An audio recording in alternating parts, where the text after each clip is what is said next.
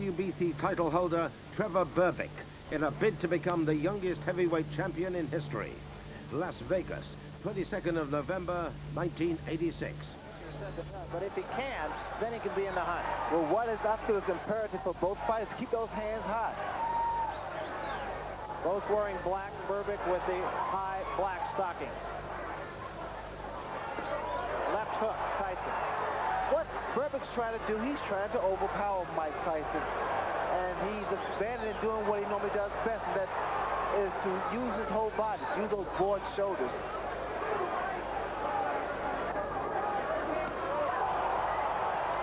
That's a big right hand by Tyson.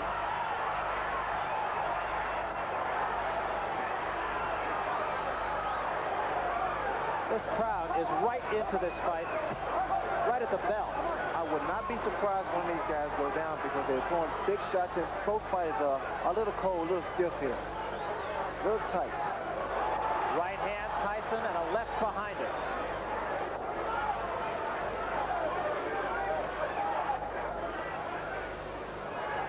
Berbick, as he told us he would, trying to go to the uppercut, so far ineffectively.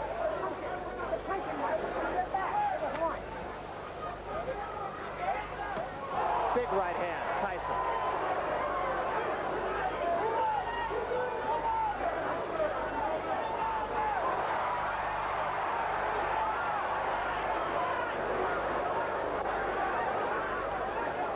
Tyson has to be patient, as Larry stated, because he's fighting a guy that's been in the ring with top caliber fighters.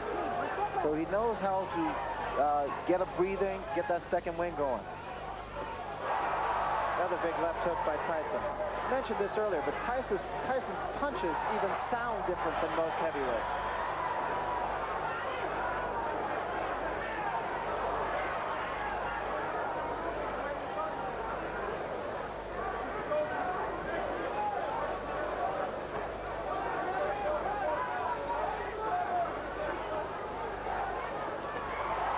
That was the attempt of the uppercut by Mike Tyson. It wasn't a clean shot.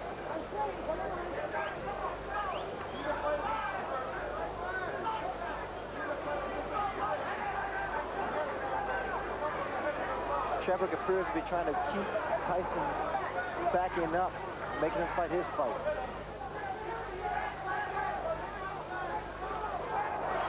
Another good left hand by Tyson, and a right behind it, and Berbick is rocked. Berbick in trouble here.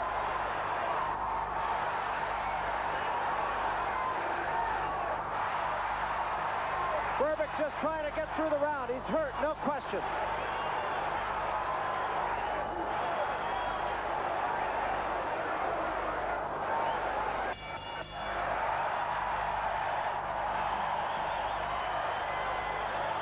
That was a big, big round for Mike Tyson. Not only because he showed he had faster hands and beat Berbick to the punch, but because he did show the patient aggressiveness that we talked about earlier.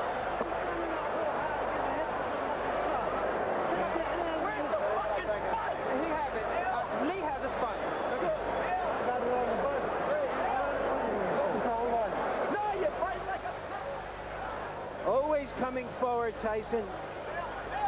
And the punches are short because he's coming forward and harder to see. We have to remember that Trevor Berbick has never been hit by punches as hard as he's being hit in this fight. And you'd never know how a man is going to respond to that.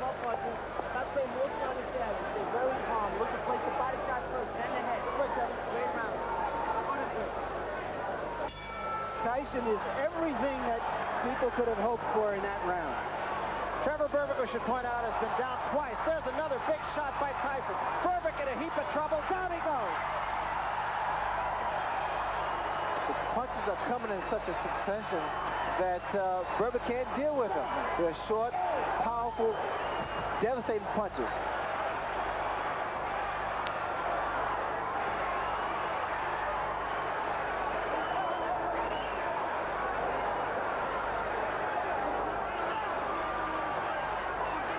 Berbick is still hurt.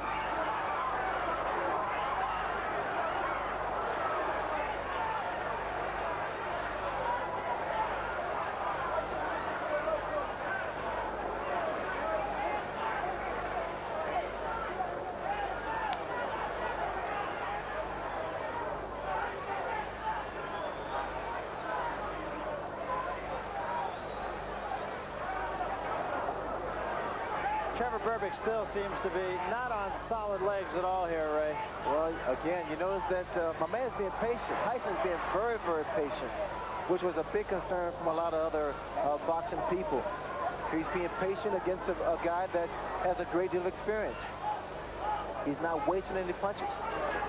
Trying to tie Mike Tyson up here, just kind of hang on and get the cobwebs out. Oh, another big right hand, and Berbick is in trouble again. Tyson is perpetual motion, and the reason he's so dangerous, Barry, because he continues those punches. One thing I've noticed in Tyson, he actually turns southpaw because he can knock you out with either hand.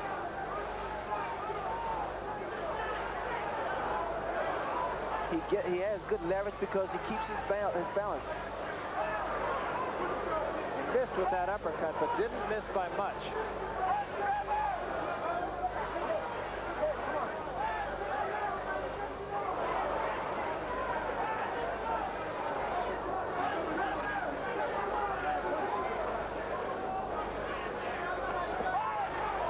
That was a right to the body and an uppercut to the head, and Berbick is down.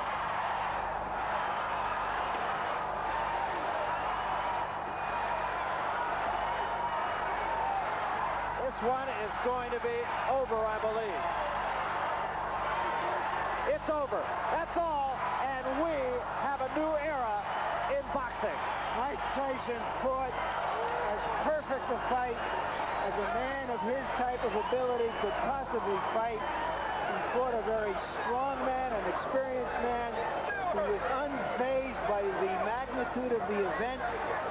There is no praise high enough for Mike Tyson for fulfilling all of boxing's hopes for what he's done here. Amen.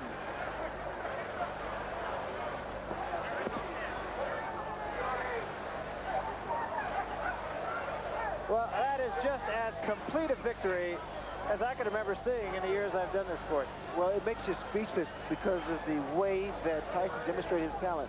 Here, the right hand that put Trevor Berbick in a great deal of trouble, and here's the first knockdown. Again, another looping right hand, and Tyson punches very well with both hands.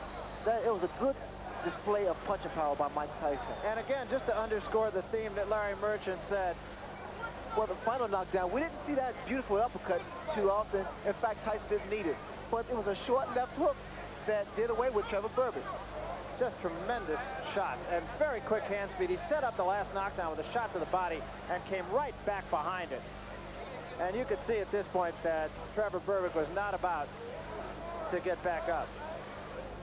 See, we understand the punching power of Mike Tyson. All you have to do is watch this replay, and Trevor Berbick has a very durable chin. He has never been hit that hard, that often by any fighter. Here's another look at it. Watch the shot to the body. There it is. Missed with that right hand. It's such a short left uppercut, left hook, I'm sorry. And it was a one-punch knocker out pretty much. It was not accumulation of punches. Just devastating punches. But again, as I started to say, to underscore the theme of this fight, as Larry Merchant mentioned, patience.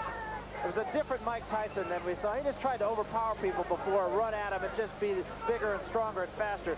But tonight, I didn't see him waste too many punches at all. Well, Tyson knew, I think he knew what to expect from Trevor Berbick. He thought that Berbick was somewhat crafty and very slick inside. But Mike Tyson did what Mike Tyson normally does, and that's fight. Yeah, and he does. That's with a capital F also. Well, I don't, he just answered all the critics. Not that he had that many critics to begin with, but the questions that we talked about, is it too much too soon? He really hasn't fought a name talent. Well, that will no longer be talked about. I'm sure we will talk more about it, however. But right now, let's go up to the ring announcer. Chuck Hall will get the official decision. Ladies and gentlemen, referee Mills Lane stops the bout at 2 minutes, 35 seconds of the second round. The winner by a TKO and youngest and new WBC heavyweight champion of the world, Michael Tyson. With a professional record of 19 wins, 5 defeats, with 14 KOs, ladies and gentlemen, here is the WBA heavyweight champion of the world, James Bonecrusher Smith.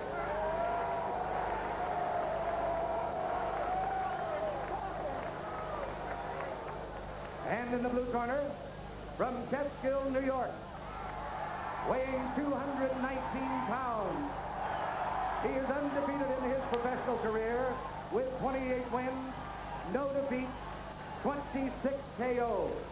He is the WBC heavyweight champion of the world, Iron Mike Tyson.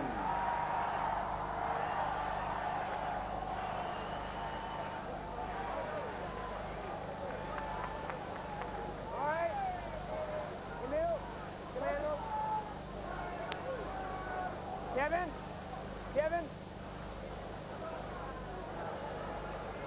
Okay, now, step back, one step back, one a bit. Okay, now, we've gone over all the instructions in the dressing room, and if it's for the title, any questions from Mr. Smith or is Steve Beckett?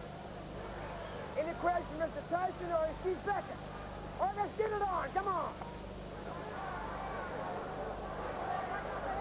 You never know what's going to happen when a man gets hit harder than he's ever been hit before, and it's possible for both fighters here.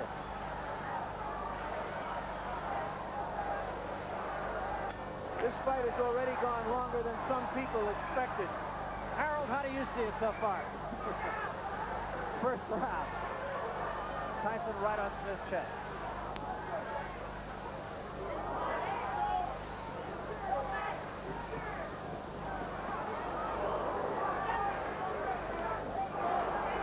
Strong left jab by Tyson.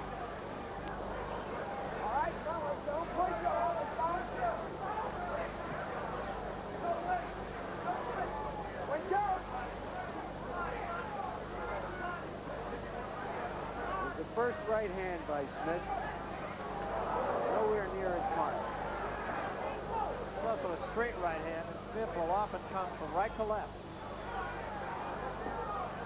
Like that. Left to right. Get back clean. Get back, don't push. Come on.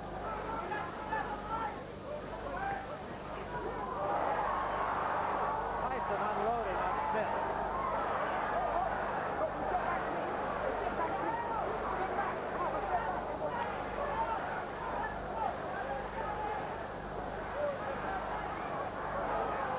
Counter-punching right hand.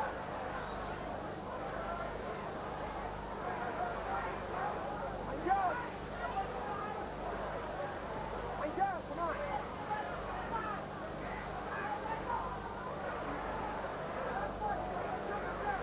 You notice the tactic Smith is using, that he raises his arms and is trying to make Tyson punch around his arms,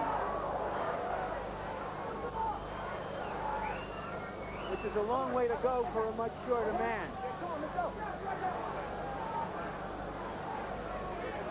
So look for Tyson to try to come straight up the middle with an uppercut. Three-punch combination, two of them landed heavily. Step back. Oh, hold on. Come on, step back. Although he's very aggressive, Tyson prides himself on also being a good defensive fighter. He hasn't been hit solidly very often. Step back. Let it on. Sit down. I didn't say hold on. Come on, that's back. Come on.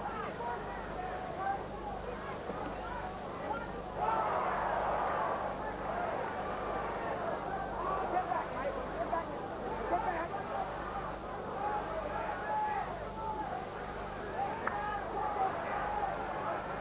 Tyson does have to lunge up at him on the right.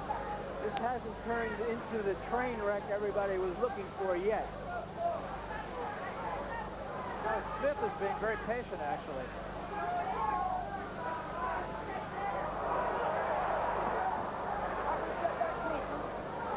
Come on, Mike. Step back. Come on.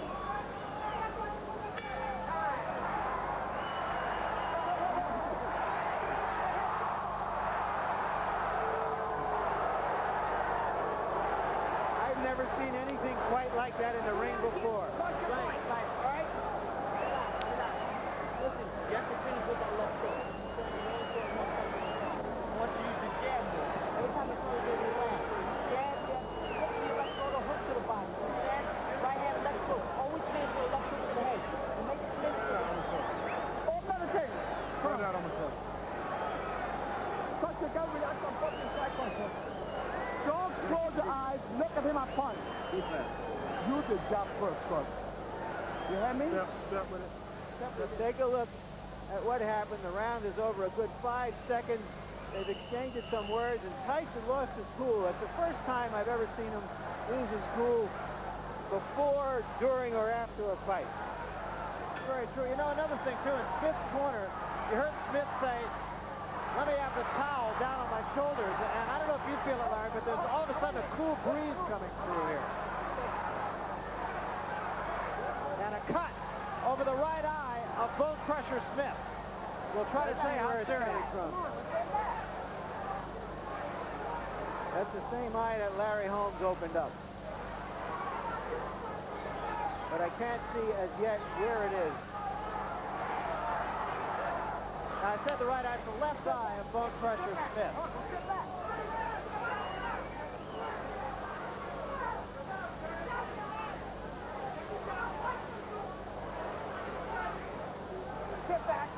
A lot of blood, but the blood right at the moment does not appear to be going into the eye, but rather alongside it, very similar to that of Tyrell Biggs.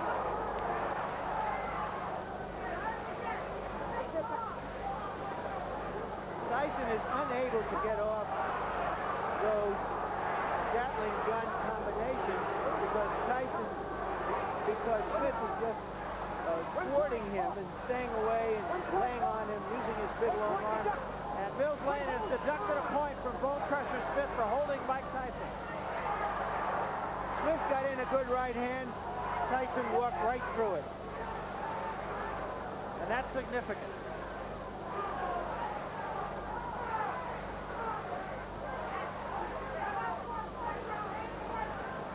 Now the blood is leaking into the eye right now. Yeah, it is, and I was going to say one of the differences between this cut and the cut on Tyrell Biggs is that Tyrell Biggs was fighting David Bay. And not Mike Tyson.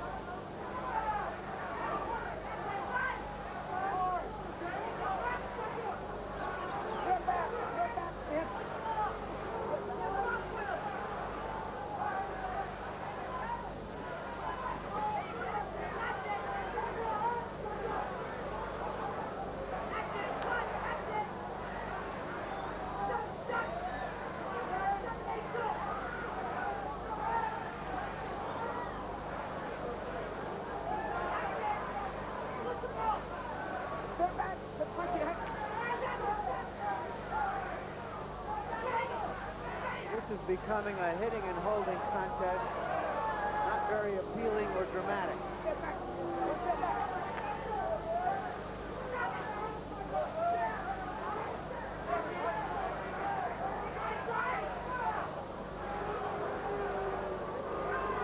And you hear the crowd start to boo. It's the first time I've ever heard a crowd boo at a Mike Tyson fight.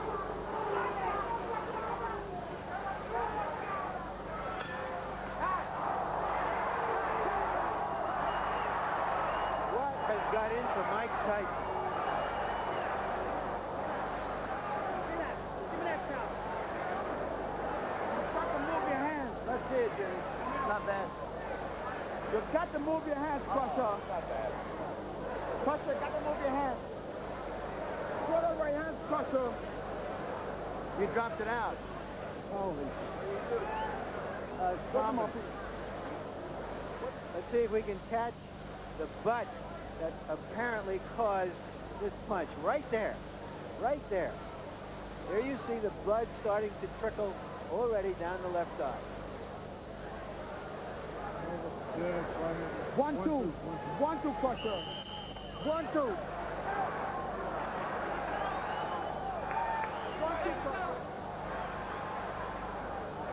In the corner. Oh, here we go.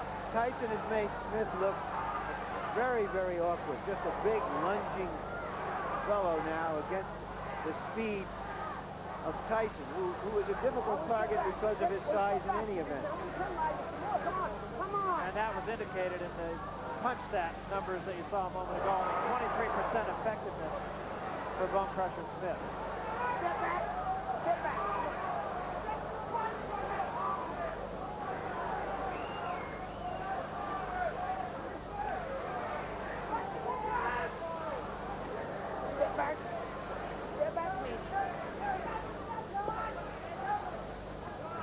It may be that Tyson is frustrated because he's been unable to land real combinations the way he does in the gyms and on most opponents. Smith is just fighting a fight to a defensive fight, and Tyson can't do anything. There you saw him coming around the arm once again, unable to get any leverage into his punches. Tyson hit him a very good right hook a moment ago, and that really opened the cut up a little bit more. And there's no question but that the cut is bothering Smith, because the blood is getting in the eye.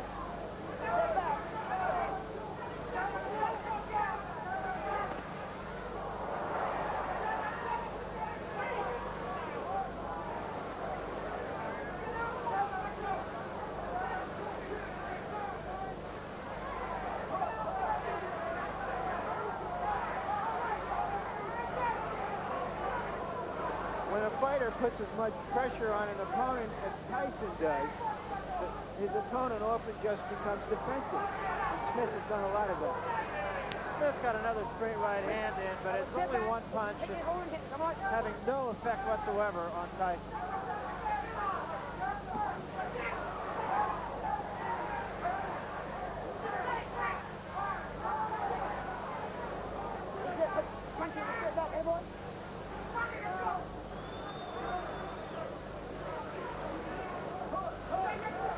Larry appears just to be trying to tee off and catch Tyson on the way in.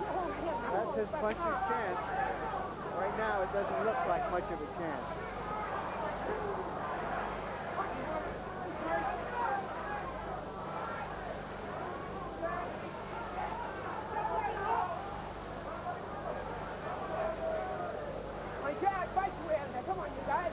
Tyson seems to be headhunting as well. He should be working on the body.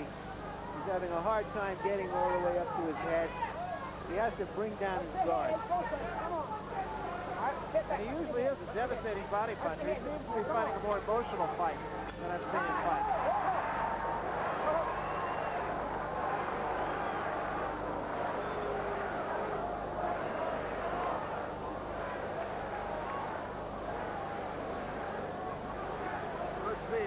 It's not bad. Okay. Much deeper. We didn't think we'd need you, Harold. Well, Glad to see it. Larry, I've got Mike Tyson ahead by 4 points. He's doing all the fighting, and Bonecrusher Smith, his strategy seems to be hold on, survive the first few rounds, and maybe get him later on. You've got to move your hands. You're doing good, but you're not doing good enough. Move your hands. Jab first.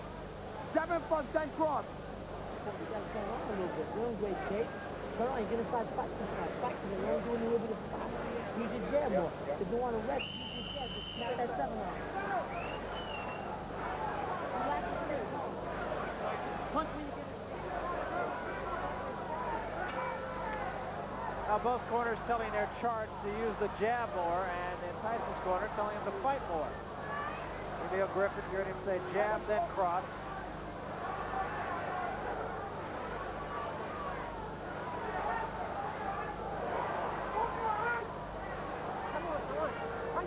Cut right at the moment has not opened up again, and it's actually not directly above the eye. It's more up on the forehead, but enough so that the blood does flow into the eye.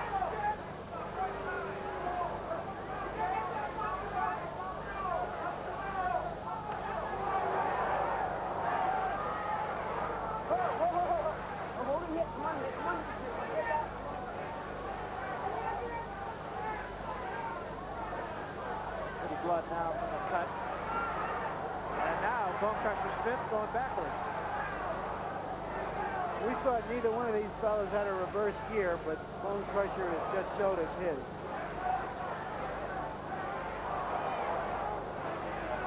Watch the head. Watch the head coming in. Come on, come on, come on. There was a big right hand by Tyson.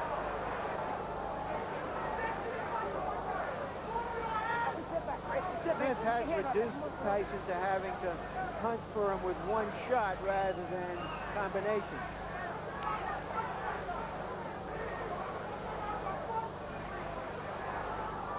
Get back.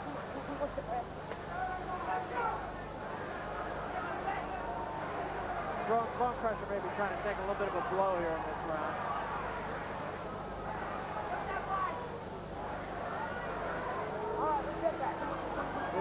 made and trained to fight, like fighting a guy like Tyson with the pressure that he puts on you by keep coming at you. It's like a quarterback going against a Chicago Bear blitz.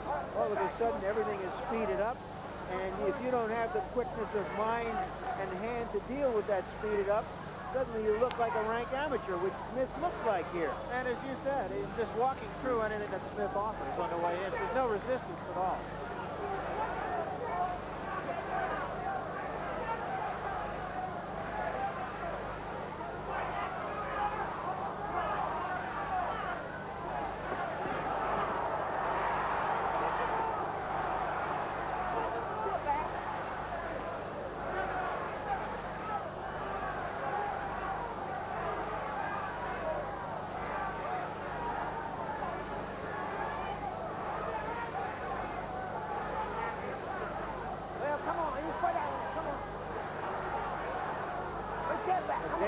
Continues here.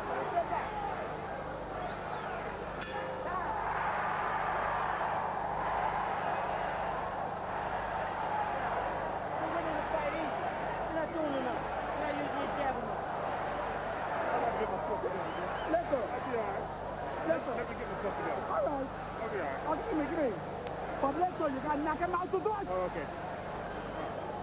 Don't wait for the guy. He's only looking for one shot on him. You keep that side, you gotta be even more aware now, you understand? You can't get lazy, you can't get careless. Spit it out. Well, we want to remind you of an upcoming show here on HBO, The Road to the Super Fight. That, of course, the fight between Marvelous Marvin Hagler and Sugar Ray Leonard. Tuesday, March 10th at 10:30 Eastern, 9:30 Central. We'll take an in-depth look at the Hagler-Leonard fight, have some exclusive interviews, training camp visits, and footage of past fights. Come on, second shot. In the corner, please. In the corner. In the corner. There we go. And you heard Bonecrusher Smith say, let me just get myself together here. Now we'll see if he can.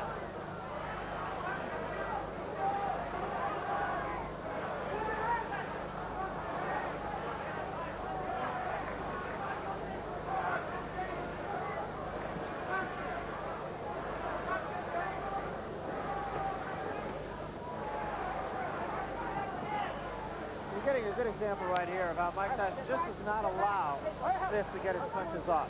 And that Mike Tyson is very quick. He sees these punches coming. They're not quick punches. And he's able to duck them very easily.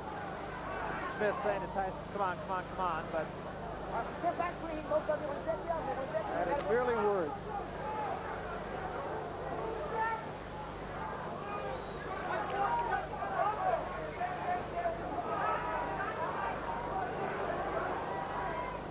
Smith appears totally confused and frustrated.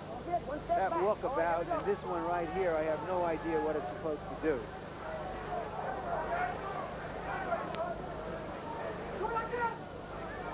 All right, one step back. One step back. Both of you. One step back, boys. One step back. Hey, boy.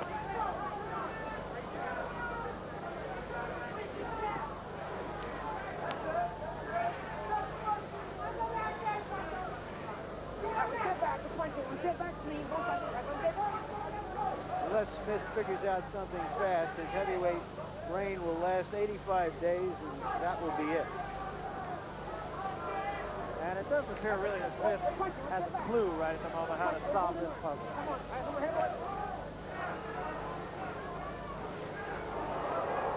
There is another big right hand by Tyson. That's the first one that really backed Smith up.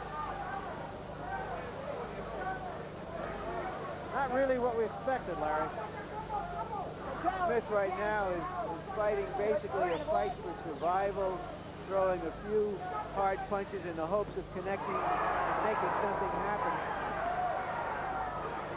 Double right hand that time by Tyson.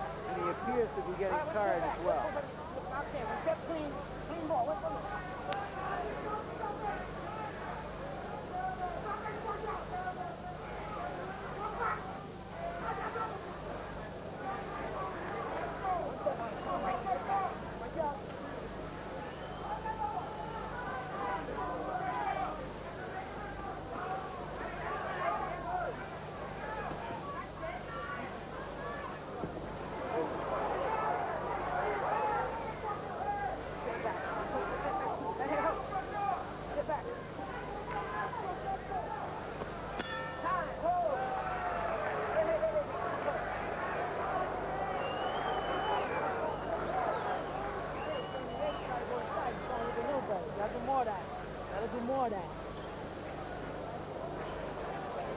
relax, relax. Now, this guy hasn't won a round, but the rounds right now here are going to be a little stinky, you understand? So this guy ain't doing nothing. He's trying to tie you up. I want you to use the 8 more. You just sit there in the end. Right there in the end, you use it. Give me the 8. Come on. You got him quick. If not balancing, This thing quits, so move don't your worry about hands. this. Move your hands. You hear me? Boxing and move your hands. Move your hands to combination. Come on. Move. Use 8. Straight right hand or left hook to the body. You gotta make the slip like that and hook to the head. Understand? In the corner, Mr. Smith. You win In it. the corner, please. In the corner. Here we go. Well, you saw those punch stat numbers. Bonecrusher Smith has landed 16 punches in this fight. 3 a round is not going to get it done. And a man in the black trunks is the reason for it.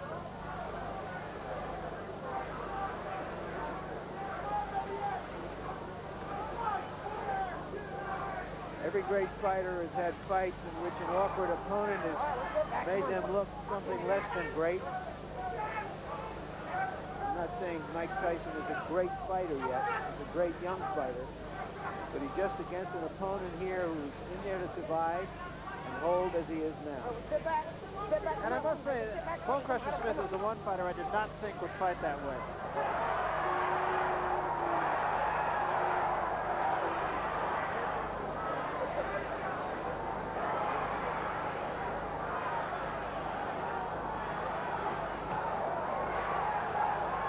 Pretty good exchange there. One punch on both parts, though.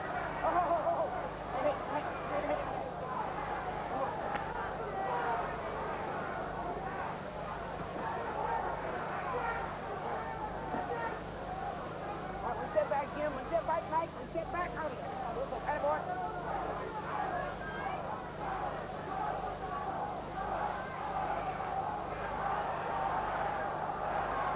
Bonecrusher just kind of taunting Mike Tyson. I'm not sure why. Tyson doesn't want to get on his chest and be held, so he's staying outside now, but with his short arms, he can't punch from outside.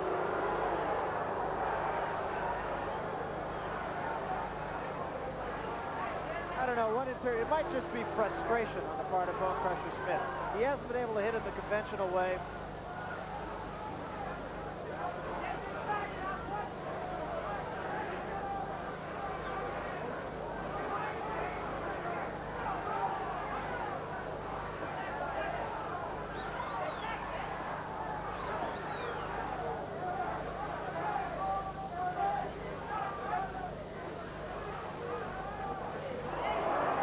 Big left hand.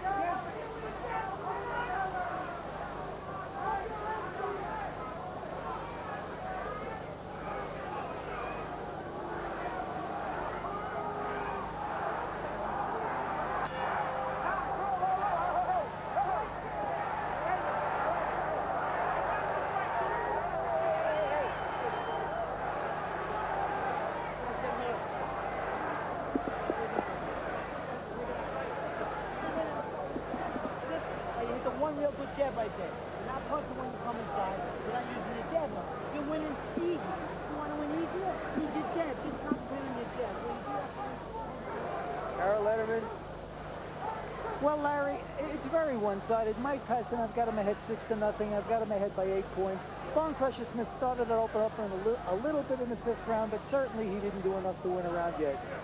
Come here. You're scratching my face. You're scratching me. Move your hands. Come on. Yeah, the same amount of you on the punch. Maybe it's one punch. Go one punch. You're winning easy. But make it exciting.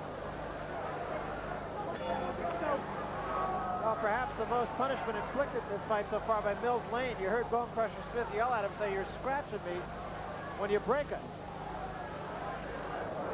There's the left hand. And now Tyson moves in.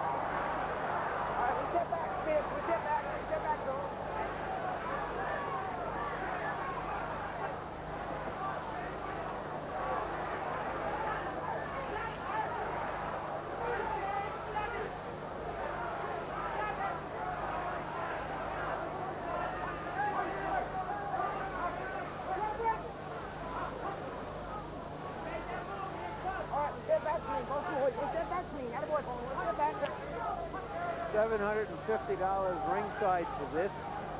Pretty hard to believe.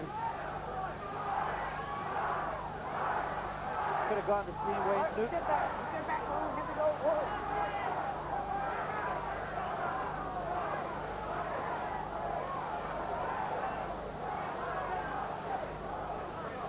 Get off that net. Hey, go. Hey, ho. Jim, get off that net. Come on.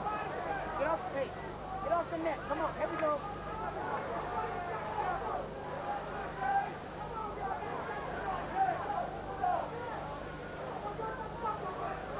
Earlier, Barry, I mentioned how other heavyweights didn't think as much of Tyson, with the apparent exception of Michael Spinks, who's given up his title so he doesn't have to fight him. Get off that net. Get off that net. Right now, he's making those heavyweights a little braver. Come on, Mike. One step back, both of you. Here we go.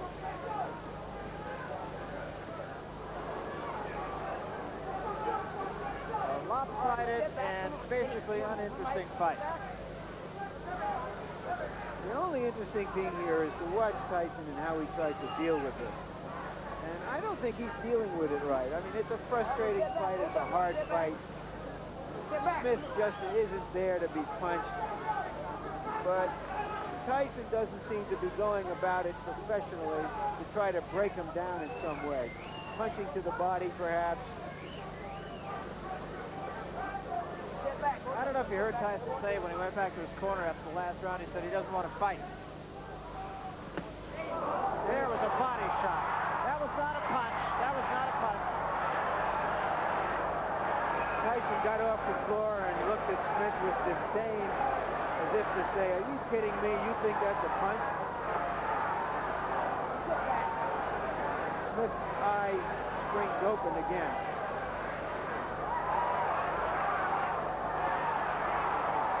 Landed two decent left hands.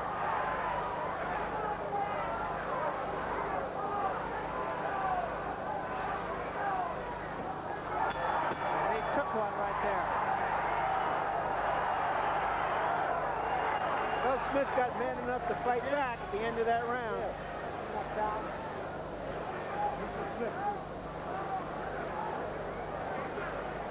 There you see Tyson falling off balance. A little embarrassed.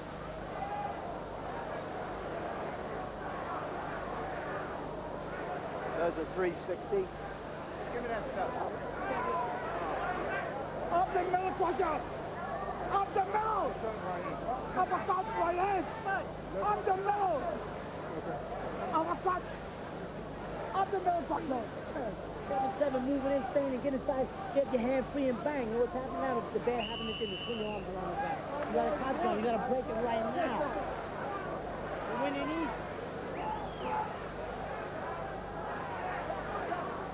Emil Griffith instructed Smith to try to throw some uppercuts as Tyson comes in on him.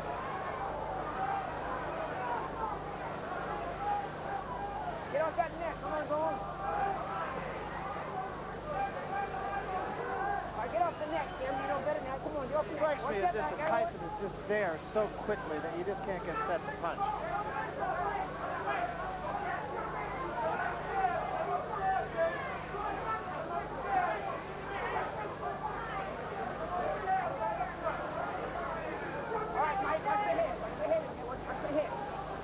I don't recall Tyson throwing any uppercuts in this fight.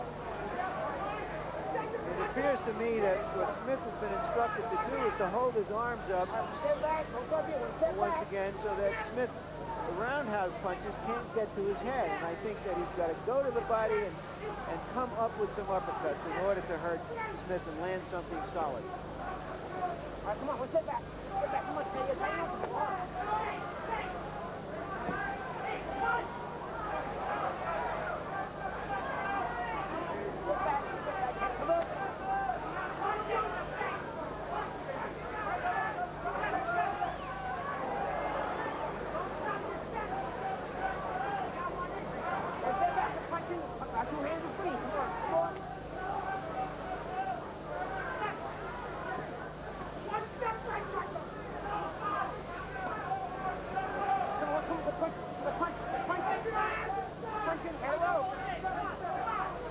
question, Barry. You think Tyson looks impressive enough to fight Tyrell Biggs in his next fight? Sit back. You have to sit like against him. Let the head, you keep holding. Come on.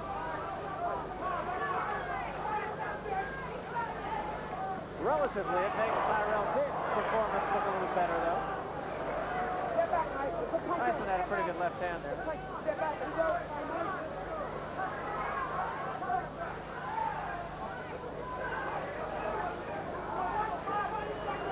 Step back, hold. Hold. Punch it.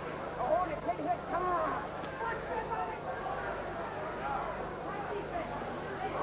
There was a straight left hand by Tyson. Tyson was unable to really throw too many combinations in this fight.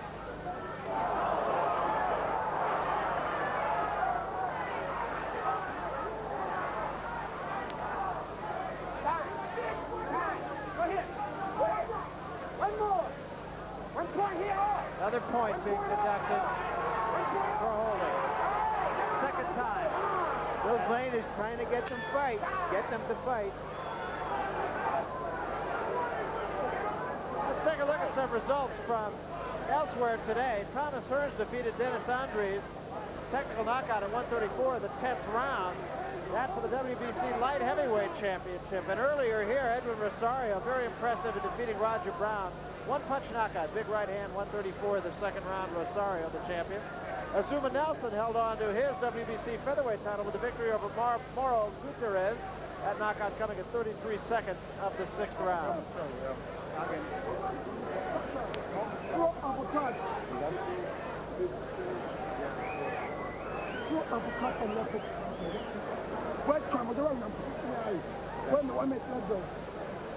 Okay? Just a jab, flipping and hitting. 5 in the way to come and flip and hit. A lot of jabs. You're winning easy. Keep it up. Win it close. There we go. Well, Kevin Rooney with a great understatement. You're winning easy. Tyson's actually winning easier than easy. The only way he could win easier is on a forfeit. There was a combination by Tyson.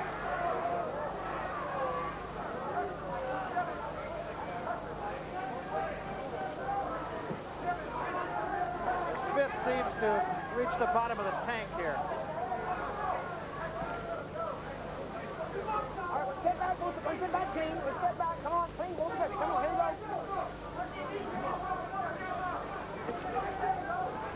That uppercut by Smith was just a little short. Step back. Step back, clean. Come on, let me go. Step back, here we go.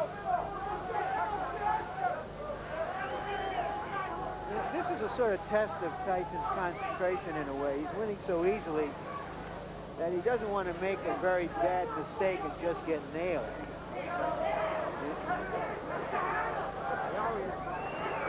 And I'm sure tucked somewhere in the back of Mike Tyson's head is the Smith-Bruno fight when Bruno came out of nowhere after losing the fight very similarly to this one to knock out Frank Bruno. Admittedly, Bruno is not Mike Tyson.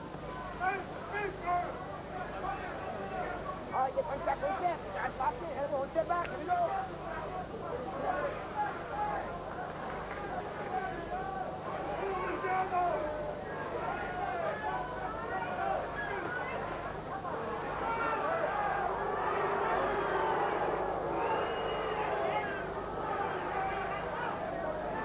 All right, one step back. Both of you. Come on, get out of it. One step back. Clean. Have the boy hook.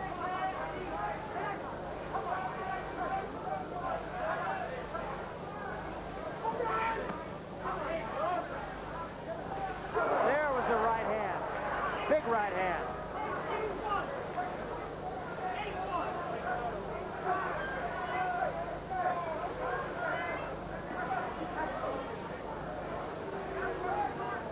Come on, step back. Come on, one step. Come on.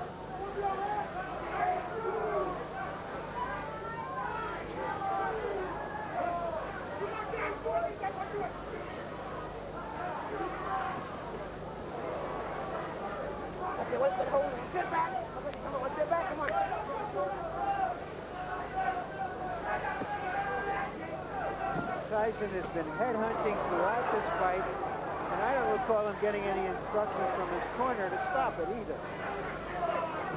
No, in fact, the only instructions were jab, jab, jab.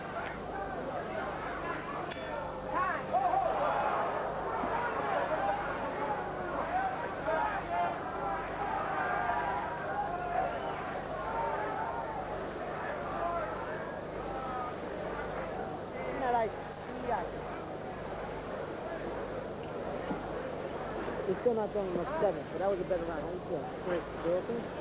Then you want to put some pressure on this guy. He's just trying to control himself. Cut the tape off, and then he's going to tell him. Tell Mills that the guy's holding, okay? Let's roll coming up, bro. You cannot, this guy is stealing the fight from you. I'm missing with my right hand, bro. Well, don't forget the right hand, come back. Straight under, come back. Don't show one punch, the right hand alone. Come back to the left hook. And we'll remind you of another show coming your way on HBO. Interesting show, in fact. Greatest Sports Upsets, hosted by Tim McCarver, produced by Ross Greenberg, and premieres Sunday, April 5th. I don't think we're going to have to add some footage from this fight to that show. No, I don't think so. And if we do, it would be. Come on now, you guys. Let's go. It's back. Come on.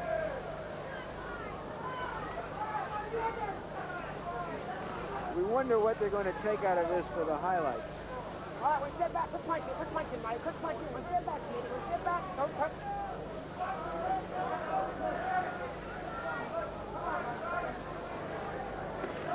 Not Mike Tyson's fault. It takes 2 to fight.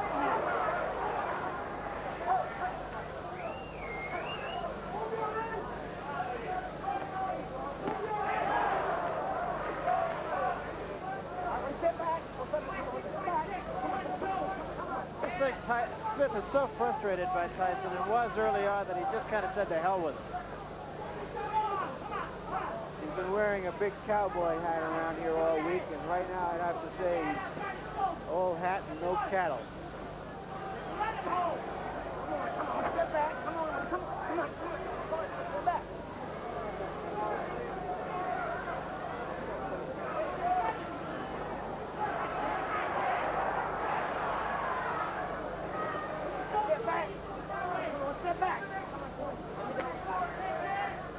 Cut has opened up again over the eye of Bonecrusher Smith.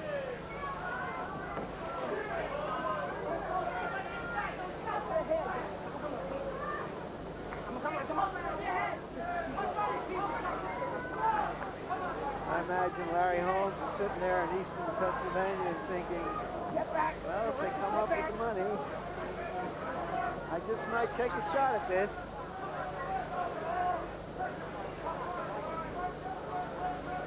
That's the thing, a fight like this brings them all out of the woodwork. George Foreman is starting his comeback on Monday. Get back, come on.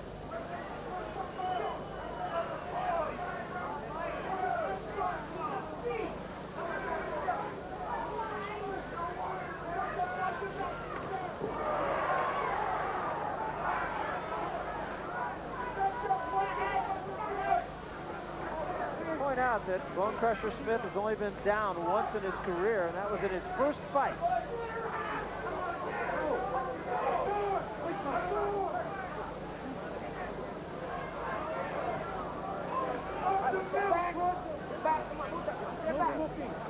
In his defense, Bonecrusher is apparently trying his best. That stuff isn't good enough.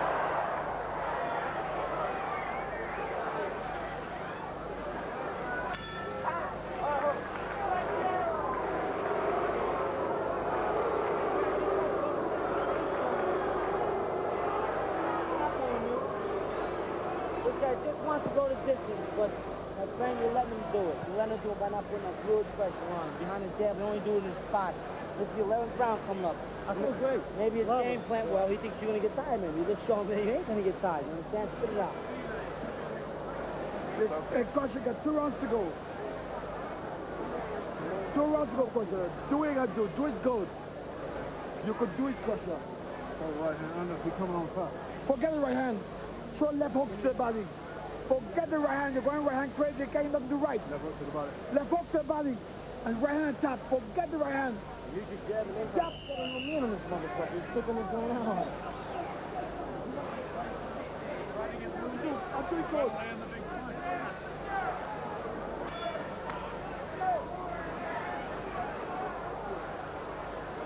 Round 11. Thought I heard Kevin Rooney say that this is your last round for Mike Tyson. Step back. Come on, Mike. Step back. Come on, Smitty. Come on. But there are, in fact, 2 to go. Dead head. Come on.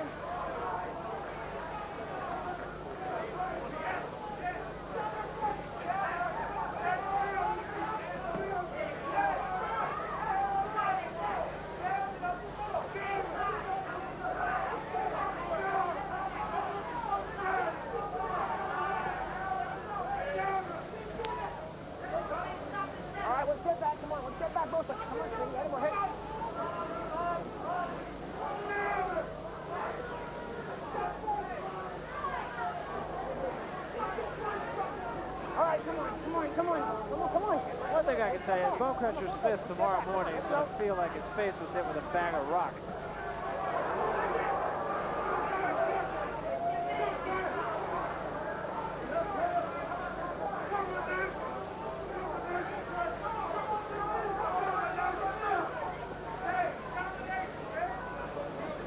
All right, we'll step back. Step back, Ian. We'll step back, Mike. We'll step back. Here we go.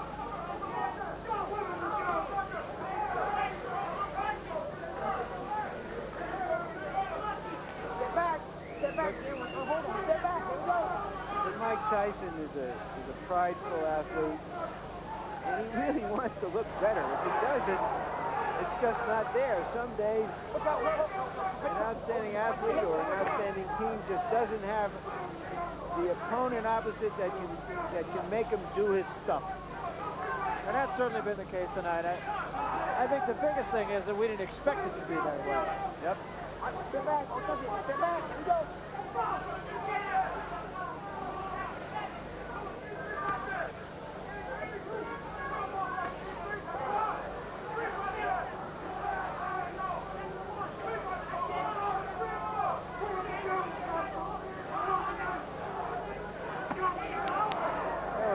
Shot by Mike Tyson, one of the few he's thrown.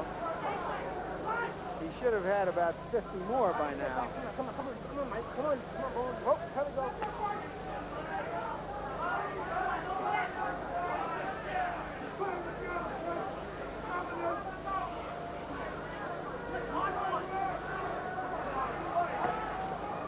That's a big difference between Tyson and Joe Frazier. Tyson has been compared to Frazier for obvious reasons. Joe Frazier was a murderous body puncher. He didn't care who he was in there with. Kill the body first, and the head will go.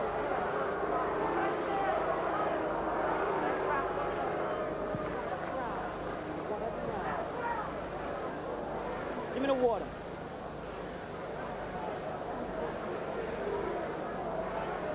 Come here, open up.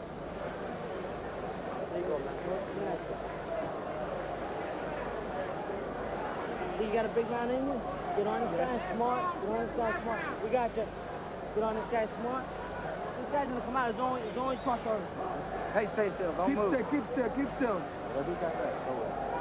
Okay? You got enough to do this. You okay? Go with the right hand. Get close. Use a little speed. Close the show. Close the show. This guy's picking his joint. Picking his joint. Larry, I've got Tyson ahead by 14 points. I mean, 15 points. It's just no contest. If this was a football game, the score would be 35-0. A baseball game, 15-0. And yet it's dissatisfying because prize fighting is drama and theater. And when you have a great athlete, you want to see him perform and test it. And he's not performing, and he's not being tested.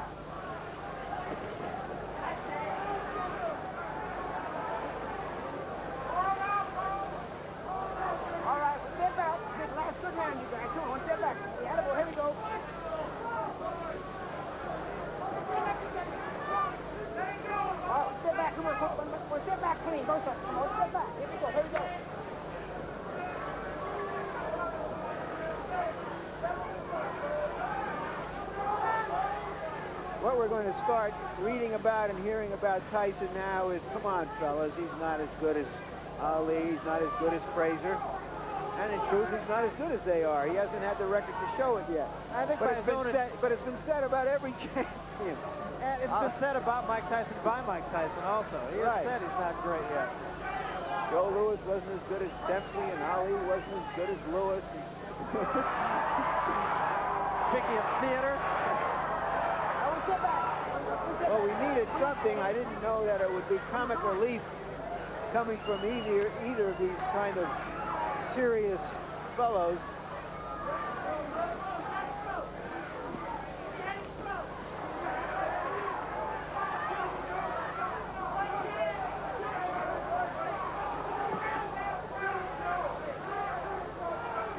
Well, a minute 15 to go in this one. Assuming we've kept you awake.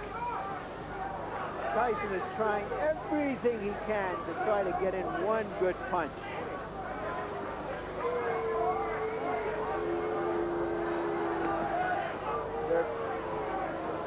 They are being booed, and I imagine even Tyson is the target of some of them.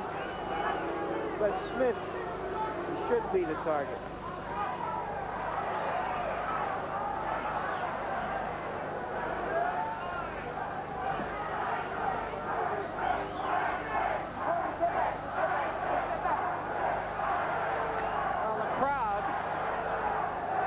On a theme of a barnyard cheer.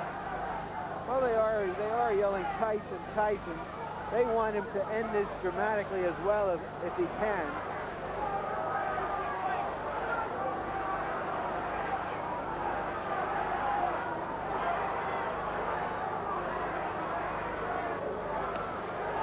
That was a right hand by Smith. That actually backed Tyson up. That was the best punch of the fight. We thought we would see that in the first 10 seconds, not in the last 10 seconds. And it is over. It was too late with too little for Bonecrusher Smith. Where was that an hour ago? And I'm sure that's exactly what Bonecrusher Smith was going to be asking himself.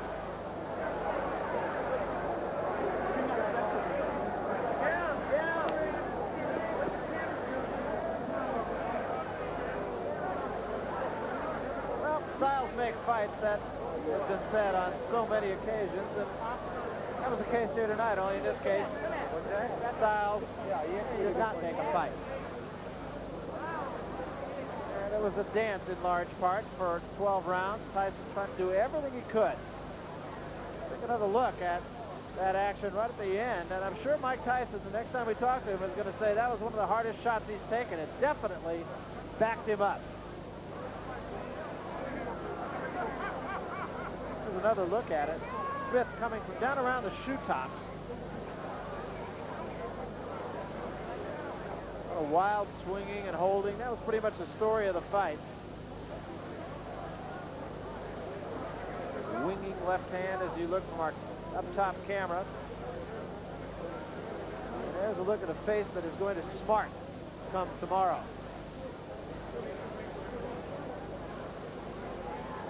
Take a look at the numbers from this fight.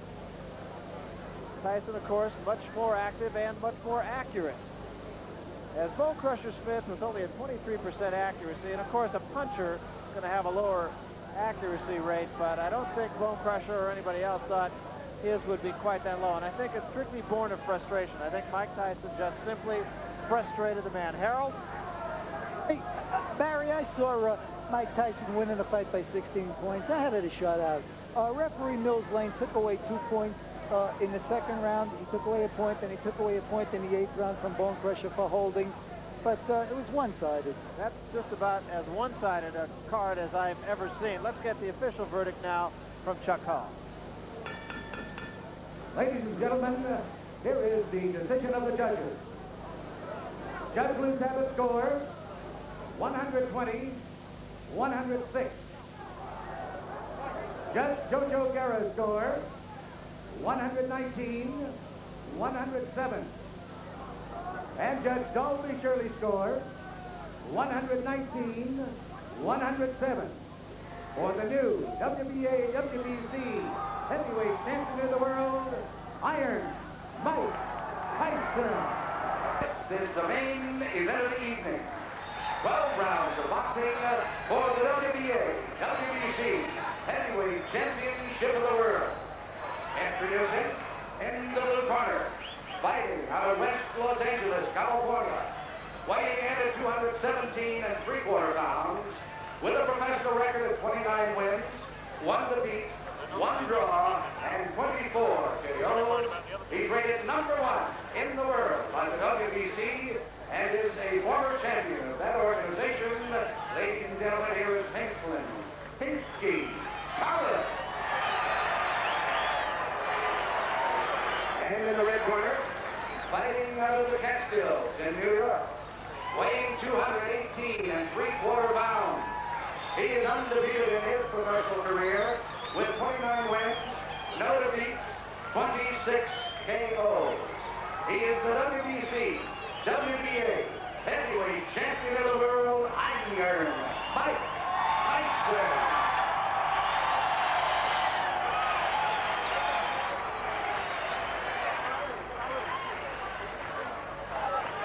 So referee Carlos Padilla then, 55th title fight for him, and there's the statistical rundown. Remember, 20 years of age, that's all he is, Mike Tyson. In there with a big man of 29. Just wiping down, he came in absolutely bouncing there with perspiration, Tyson, but that's some water Padilla seems to think. He says don't put too much grease on, to Kevin Rooney, the trainer.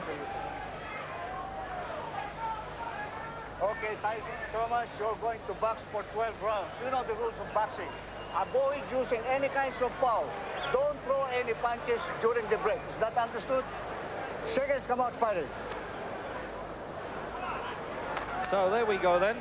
The final words from Padilla. I doubt whether these boxers really hear any of those words. They've got other things on their mind. And there he is. The main man then in the fight game today, Mike Tyson. And Pinklon Thomas has a pole of a left-hand punch, and he's going to need it. It's supposed to be a solid jab, a sort of prerequisite to throw a slugger off his stride, but can he stop this bull from coming in, who's still burning for not looking good in his last fight with James Bonecrusher Smith. Oh, and he's opening up at the start now, Mike Tyson. He does love those one-rounders.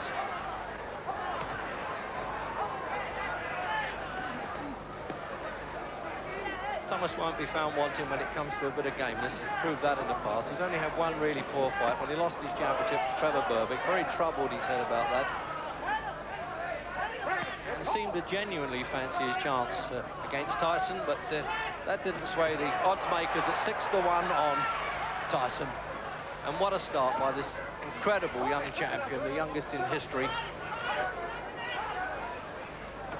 He really must have worked out in the dressing room now. This left hook there, he switches that well. So it doesn't look as though that left-hand jab that cornerman Angelo Dundee has been telling Thomas to use is going to be much use to him. Now this is the Tyson we really know, isn't it? Trying to wipe out that memory of the Bonecrusher Smith waltz, and he's really laying it to Thomas at the start. The crowd loving it. Thomas hating it. 15 stone 8 3/4 pounds of absolute mind, muscle, menace there, Tyson. Who's going to stop him midway through the first? Jim, what a fighter, Tyson. Tremendous power he has, Reg. He doesn't pay anybody any respect whatsoever. He just comes straight through, pays no attention to what they're doing, and nothing that Thomas has shown so far is going to discourage him. Tyson's last two opponents are simply froze on the night with no belief in themselves. A lot depends how much belief Thomas has tonight. But whatever they come in with, I think Tyson's putting a dent on that already.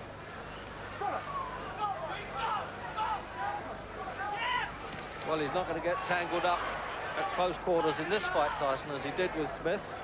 He's going to learn to break the spider's web and not get entangled in it, and he's really unloading some terrific punches. And he'll do well to get over this round now, Pinklon Thomas. Well, you can talk a good fight, but when you get in with this fellow, you can throw all that out. As we get the countdown for the end of the first, can he hang in there for a while? As I said, he's got plenty of guts, Pinklon Thomas. He's standing up well, considering he's taken the full force of those punches. Well, a man, remember, who's 2 stone heavier than the great Rocky Marciano. 2 stone and over a stone heavier than Joe Frazier was.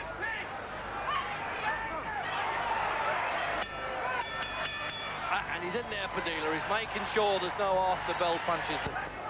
And now he's shouting at the referee as we come out for round 2 there, the trainer. As Thomas stood in the corner there. Low punch there, Jim, sorry. Yeah, okay. No, I'm just thinking he's the look of a man who's gone about 8 or 9 rounds instead of just 1. The way he was looking as he came out of the corner. Yeah, nobody knows the troubles he's seen on the face there as he came out.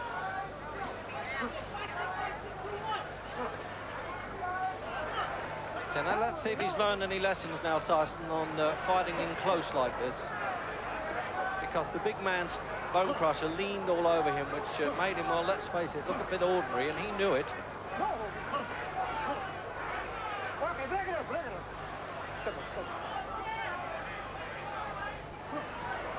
As he said, he wears black all the time, Tyson, because he likes to look the bad guy, although people who know him well say he certainly isn't outside the ring, and I agree with that. But inside, I tell you, this fella's an absolute terror.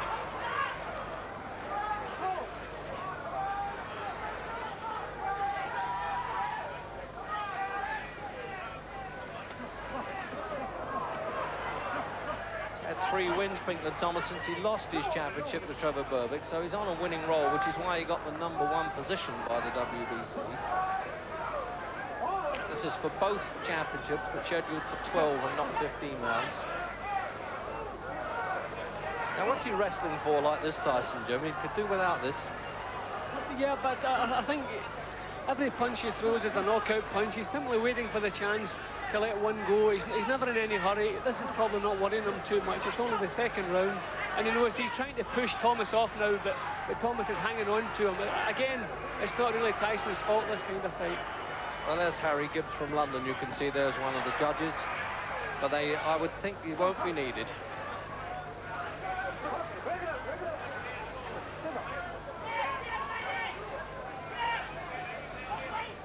Thomas looked a bit sluggish in his last fight that I saw here against Danny Sutton. He won it.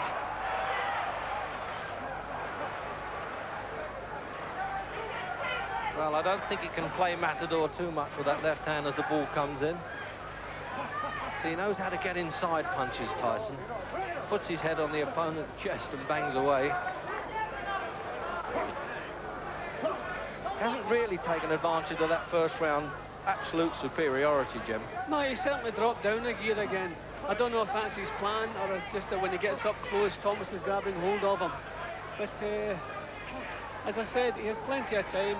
Every punch he throws is a powerful punch, and sooner or later, he obviously believes he's going to start getting through again.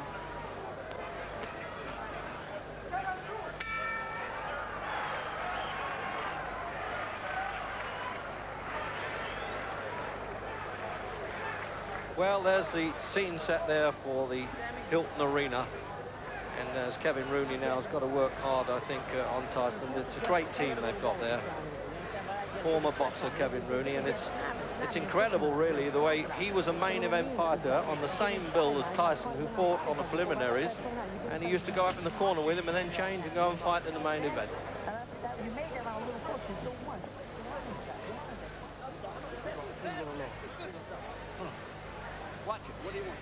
So Angelo Dundee, who worked wonders with Sugar Ray Leonard, who's just in front of us here at ringside. Can he do it with Thomas? Everything. Give it movement. Let's go. At the beginning of the end, let's go. Come on.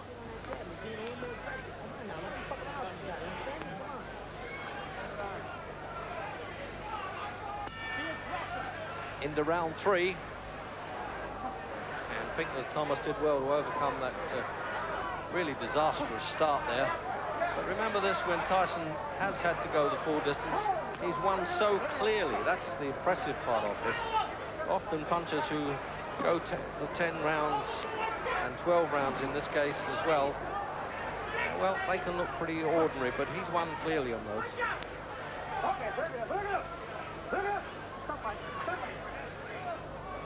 So the referee's got to have to work a bit harder, pulling them apart. Yeah, you can't really blame anyone for the grab and hold of Tyson inside, because nobody can compete with the strength or the power he can get into his short punches. So any opponent that ends up getting close to him is going to grab hold of him. It's a bit ridiculous, Jim, when you're thinking his home state of New York was too young to legally drink alcohol, and there he is now, the heavyweight champion of the world. Mind you, I wouldn't like to be the bloke that refused him.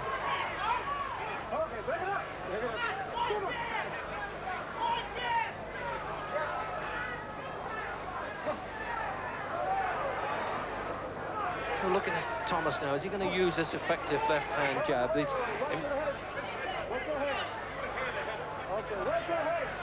Well, very severe warning there, Carlos Padilla, for watching heads. They can take mandatory points off for that now. So any success that Thomas has, the crowd are willing to cheer anyway. They want to be with the underdog at 6-1 on. Although Tyson, of course, is an immense favourite right across the States. And indeed now in Europe. See a little bit of blood in Thomas's eyebrow. I think that clash of heads just looks like a slight little nick, but I can see a little bit of blood. Yeah, but Padilla looked at that a long time, actually.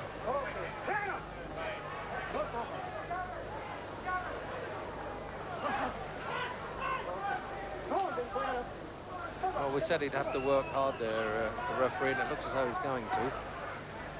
Watch your head.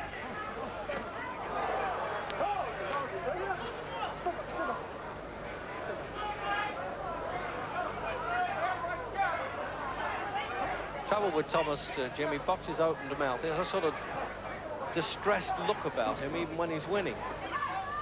Yeah, I don't think he'll want to get caught in the chin by Tyson when his mouth is open. But it's possible that in that first round, Thomas was shocked with the power that Tyson had, because he's managed to get himself back into it a little bit more since then. But he just didn't seem to know what hit him in that first round. The crowd don't like it now. They're remembering Tyson and Bonecrusher, and they don't want that.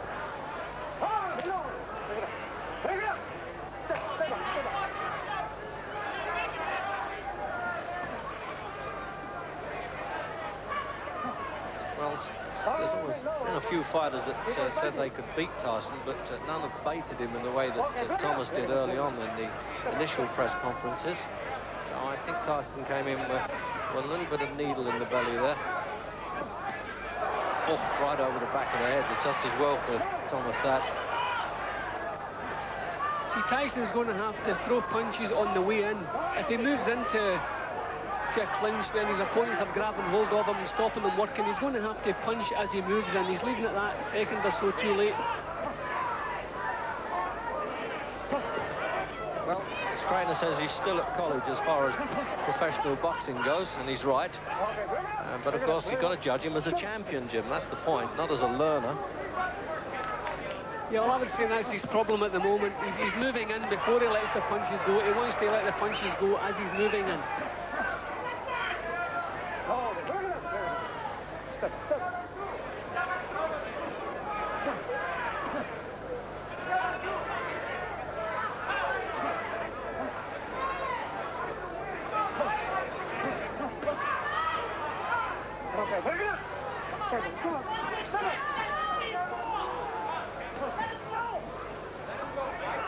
I suppose Thomas is hoping that Tyson might punch himself out a little bit.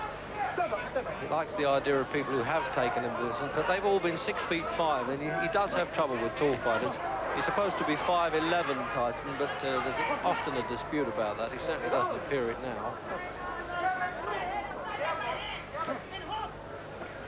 So he looks as though he's got to work a bit hard for his money. He's had to work to get in shape for this. $2.5 million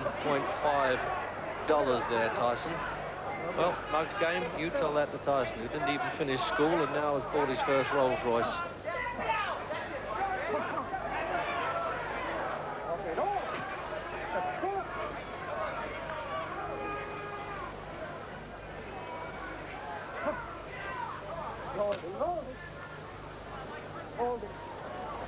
We were never sure what kind of Pinklon Thomas would come in tonight. He's had one or two off nights, he's had brilliant times, had a few troubles, and admitted to being a drug addict at one time and speaks openly about it.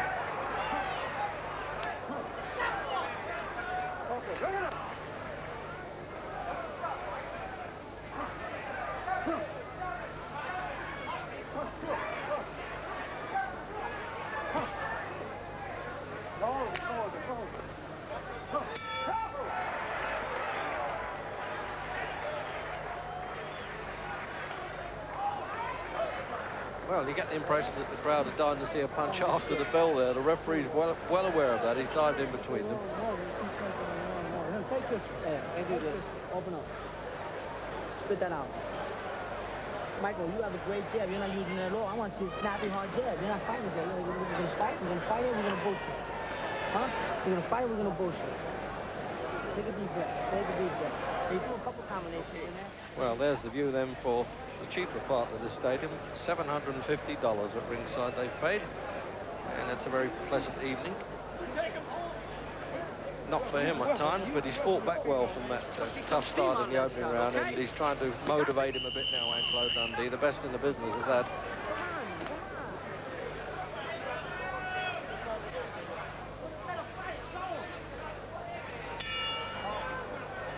Into the fifth. Tyson's corner man there, Kevin Rooney, saying you're not using your left jab at all, and he wants him to.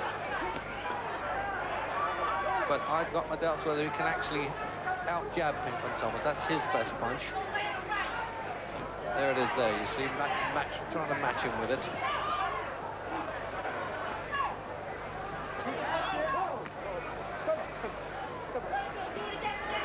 What a chance for Thomas, though, almost out of nowhere he got this to get back to number one, $650,000. He's cheap end of the purse, but enough.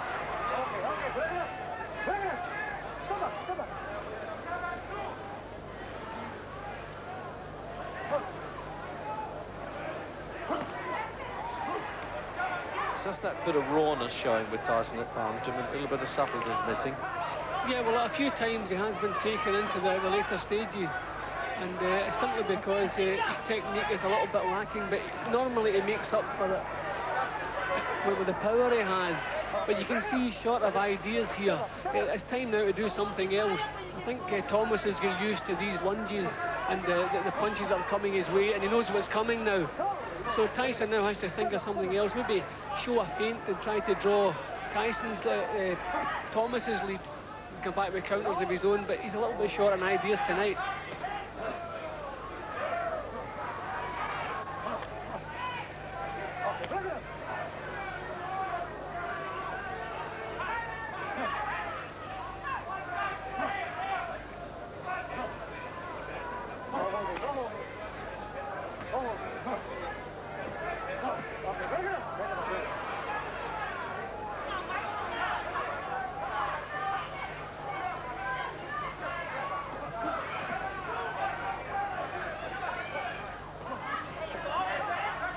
There's Tyson trying to use the left jab now. Let's see, to break up the opponent's concentration with that a bit before he throws the heavy stuff. Although I should think those left jabs hurt enough. Doesn't stop saying watch the head, Jim, the referee, does he? I think he might take a point away from Tyson. Well, he was just a little bit dangerous a couple of seconds ago. Well, he certainly was there, but not with his head.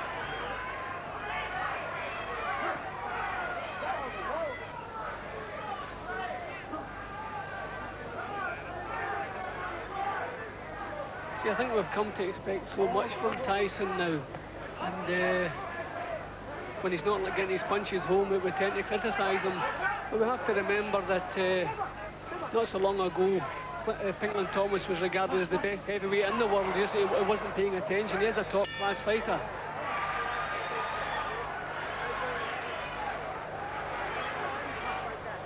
Bad intentions, baby. Bad intent. What's the matter? You're getting tired. You're getting tired. So there's the size of this man's neck bolted onto those brawny shoulders there. In fact, when somebody said, Ray, will you make a comeback, Ray Leonard? He said, well, I could always fight Mike Tyson's neck. That must weigh 160 pounds. Bad intent. You gotta go with punches. Bad intent. Hard. Go to the body. Hard. Hard. You use your jab a little bit. A little. Have a look at some replay there, Jim, with the jabs coming in. Yeah, see, that was the head again. He was a little bit dangerous for the head that time. That's when the deer warned him. With bad intention. Bad intention. Now look, you gotta pick up the pace. I don't want you in the clinch. You're doing fine, but you're blowing it, but you're laying in there. Don't get. You're laying in there. I don't want you laying in there. I want you fighting this guy and boxing him. Put some pep in that left hook. You're hitting the hook off the jab. You don't know it. Keep that jail right there, man. We'll never get away. So they're having to change the glove here now. This is the Henry Cooper, Muhammad Ali scene all over again. And Kevin Rooney goes over there and says to the referee, what's this all about? I didn't see the tear there, Jim. There was no mention of it early in the break in that round. Nope, I didn't notice that either, but obviously something must have been wrong. And I don't see any reason for anything fancy to have happened in the corner. Well, the Nevada Commission are very strict indeed on these things. In fact, you have to wear a gum shield now, and if it comes out without, and it's knocked out, the referee has to stop the contest at the appropriate point and wash the shield and put it back.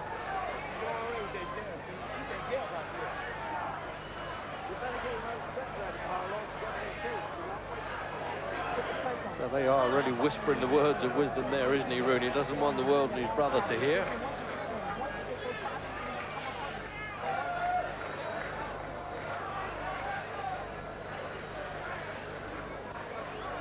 But there was no trickery there, Jim. I just think there was a tear there somewhere. I mean, there was no point in doing it there. No, there was no reason. There were no cuts in there. So the master of ceremonies announced to the audience there that the glove had torn and had to be replaced. And it's always good to know they've got the spare gloves on hand. Into the sixth.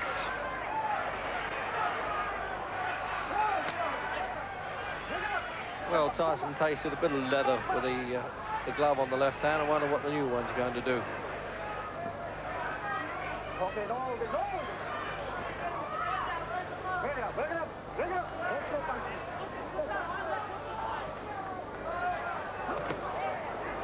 Thomas has been saying that using the solid left lead like that is a sort of key to the door, and that opens everything up for him, but he just hasn't been able to hold this fella off enough.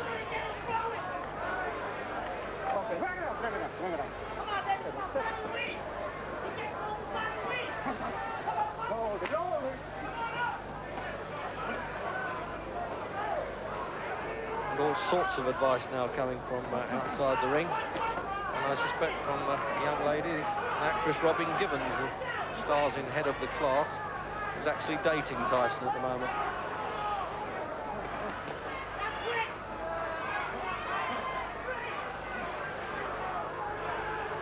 See, now the crowd are booing there, Jim, a bit unfairly, because they're fighting inside, and that proved it.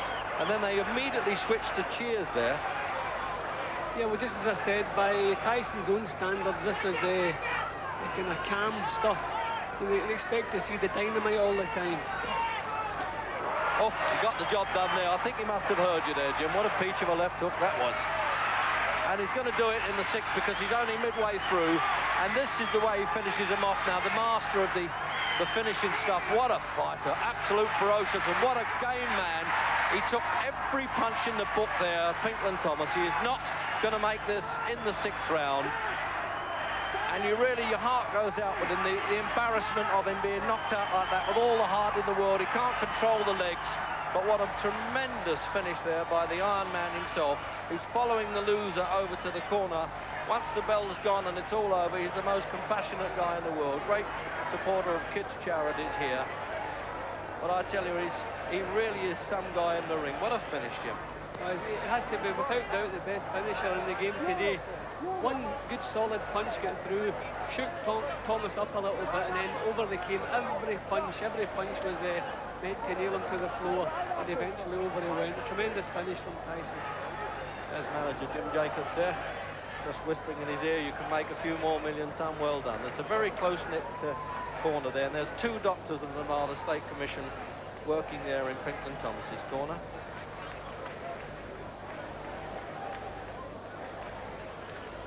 The the obligatory hug from promoter Don King. Well, what a fighter, and I emphasize yet again, Jim, 20 years old, and here's the finish. See, once he gets the opponent in trouble, every punch that comes over is a finisher. A cracking uppercut and set to come in with the rest. And we look at another angle. I mean, his head almost departs the shoulders there, Jim, doesn't it? He just got no chance. And what a brave guy. He took some really hard punches before he went down. Look at that, absolute on the button. And you knew he went down there, his head flopped like Wurzel gummies there, and he couldn't get up. Jim? Yeah, every single punch from all angles, and he gets full power into everyone. That was a signal, the punch that come up the way, and then overcome the left hook, and that was all over for the night.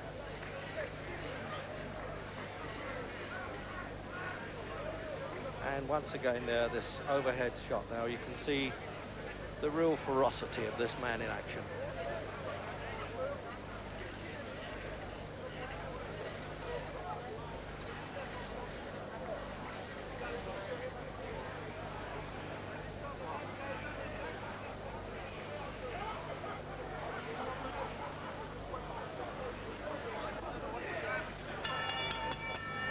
Ladies and gentlemen, the time.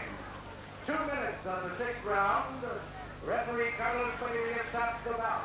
The winner by a TKO and still WBC, WBA, heavyweight champion of the world, Iron Mike Tyson. Weighing 221 pounds.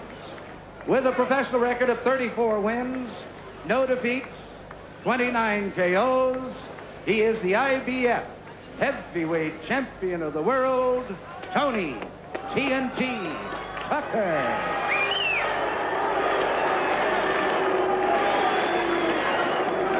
And in the red corner, from Catskills, New York, he too weighs 221 pounds. He is undefeated in his professional career, 30 wins, no defeats, with 27 KOs. He is the WBA and WBC heavyweight champion of the world, Iron Mike Tyson.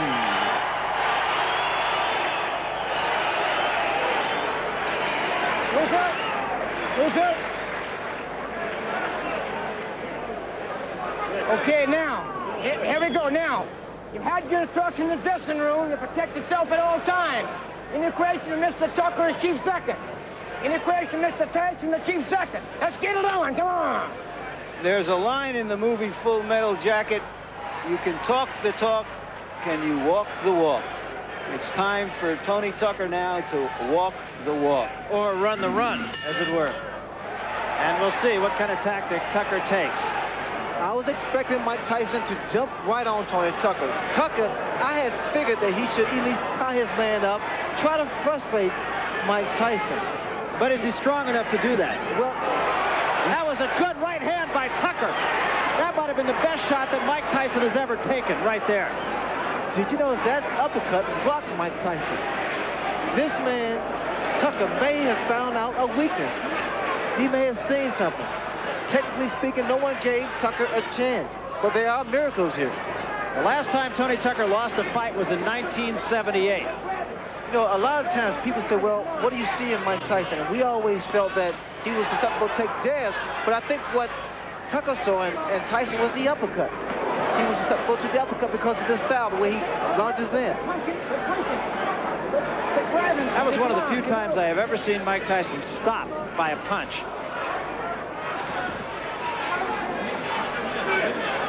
Come on, quick drive. Come on, here we go. What happened then was the best thing that Tucker could have done. Maybe got some respect from Mike Tyson. Tucker said when we talked to him, he said, I'm not worried about what he's going to do to me. I'm worried about what I'm going to do to him. That's confidence. Another right hand. Step back. Come on, here we go.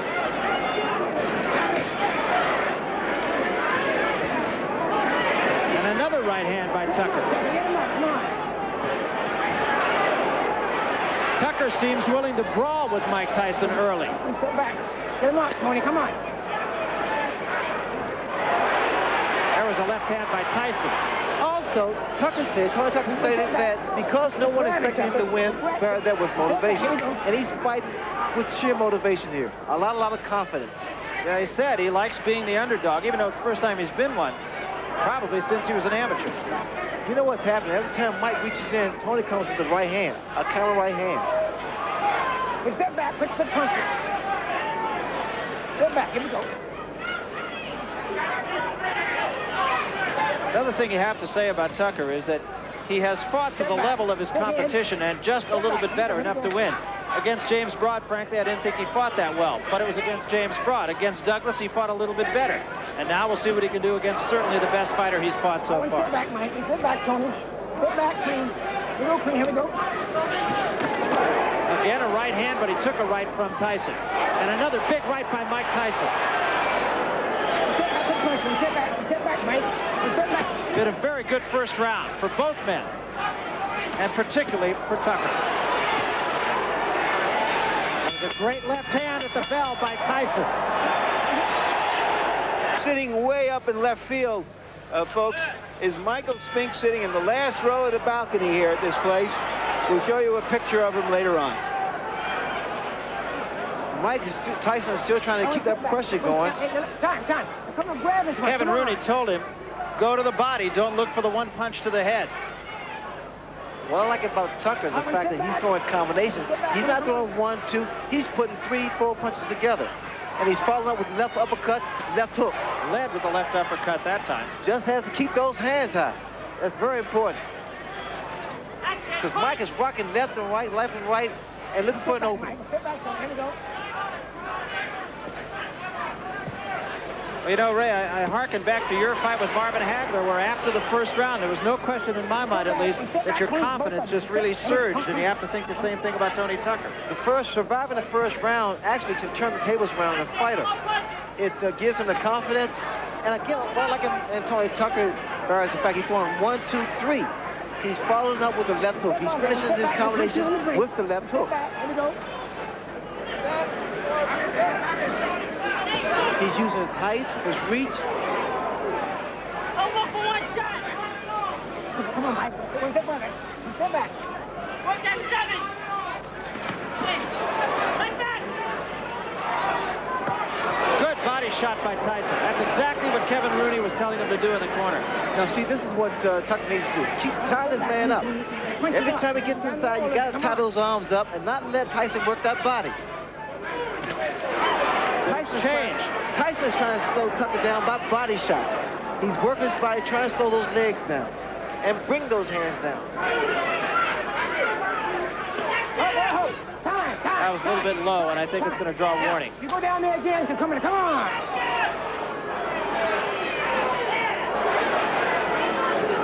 Tyson, 2 good jabs. Interestingly enough, Kevin Rooney had told us that when he tells Tyson to jab, he's not telling him to jab to box. He's telling him to jab to get inside. What I want you to look for, also when Tyson comes in, he puts both feet together, so it's easy to be knocked down. That was a good example. That uppercut is going to do the job over and over again. Almost hooked him with the left hand before bringing the uppercut underneath. He did hold him. That is a look of confidence in the face of Tony Tucker. He's tying his man up once again. Very smart thing to do. He really wants to frustrate Mike Tyson. There was a left hand by Tyson, but it did not appear to hurt Tucker.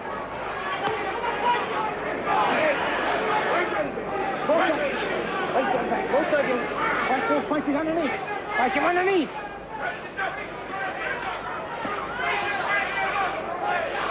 Time. You're making a miss real good. You got to come up punching right away.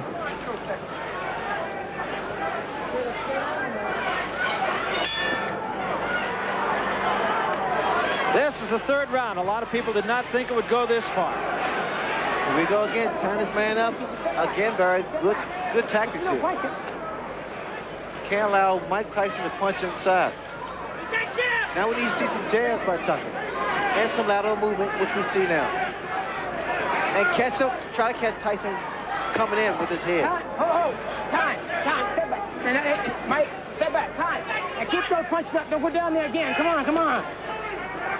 Mills Lane, very take charge as a referee. No nonsense guy. Tucker with another left hook to the head of Mike Tyson. Body first, combination. All right, get off that neck, Tony. Get off that neck. Grab him, get off that neck. Here we go. With his jab, combination. Tucker tied his man up and got out of the corner. There was a good right hand again by Tucker. In close, catching Tyson on the way in. He's finished with the left hook, Barry. We step for punching. We step back. Both of them punching. Here we go.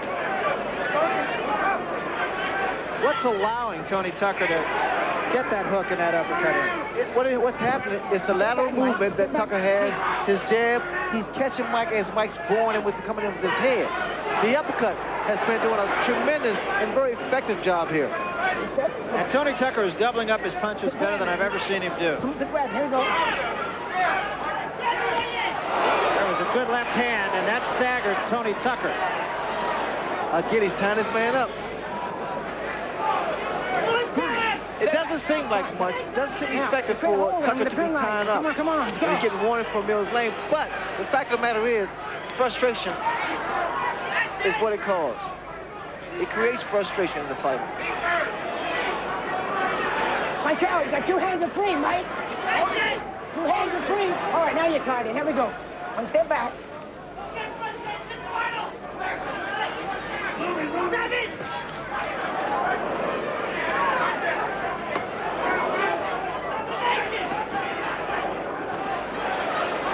One step back, Mike. One step back, Tony. Watch your head. Watch the head. Here we go.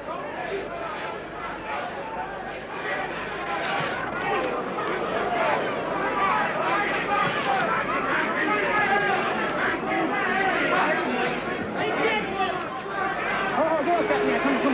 You know better than that. Come on. Here we go. Crowd booing the tactics of Tony Tucker, but I'm not sure you don't disagree with those I don't tactics. disagree at all because Tony's been tying his man up. There was a good right hand by Tucker again. But they're uppercuts, Barry. You notice they're uppercuts. Again, he's tying his man up. Frustration should show the face of Mike Tyson. There you see Tucker backing up, catching Tyson on the way in with his long arms. And there, an uppercut. He's fighting a perfect fight. And I'm going to show you my scorecard here in a moment. So far, I have Tucker winning 2 rounds, Tyson winning 1, Tucker ahead by a point. This is, of course, about as unofficial as you can get a scorecard. Our unofficial official judge, Harold Letterman, is not with us tonight. He will be back with us in future fights. We start the 4th round. And in Tyson's corner, they told him to box more. Just get your legs under you. Well, in the corner of Mike Tyson, Trevor Berbick said, we need to see combinations, not look for one punch.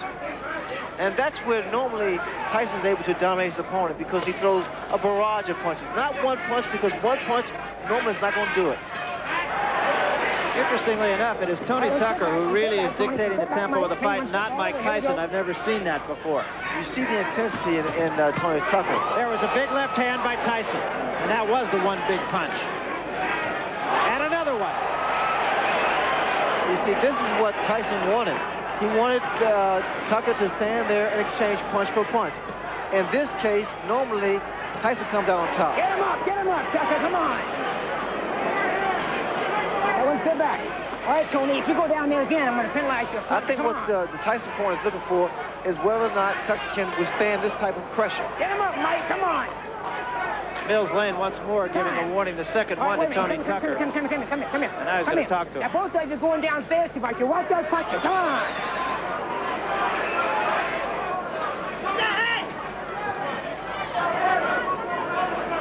One step back, Mike. Here we go, one step back. Get back, here we go.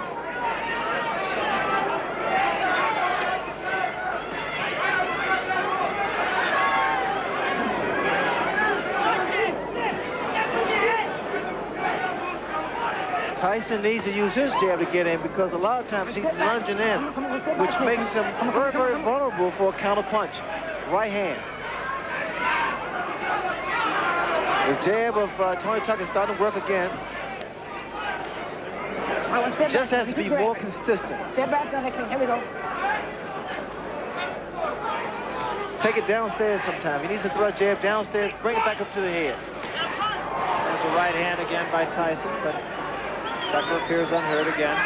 Definitely has his legs back under him after being hurt earlier in this round. That voice you're hearing is the voice of Kevin Rooney. Push that back. Here we go. Let it down. Let it away. Another good shot. And Tyson with another left hand.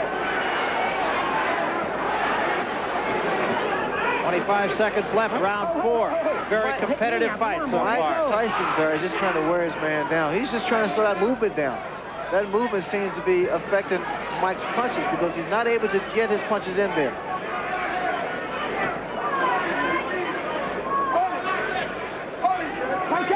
But every time that Tucker stands still, you notice a big left hook lands from Mike Tyson. Closer into Tyson, into Tucker. There you saw that he followed a right to the body that wasn't effective, Ray, but then he had him there for the left that he did throw right behind it. But Tyson's starting to double his punch up a little bit more. He's starting to put his combinations together a lot more than he did in the earlier round. And in doing so, he should be able to land on the chin of Tony Tucker. You know, something that could become a factor that you never thought would have is the fact that this, only a day ago, was a 15-round fight, and it has now been made a 12-round fight. And originally, you'd have thought that's sort of like making War and Peace from 1,200 pages to 1,000. Moot point, but it's becoming something that could be a factor. Well, the factor is that Tony Tucker has initiated respect. He stood his ground. He rocked Mike Tyson the first round with a beautiful uppercut. So there's mutual respect here. Good hand speed by Tony Tucker. I just don't like when he stands there and exchange punches. Tucker's corner telling him to wait for Tyson to make his move and then do your thing. Tyson got the better of that exchange.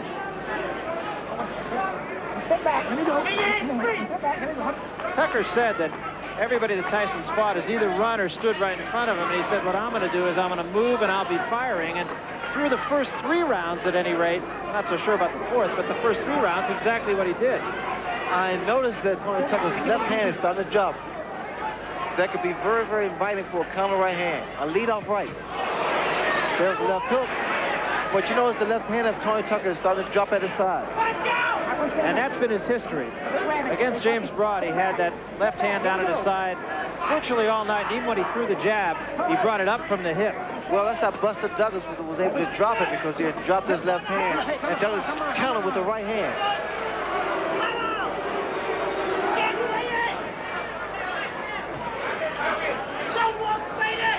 I'm surprised there's not a lot of head movement from Mike Tyson. He's just walking directly in front of Tony Tucker. And that's why Tony's able to get those punches off. He should give him a little more head movement. Left, right, left, right. Be less of a target.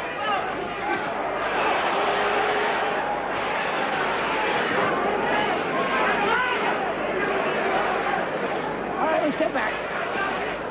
Step back, Mike. Come on, have it going. There was a right hand in close by Tyson. That was a right hand, Barry, but you know the problem that Tyson is making, it's one punch, one punch. We have to see more combinations if you want to get Tucker and get him out of there. I think Tucker, on the other hand, is fighting a superb job. He's doing a superb job.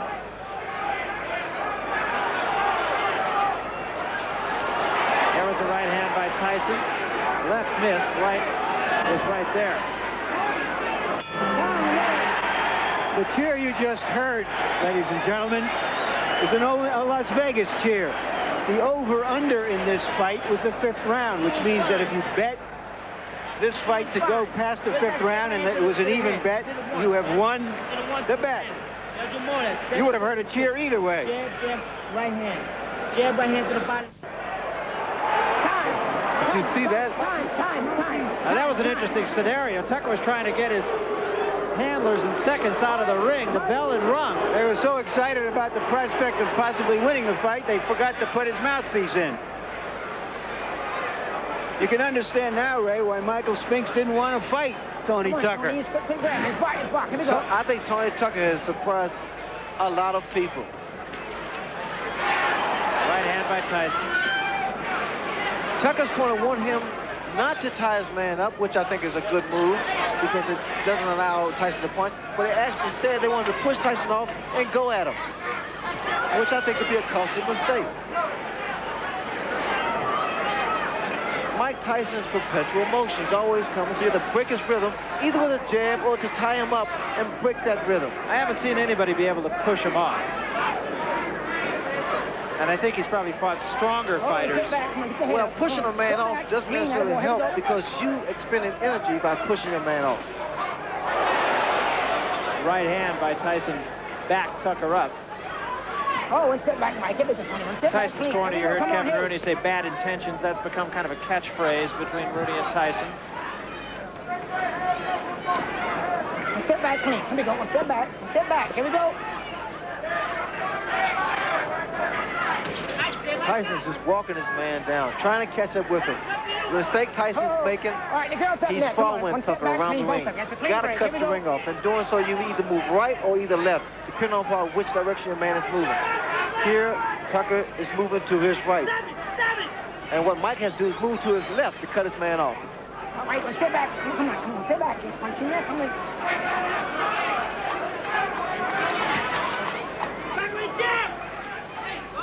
The fact that Tucker has his height advantage, reach advantage, and a good boxer, and I tell you, he impressed me with his foot move because I didn't expect that much from him. But the fact of the matter is, it's making matters very, very tough for Mike Tyson to get inside. Tyson looks right now like he's in it for the long haul here. And there was a big right hand. Tucker says, no, I'm not hurt. I've always found that to mean I'm hurt. That right hand landed because, again, the habit that Tucker makes is dropping his left hand at his side.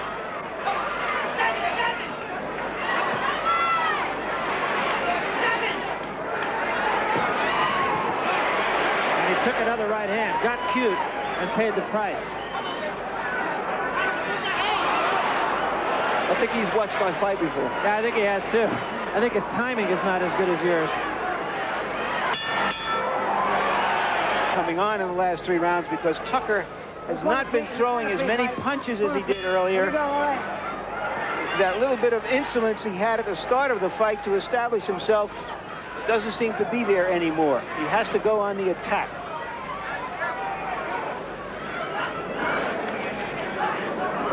Mike is not able to get set. He's not able to set his punches up to land on Tucker. There he got a warning from Mills Lane for punching while he was breaking. But again, you notice the movement of Tucker's really throwing Tyson off, not allowing him to get inside and be effective. Tyson's jab in the last 3 rounds has been effective in allowing him to get inside on Tony Tucker. It's not a jab like Tucker's. Tucker predominantly a boxer.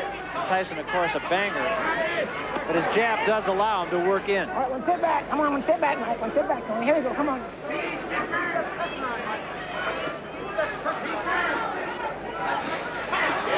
We see Tucker trying to at least get a second win. All right, watch the head. Watch the head, Mike. Oh, come on. Come on, box. You're grabbing too much. Come on, watch the head. I'm impressed.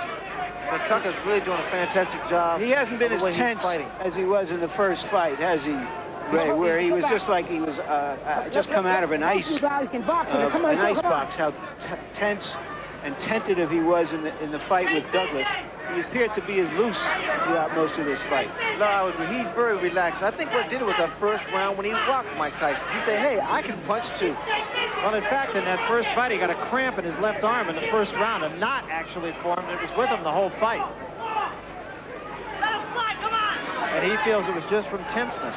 Also, I think in the back of Tucker's head is the fact that the more rounds ago, the more credibility that he has because he wants to prove that he is indeed a great fighter. You know, another thing that I feel we should at least point out here is there was a rumor in Las Vegas boxing circles the last couple of days that... If you go down there one more time, it's going to cost you a point. Once more warning from Mills Lane. Third time, he said the next time it's going to cost you a point. But there was a rumor about Tyson's, or rather Tucker's right hand, that he had injured his right hand, and that's why he backed off training for the last few days. That was 3 consecutive left hooks thrown by Tony Tucker. You don't see that from a big man. Not in a heavyweight. They don't throw those kind of punches.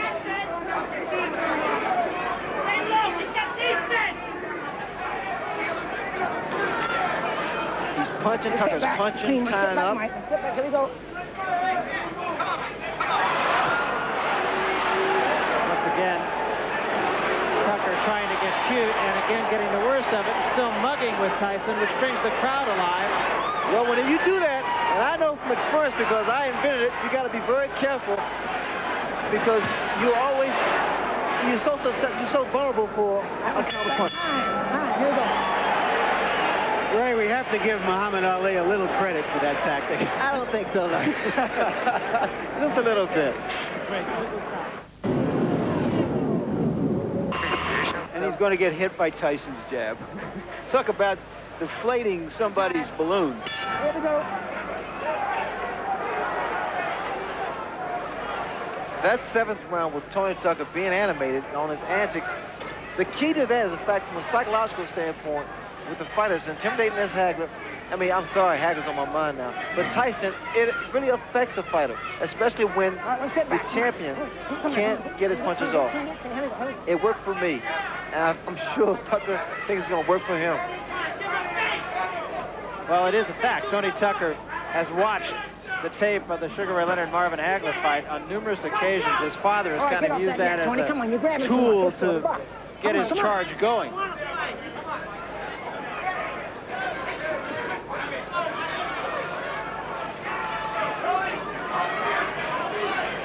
Unfortunately, it was only half worked. But if you analyze it, though, actually he's doing what I did to Hagler. He's punching a little bit, he ties the man up, and get back on his bicycle. Yeah, but you did that and made the punch count, and he did that and got hit.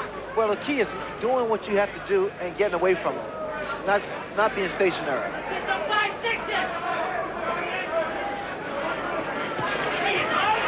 Another left hand. Okay, I like that in Mike Tyson because he's throwing combinations again. But whenever he looks for one shot, he's talking for a long, long night. In the middle of the last round, we talked about the rumor of Tony Tucker's right hand, and I've been watching him since that time. I've not seen him throw the right hand in anger since the middle of the last round. I hadn't noticed before that, but let's see when he does throw that right hand, or if he throws the right hand. Well, in a fight of this intensity, this magnitude, when you're fighting, you really don't feel it because those adrenaline is flowing, and you don't feel the pain. He did throw a right uppercut there, which missed.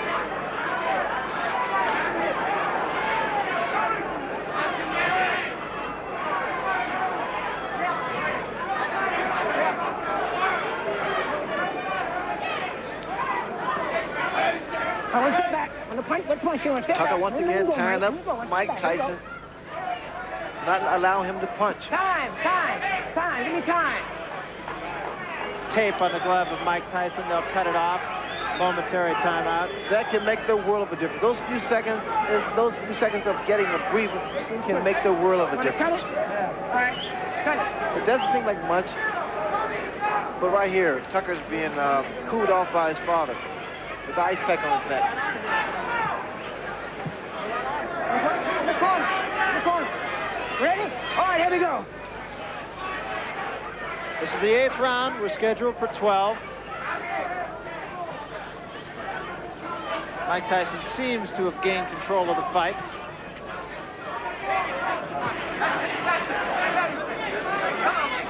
That right hand seems to have hurt Tucker. His knees seem to buckle just for a second. Right hand up on the top of the head. When guys are in tremendous shape, it's very tough to see what, to tell whether or not they're hurt or not.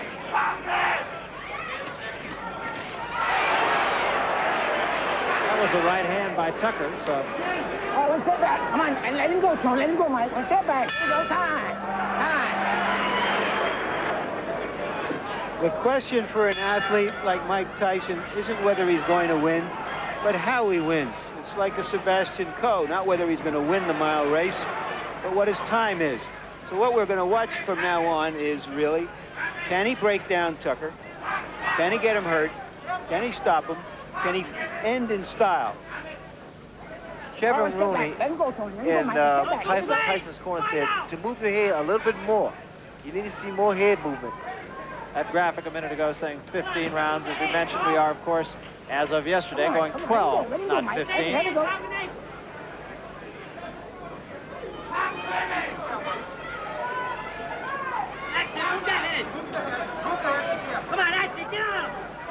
You can hear Kevin Rooney yelling in the background. Get on him, he said.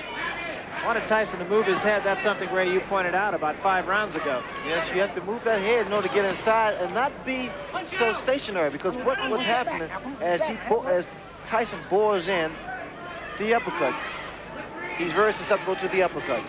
There's a right hand by Tucker that backed Tyson off. Get him up, both of you. Come on. Good body shot by Mike Tyson. Sit back. Let him go, Tony. Let him go. Here we go.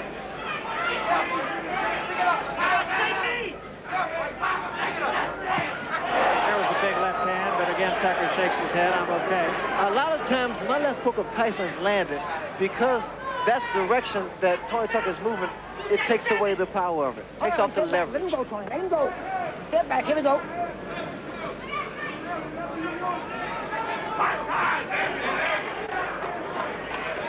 Come on, let him go. Let him go. And box with me. Punch it. Punch free.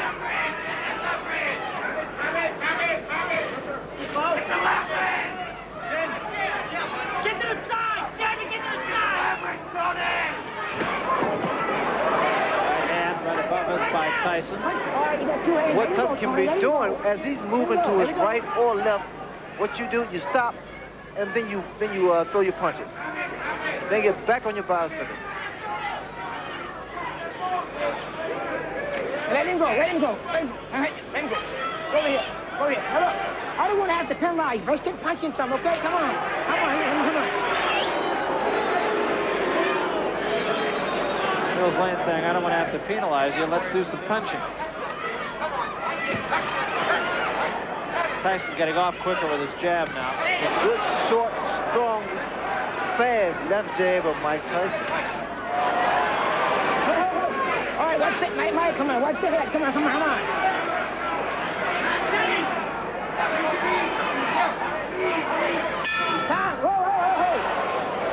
Now it appears the instinct for self-preservation has kicked in with Tucker. More interested in defending himself than in attacking. I did score the 8th round even. I have Tyson ahead 88-84. That means by 4 rounds. And unless Tucker can put some real hurt on him, he's lost the fight. He has to knock him down or stop him. On my card.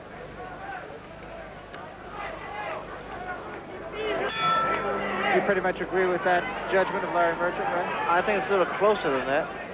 But these last few rounds here are very, very important. Again, we talk about judges' criteria, how he's scoring the fight, whether he's scoring the most effective punches or the percentage of punches that are landed. Well, if in fact ring generalship is a key factor in judging a fight, I really do believe that since about the 5th round, Mike Tyson has been in charge of the fight. He has been the aggressor. Mike has not been able to land the kind of punches we've seen in the past. And the reason for that is because of the way that Tony Tucker has approached this fight. All right. Okay, let him go. One step back, clean. Attaboy. Let him boy. Here we go.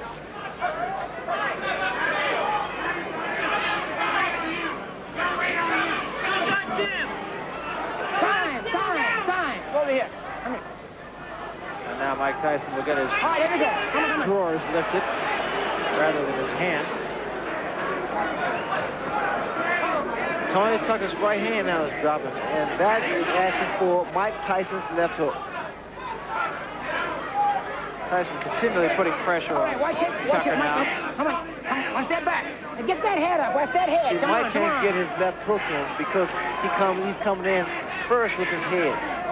He needs to throw a little short jab, then step. Like that. Throw a jab, then step in. Get close. Now come. There it was. That's what you have to do. That's what he has to do, brother. This jab will get him closer to the taller man, Tucker, and then he can throw his punches. Once again, bro, you see what's happening here. Then he gets in. Now he's starting to cut the ring off. Now he's not following Tucker. Now he's inside again. The jab, once again, is effective.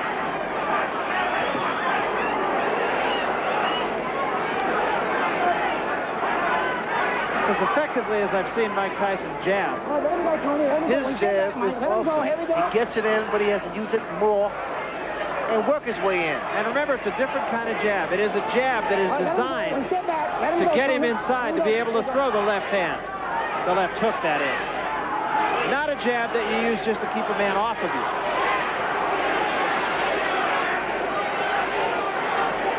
Mike can't keep running with his chin like that. Not with the hand speed of Tony Tucker. And that height of Tony Tucker. Oh, let him go. One step back, Mike. Let him go, Tony. Let him go. Here we go. I'm almost expecting one to go down because a lot of times both guys are reaching in with their chins first.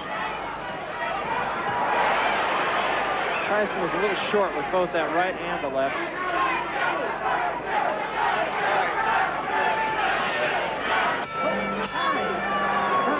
This is when you show that you really, really want to win.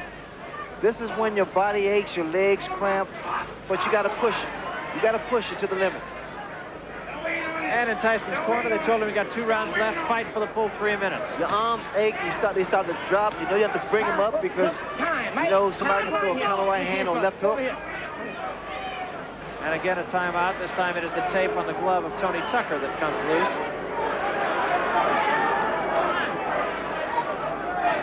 Again, Tyson has to throw his jab and get closer, get inside. He'll work his way inside. That jab was going to get him closer.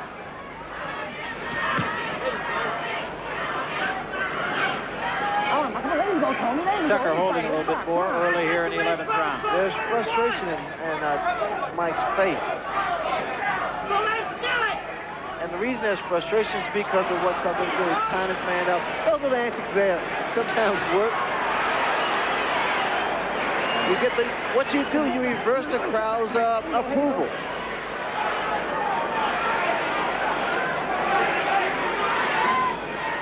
I mean, he's fighting his fight, he's doing his thing. He doesn't care what people say on the books or write in the books. Well, if nothing else, you got to say Tony Tucker did fight Mike Tyson, and there's been a lot of Tyson opponents that haven't done that. Good left hook by Mike Tyson.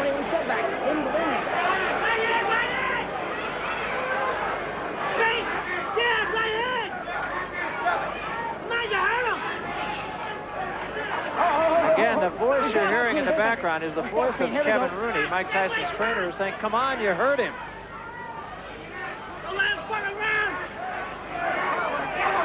I mean, just check out Tony Tucker. He's a man of confidence. All right, one step back. Let him go, Tony. Let him go. Come on, step back, mate. Let him go. Here we go. Come on, so let's do it. There you go.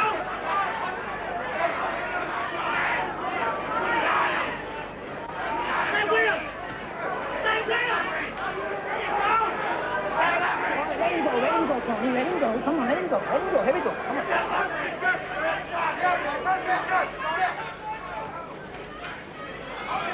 All right, both of you. Come on, this box a little bit. Tony, quick grab it. Come on, let's go.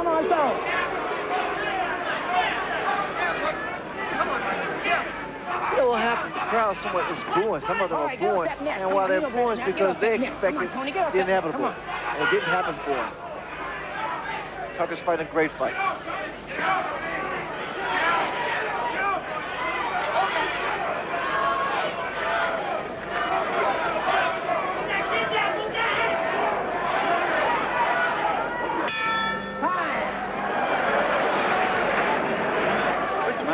Mike Tyson is 1 round away from becoming the unified heavyweight champion at the age of 21. But interestingly, this obviously won't be a dramatic victory unless he does something dramatic here, but it has been a good workmanlike job. An effective victory. It was interesting to hear Kevin Rooney in the corner saying, with these judges, you never know. You got to go out there and win this round big. So Rooney just being a realist. I have to say something, bro. You know, when Tony Tucker won the title against Buster Douglas, I felt that he needed more experience to deal with Mike Tyson. That he wasn't strong enough, nor had the experience to deal with Mike Tyson. I'd say it'd probably be a blowout. But He said, so what with these so-called experts? I'm going to show you. And this is what he did tonight. And he has. Even if he loses the fight, he's probably made more friends than he has in the 34 wins that he's had. Friends and believers. You have to take your head off to the guy. I mean, he's in there with a monster in Mike Tyson. Who has fought a good fight tonight. Yes, he has. I mean, Mike Tyson has done the best job he could possibly do against a guy as mobile, hand speed, height, and reach advantage. And a guy who wasn't in there just to survive either. Step back. Come on, let him go. Come on, come on, come on.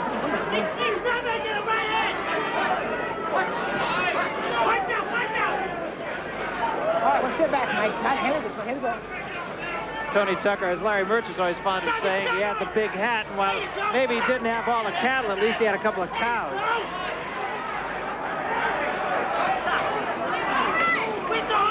A right hand just barely grazed the chin of Tony Tucker.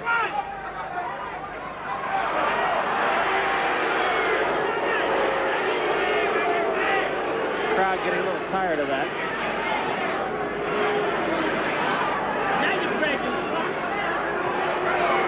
Tucker seems to be fighting the kind of fight that he thinks he's winning.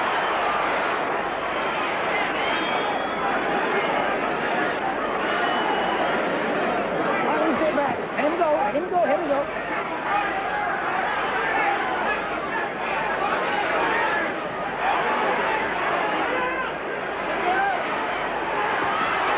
There was a big left hand. Tucker says, no, I'm all right. I'm all right.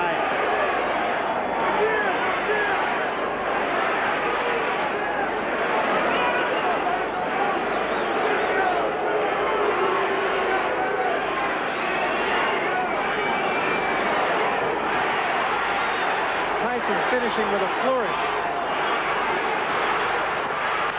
And so is Tucker. Great finish to a pretty entertaining evening.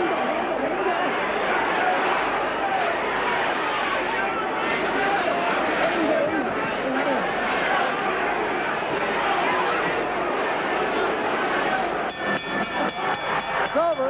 Well, Tony Tucker talked the talk and walked the walk. He fought him.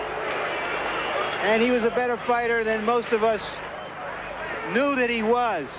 There's an old saying in boxing, you never know how good an unbeaten fighter is. And an unbeaten fighter is hard to beat because he doesn't know that he can be beat. And that's how Tucker fought tonight.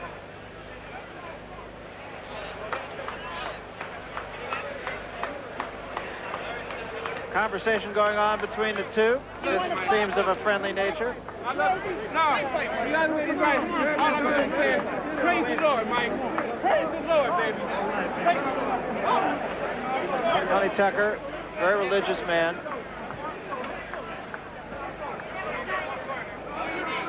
And we await the decision, and we have seen some And here's my card, which we will put up in a moment. I have Tyson winning clearly. In terms of rounds, it comes out 8-3-1. The impressive thing to me is that Tyson was really rocked in the first round.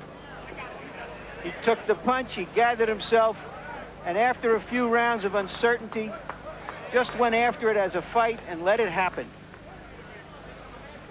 So if you had to capsulize the kind of fight, Larry, that Mike Tyson fought tonight, what would you say? If you had to capsulize, we had a problem with Larry's headset, I should say. If you had to capsulize the kind of fight that Mike Tyson fought tonight, what would you say? Workmanlike, a good solid job against a guy who was there and didn't let him land a lot of big punches. I think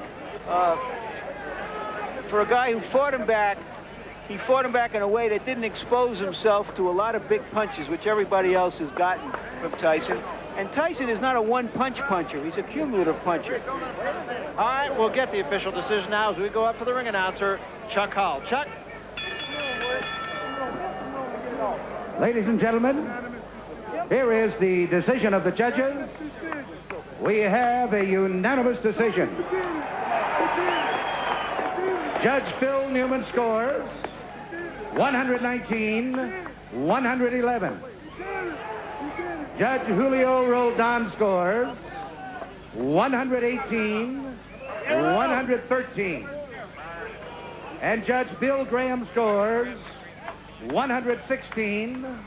112 for the winner by unanimous decision and undisputed heavyweight champion of the world, Iron Mike Tyson. Explosive start. 16 wins in the first round, remember, Mike Tyson. But Biggs is a man with the game plan of the movement, and he certainly has that. He's a very smart boxer, very mobile. 16 stone, 4 3/4. He weighed 16.7 against Lorenzo Boyd in Texas in July, which was a total mismatch, so we're not too worried what he weighed there. And Tyson is lightest in his 5 title defences at 15 stone 6. Still a big boy, isn't he? Whether he's 5'11 or 10'11, it doesn't matter. The punches count. If you're good enough, it doesn't matter if you're small or not. Marciano and Frazier prove that. So he's got the traditional so-called bad guy black trunks on again, Mike Tyson. And that huge-bodied foul-proof protector there around his base of his ribs anyway. So I think you've got a little look now at, there's a man at ringside, Muhammad Ali, who would say, well, that's the way he's got a boxing collar, but Ali in fact predicted Tyson to win.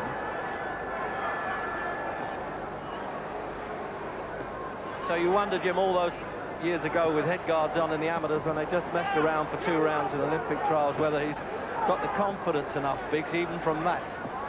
Well, he started the only way he should start. He's trying to get as much space between Tyson and himself as possible. Already has shown that he has the talent to frustrate Tyson, although Tyson hasn't really been throwing too many yet. Here he comes in now. But Tyson hasn't really been as wild as we've seen him in some of his previous first rounds. Well, there's going to be delay here if he doesn't knock Biggs over, because that body-proof protector's already come unbuttoned at the back there, Jim. And remember, we had that with Tony Simpson against Marvin Hagler, which was a bit embarrassing. There it is. No, he's not going to. He's going to let it go to the end of the round. It's a shame to do that. Tyson's really firing, isn't he? He's got juiced up for this fight.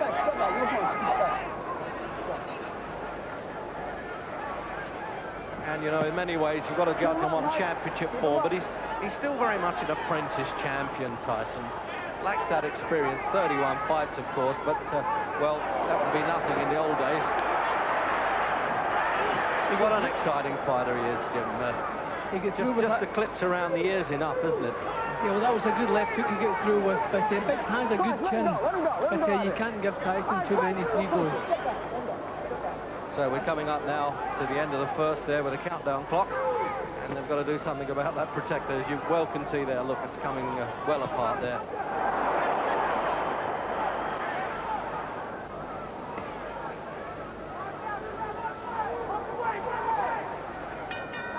Well, it's always a relief to hear the end of the first round, and a bit of an argument going on as well.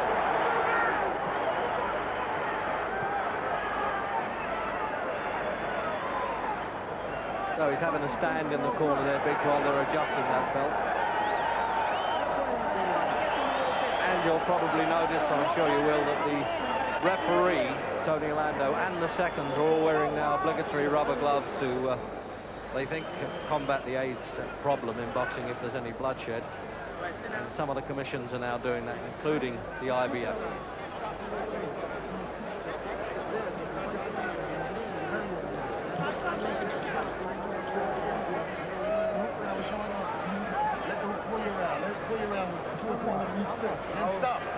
Very efficient corner, of course, with Biggs, with Dan Duva, George Benton. They've got a stable of champions.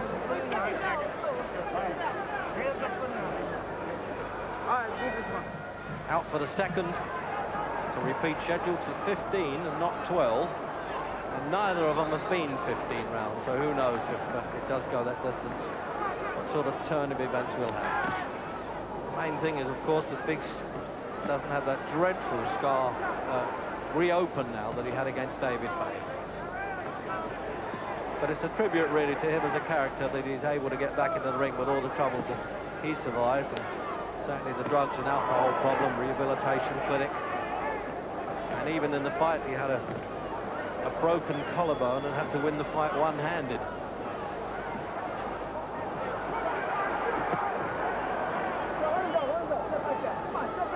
It's going to be similar to the Tucker fight for Tyson, isn't it? Now he's got to find his way inside there, Jim. It looks as though he may catch up with him, but it's getting a bit difficult. I think Tucker stood his ground a little bit more than Biggs has done so far, although it's very early. But Biggs is backing off all the time. But he's actually making a good job of it. He's not overawed. His concentration has been good there. That's been a feeling in some of Biggs' earlier performances, lapses of concentration, but I don't think that will happen tonight. Well, that was Biggs' game plan, wasn't it? He said if he can't knock me out, he can't outbox me, that's for sure.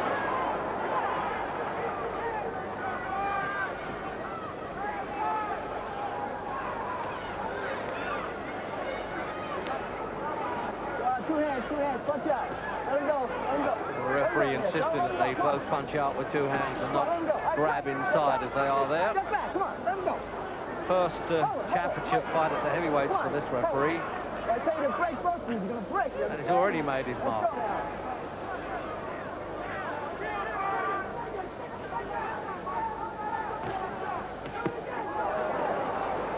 Well, as the punch landed around the rear there, Jim, that'll cut down his speed a bit.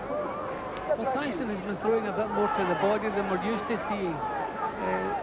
He did tell us that he's been practicing body punches, which is obviously a sensible thing to do when all your opponents are taller than you. But he's getting very close to Biggs already. I thought it would have maybe taken him a few rounds to get this close. But he's getting close already. Now, he doesn't creep up on him. He sends the calling card and he comes straight in.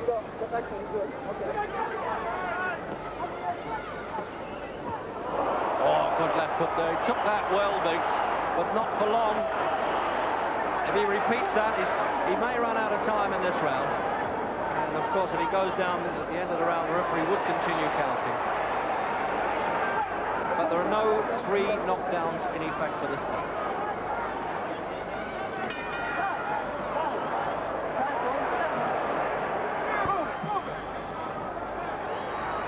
Coming up then for round 3 now. Can Tyson repeat that left hook? May even produce a right-hand uppercut. How do we know with this fellow? He's got the armory. Big odds-on favourite, of course, in this gambling city of Atlantic City along the famous boardwalk, where, in fact, the first $1 million game took place in this state, New Jersey. Dempsey and Carpentier.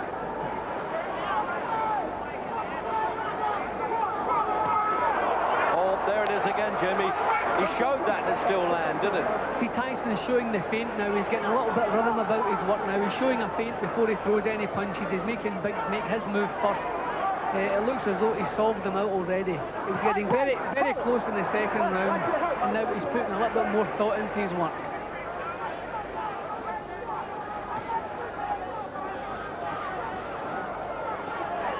Well, it's something really that 22 out of 31 fights for Tyson didn't go beyond the second round.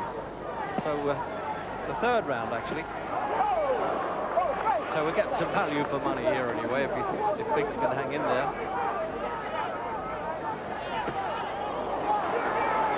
Oh, he's digging those punches into the ribs as well. Now that's the last thing Biggs wants to do, is stand and trade. He tried that with David Bay and was then badly cut, and there's a cut around Biggs' left eye now. Is that a reopening midway through the third? That'll be sad for him because he doesn't deserve that. He's fighting a brave one.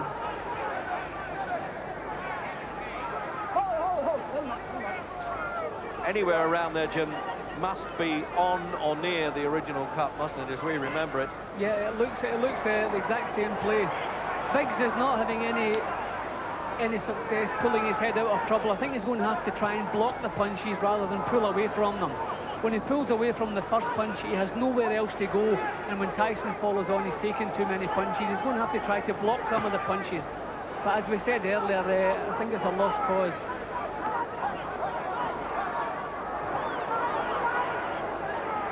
You know, he can just afford to have a little bit of a hunter's patience about him now, Tyson. He started to realise he needs a bit of technique. He's bitten the little bits of criticism that were aimed at him because 2 of his last 3 fights went to the full distance.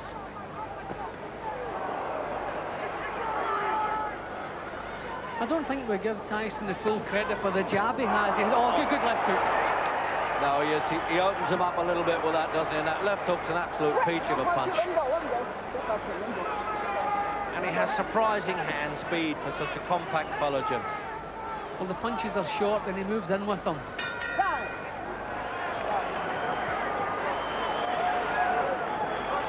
Well, now that corner's really got to work quickly on that. Ace Marotta is the Duvacant cut man. As I say, they're the white gloves they're all wearing. And the doctor from New Jersey Commission is in there. He's allowed to get in at any time.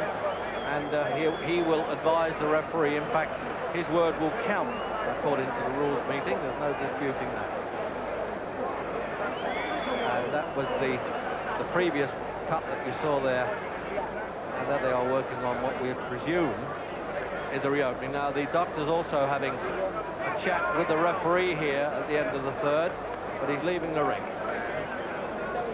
Jim, let's just get a look at that there. You see, he could throw them there and misses with that one. Not one of Tyson's better attacks, but that was the point that you could see the cut around the eye closely. And they put in what looks like adrenaline cream in there. Into round 4. And let's face it now, it's all downhill battle surely for Tyrell Biggs. It was hard to gain strength in a fight when you're bleeding and trying to wipe the glove away against a man of this strength that comes at you with such will.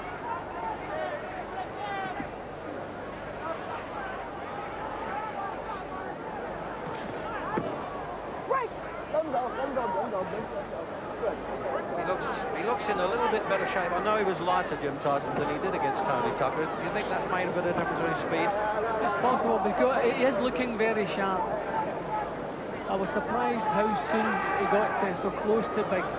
But poor Biggs, how do you prepare for a man like Tyson? No sparring partner even comes close to this machine in front of you. It's impossible to prepare for this kind of fight. I think even Biggs must be surprised at the strength and power Tyson has. Well, Tyson employed Glenn McCrory from Durham to try and do his hit and run stuff in the gym, and apparently he survived it pretty well.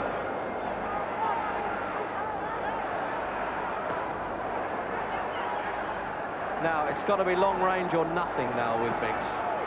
And a good left hook he turned into an uppercut. Tyson has dropped the pace. He just seems to be looking for one big left hook now. I think he feels that one clean shot will finish this job. Now, is he going to try and do this as he did with David Bay, pull the fight right out of the fire, turn it around?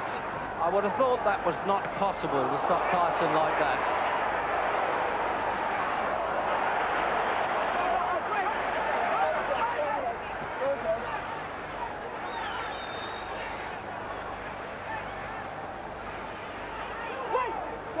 Well, whatever big money in terms of millions of dollars that they're drawing for this fight, Jim, it's worth it where Biggs is concerned now.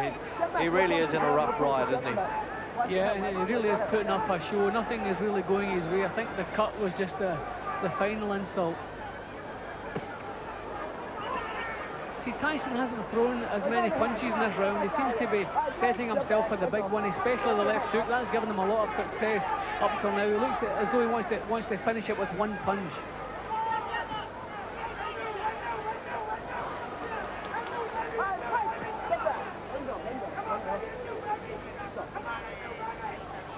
Walks straight in on a straight track there, doesn't he, Tyson? He really hounds his man all the time.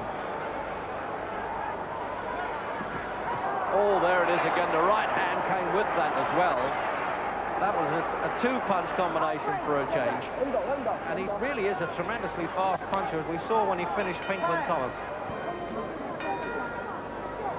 Coming out for the fifth, and they're doing a good job there in Biggs' corner, and they'll need to, because it's more than running repairs he needs at the moment. Well, Tyson's got this, what seems an obsessive commitment when he's got a man on the hook like this. And having been an expert that's watched all those old-time films many, many hours, he really knows, learned a lot from those guys. He doesn't ever want to be compared with them, he says, until he's proved himself in a few years' time. Imagine how good he can be. They've staunched the eye reasonably well, Jim, haven't they? You've had that problem, obviously. Yeah, they've done a good job because that is a bad cut. Biggs looked heartbroken as he went back to his corner at the end of the 4th round. I thought maybe his heart was leaving the job, but he's come back again and he's trying to get himself, getting punches off and trying to get himself back into it. But Tyson has lost his rhythm. He seems to be setting with a one punch. He's not using the same rhythm he was earlier on in the contest. I think even his corner were saying to him, don't throw one punch, get them out 4s and 5s.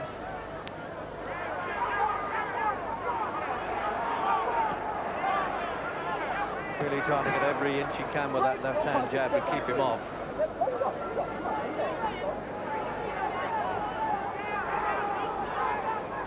That's the old pea shooter and the tank stuff, isn't it?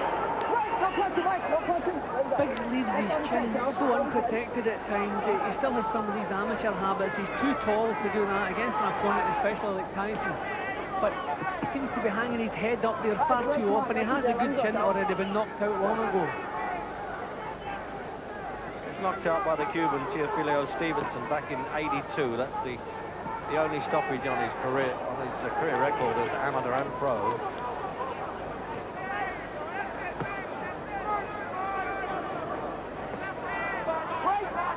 Tyson has lost the decision to Henry Tillman in an Olympic box-off in '84.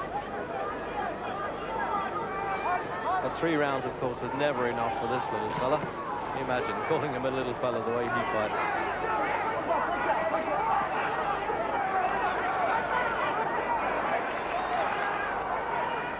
Yeah, Jim, that really is not going to last. It's unzipped like a purse there, didn't it, as he threw that right hand. I think there's blood coming from his mouth as well now, isn't it? Yeah, I think this is going to be the last round. He's looking at the corner as well, as if to say, what do I do now?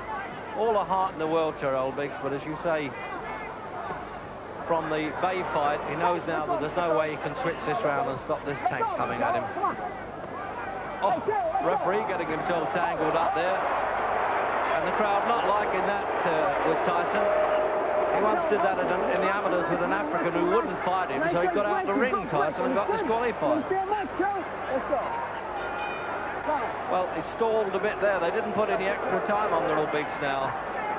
Such a handicap, isn't it? Scheduled for 15, and as the great Joe Lewis said, you can run, but you can't hide in the fight ring. Biggs has never been subjected to this kind of pressure before either. There's no way you can cope with it. I would have thought, actually, I would like to think if it had been me in there, my corner would have thrown me out. Yeah, the right hands are getting really punishing as well. What an armory this fella's got. Jim, can we even imagine what he's going to look like in another 2 or 3 years if this keeps up? I wonder if Tyson can improve much more than he has done. I don't know if he's really taken his ability as far as it can go. But I mean, it's certainly good enough. He doesn't really have to improve. He's far too hot for anything around at the moment.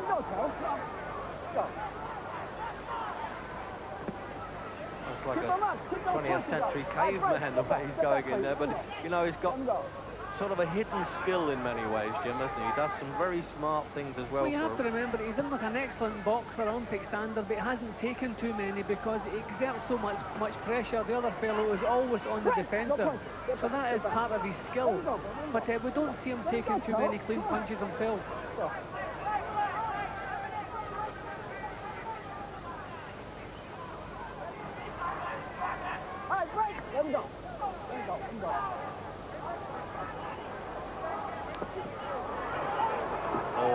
To the body there, and we're so close to the ring, Jim, right now that, well, I tell you, we gasped as that left hook to the body went in.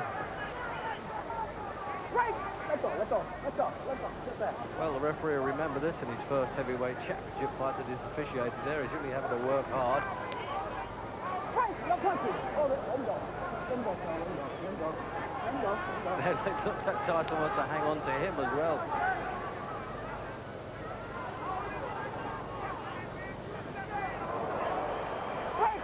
Let him out. Let him out, Jones. Let him go. Come on, Jones. Let him go and take the point away now. I don't think Biggs has anything else to offer. I think if he survives this round, his corner should pull him out of there. Yeah, I don't think he's going to. I said that in the fifth, mind you, because of the cut eye. But surprisingly enough, it stood up to it a bit here, the eye. They've worked hard on it, but the coagulates have hardened a lot. So it won't be for that reason, Jim. No, I mean, if Biggs was in the fight here, if he had a hope of winning, then leave him in there. But he's absolutely no chance. We're only finding out how much courage he has, how long he can survive. His corner must pull him out of there.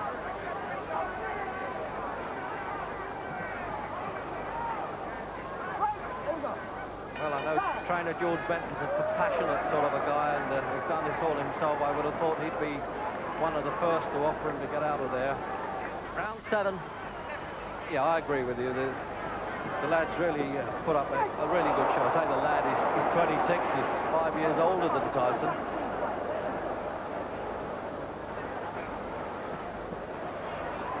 I don't think we're in any doubt who the better man is, and if that's what sport's supposed to be about, then we found out what we wanted to find out. Tyson was just far too hot for him. The thing with Tyson, he holds that good position, and then he's so fast with some of the punches that, well, it catches the people by surprise, including the intended target.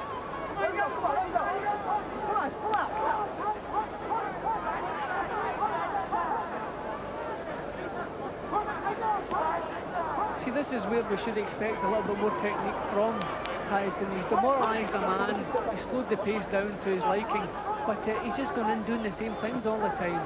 He should be showing a little feint and trying to draw a lead from Biggs and come back with solid counters, but he's just doing the same things. Eventually, okay, it's going to pay off for him, but this is where he needs a little bit more technique. Yes, he tends to be a little bit repetitive there. And as I say, although he's very much an apprentice champion, he is the undisputed champion of the world. He has to be judged at that level.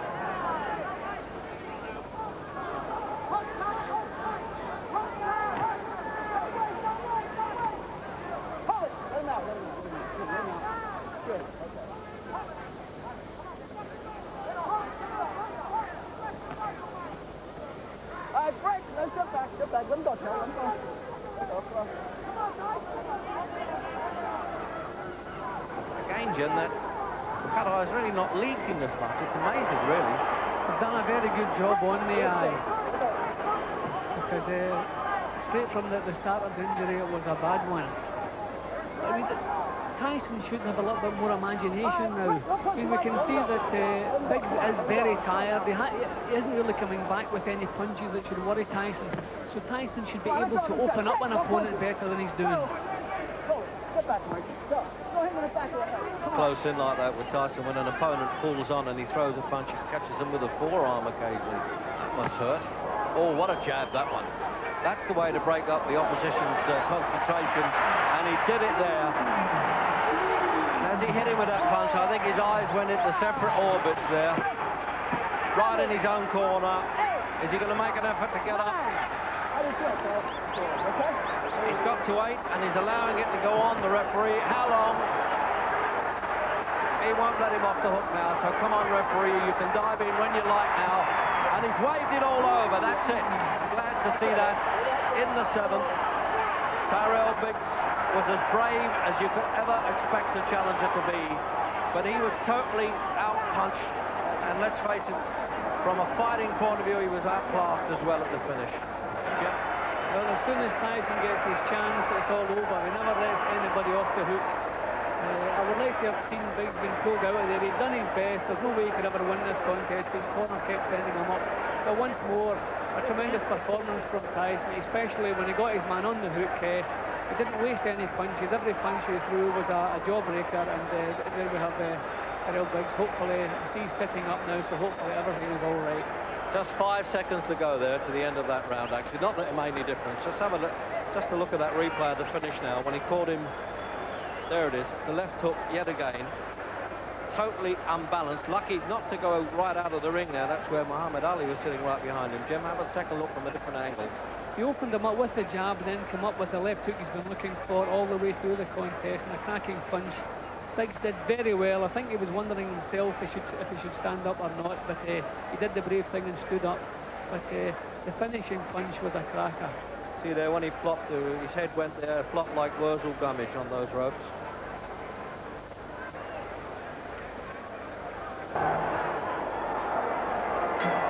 The referee, Joe Cortez, gets them started. And Mike Tyson in the black trunks against Larry Holmes in white. And Tyson straight into Holmes. Referee Cortez breaks them up. Holmes will be wary at first because Tyson is a very quick starter. See, Larry's backing away. He's renowned for his piston-like left jab, Holmes. Let's see if he can hold Tyson off with it. At the moment, he's holding him off with his open glove. He's trying to tie Tyson up here. Holmes is a very cagey fighter. He's using all his experience here to nullify Tyson's early attacks. He's moving around the ring, not getting too involved.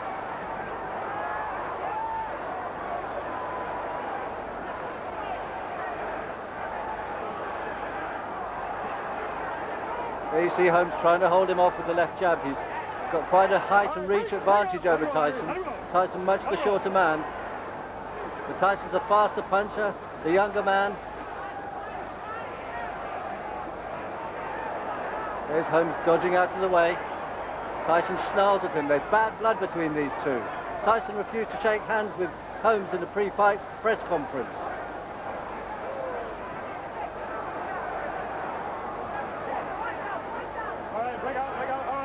There's Holmes holding. Referee Cortez breaks them up.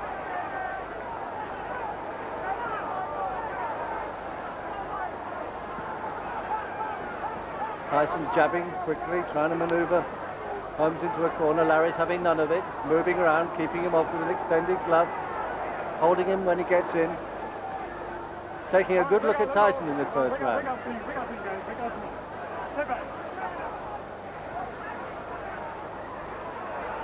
No evidence of Larry's really sharp left jab. He's got a tremendous right hand.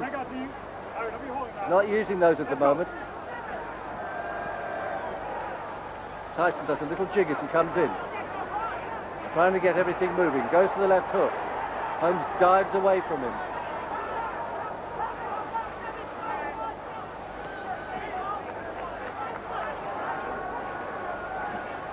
Holmes goes to the right hand and misses.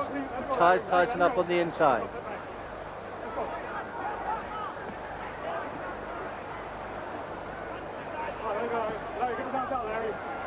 Holmes is holding on the inside. Referee Cortez makes them break up.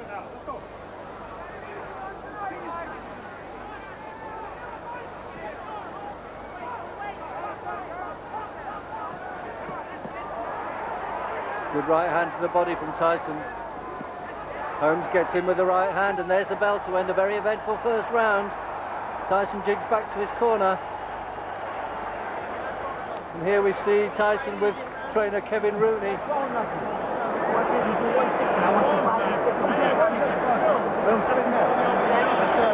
Understand? Don't fuck around with this guy. Get pressure right on this guy. Spit it right in there. Spit it in there. Now listen to me. You're not using your jab at all. I want you to be aggressive behind the left hand. Range on your jab. Make it hurt a little more. You gotta make the jab. In Larry Holmes' corner is his longtime trainer, Richie Giacetti. Do it for the jab. Then you come up with it. Then come back with your left hook. Come up, then come back. 3-punch combination. Pop, pop, pop, pop. Remember, pop, pop, pop. Okay? It's to the body. You gotta bring it upstairs. But use the jab. Behind the jab. You understand? All right, second out. Here we come for the second round there. You can hear trainer Giacetti telling Holmes to pop with the jab. Tyson's trainer telling him to go for the body, and there's that familiar little Tyson skip and a jump as he comes out for the second round. And immediately they're locked together. Tyson tries to get on the inside. Let's see if Larry will jab with his left hand more this round. He's fighting a cautious fight, trying to conserve energy.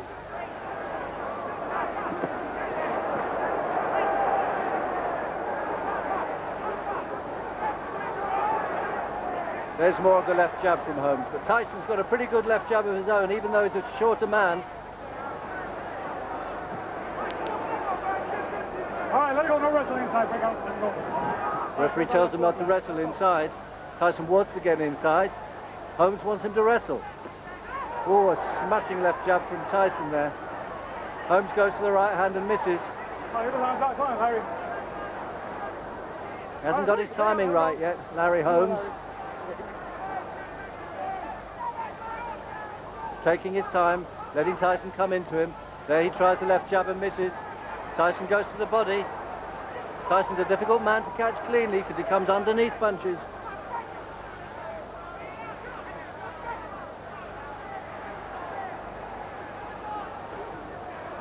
Again, Holmes misses with the right hand. Catches him with the right uppercut as he comes in. Tyson just wrestling. Holmes is really holding him. He wants to take his time. That right hand misses. Tyson jigs away. He comes underneath, but he doesn't really land with anything. Holmes is boxing a very clever fight here.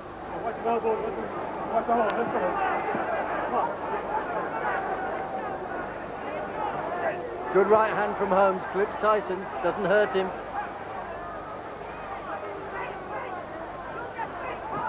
Tyson's rolling in, gets underneath that right hand, but lands with a body punch himself. He's strong, he's menacing.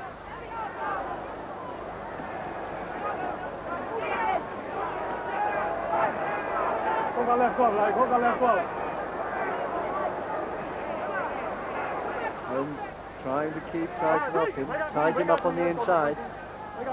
Fighting effectively, not getting too involved.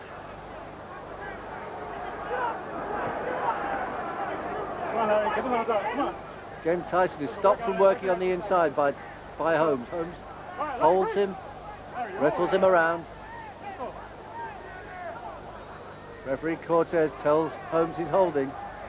Larry doesn't mind that. He'll hold as long as he wants. Blistering attack by Tyson, but most of those punches misses. There's the end of the second round. Tyson stares at Holmes as he comes back to his corner.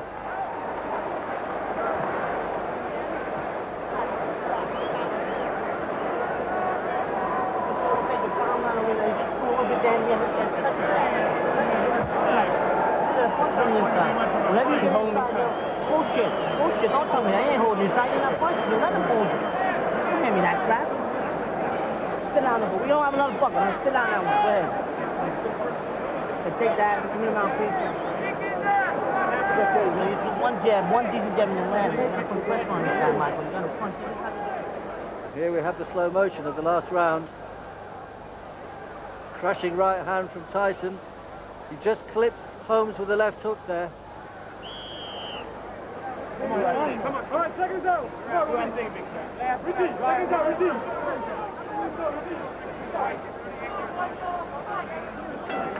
Here we come. Third round of this undisputed heavyweight title fight. Larry Holmes in the white trunks. Iron Mike Tyson in black. Been an intriguing contest so far. The veteran Holmes is managing to keep Tyson at bay. Everybody's waiting for Tyson to explode. Holmes now trying to pin Tyson on the end of that left jab. It's one of the best left jabs ever known in boxing history. Hard, sharp. The following right hand can come through at any time, just like that. Tyson shakes his head, said it didn't hurt him.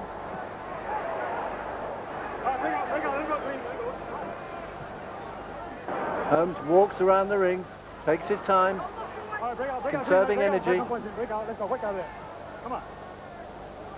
Tyson was just 11 years old when Larry Holmes first won the world title. There's a 17-year age gap between them. And there's that Holmes left jab. He's beginning to move backwards better now. And a right uppercut. Catches Tyson as he comes in. All right, bring out team. Let's go. Get the rounds out. Get him out. Let's go. Tyson's short and squat, coming underneath. He's a fast puncher, a tremendous puncher. Holmes is continually tying up as they get in close. All right, break out team. Break out. Don't punch him. Let's go. Larry Holmes' timing isn't quite right at the moment. He's not really popping that jab. He's missed with several right hands. A good right hand from Tyson over the top of that jab.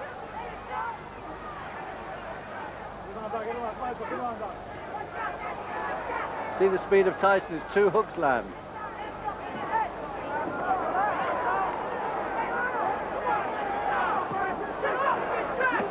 Holmes lands a good right uppercut to the body.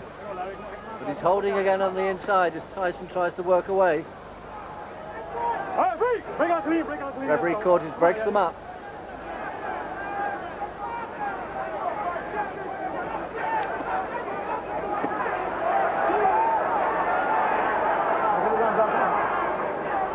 All right, break clean, break clean. They got it.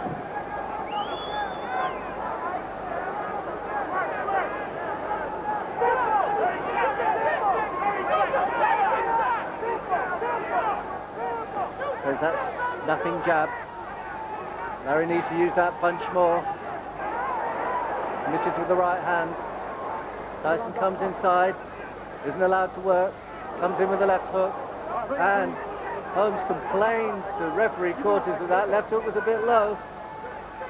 Cortes tells him to box on.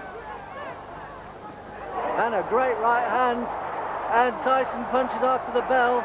Larry Holmes isn't happy about that. He's complaining to referee Cortes, quite rightly. He goes back to his corner.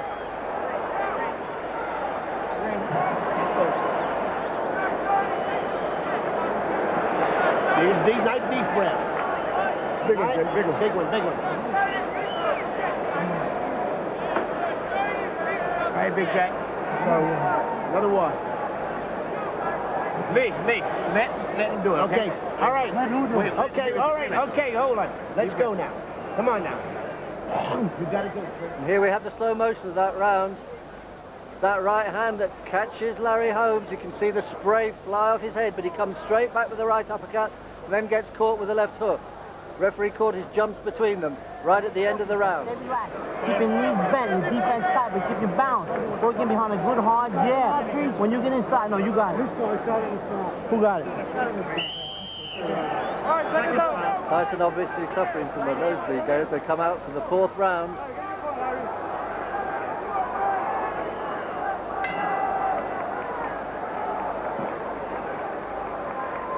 And Holmes is on his toes now.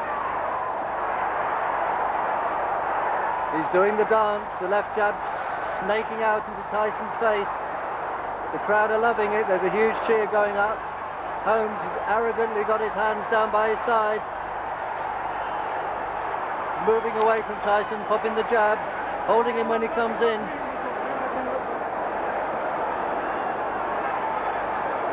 Holmes is doing a bit of showboating, trying to entice Tyson onto a right hand.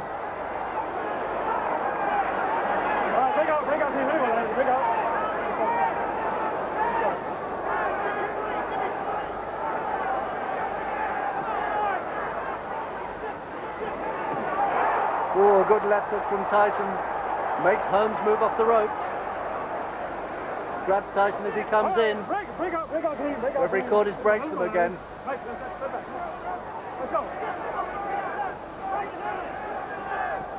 Holmes is on his toes. He's not really snapping that jab anymore. He's just holding as Tyson comes in, nullifying all his work.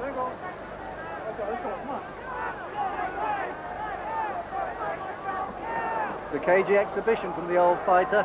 He's drawing the strength from Tyson, staying in there.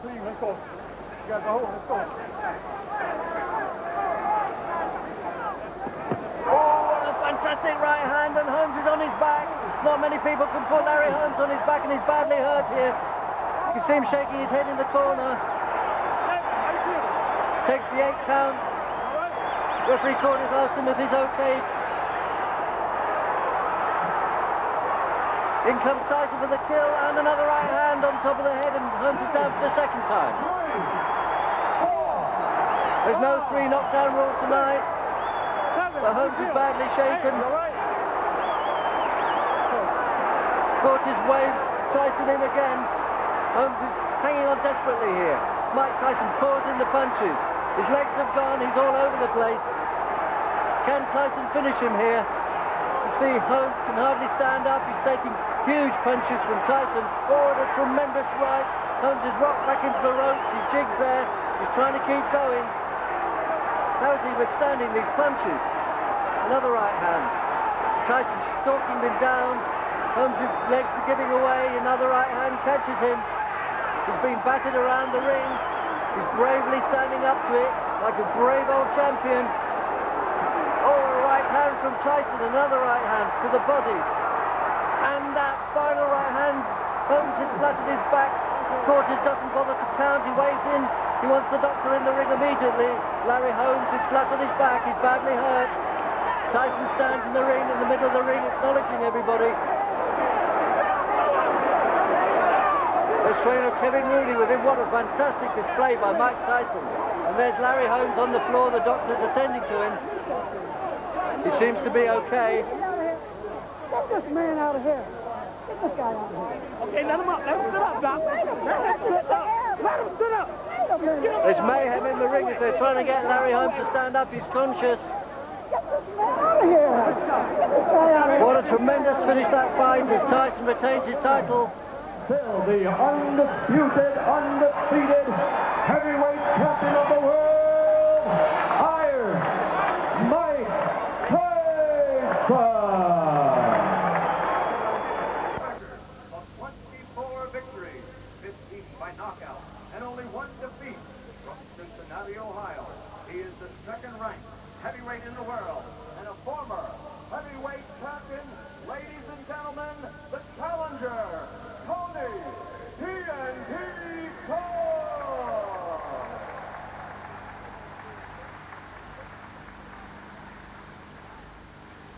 And fighting out of the red corner, wearing a solid black trunks and weighing 216 1/4 pounds, from Catskill, New York, which is the hometown of the late great trainer of champions, Punch D'Amato.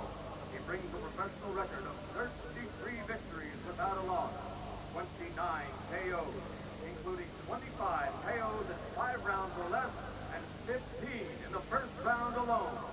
Ladies and gentlemen, presenting the undisputed, the undefeated heavyweight champion of the world, Iron Mike Tyson.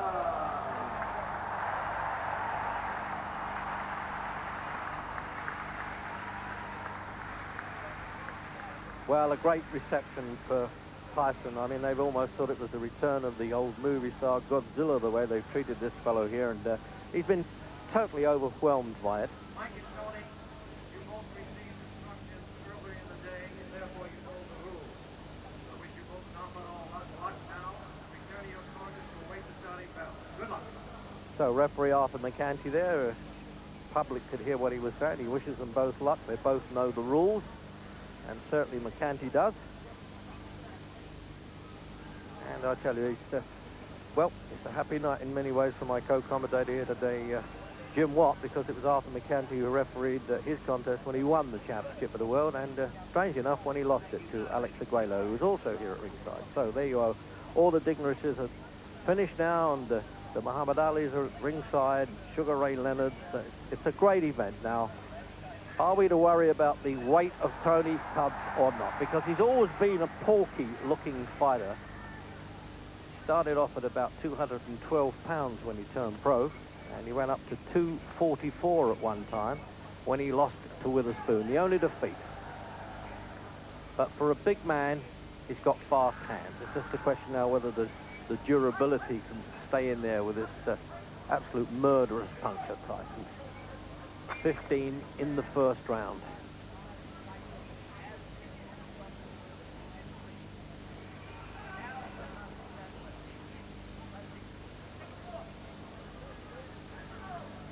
Tubbs is the WBA number 2, and this is for both the WBC and WBA championships, not for the IBF, as it's not over the 15-round course. And there's some silly talk by the IBF that they might strip Tyson. Well, they'd lose a bit of credibility with me if they do that.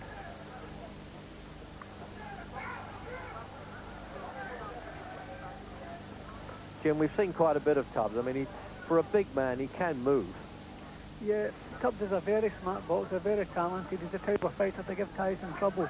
And strangely enough, this is about the quietest first half minute of a fight we've seen Tyson in. Normally it really comes out bombing, but he seems to have settled down here. Maybe he realises this fight could go a few rounds. I don't know. Well, whatever happens now, certainly I always got the impression that Tubbs has been sold a bit short. It's true he let himself down a few times, but you can't do more than keep winning, except for the Witherspoon one. But that was the first right hand now that's got in from Tyson now. Is this strong chin that we talk about of Tubbs going to be standing up to this sort of stuff? Well, remember that two others, Tony Tucker and Bonecrusher Smith, have stayed the course.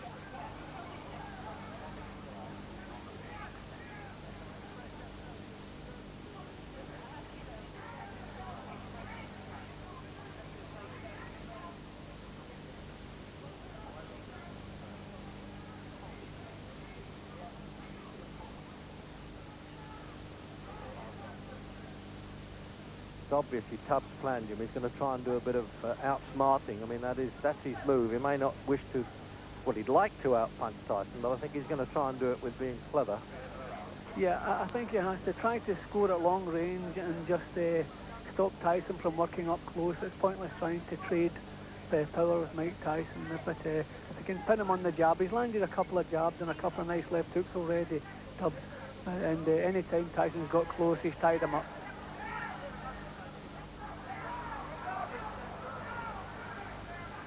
Well, as Tubbs was saying, he's only as good as what he can hit.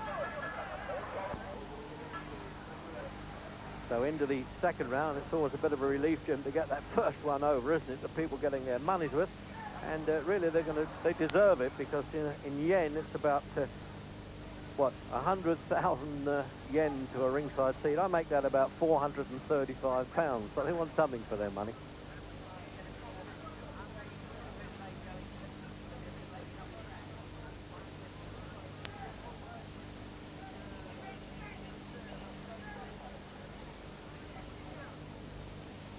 It's going to be the stalking routine, as always, with Mike Tyson.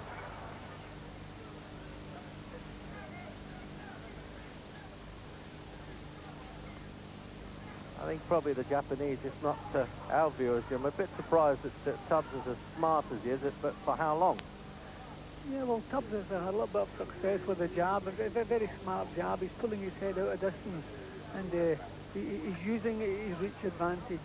We haven't really seen Tyson. As I say, this is about as quiet as we've seen Tyson start, but I know that won't last long. He's working well inside. If you remember early on, Tyson's infighting wasn't considered that great, but he's looking good doing that. Watch for him bringing, there it is, bringing the uppercut there.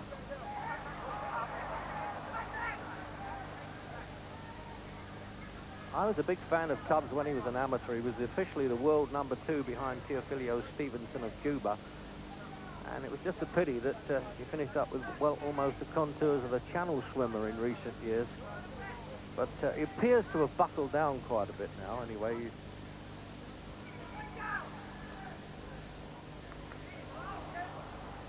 He's going to use that 22 pounds advantage, Jim, isn't he, laying on a bit like that? Yeah, but I thought he was doing better at long range. He was making Tyson miss, and his own left hands were pretty accurate.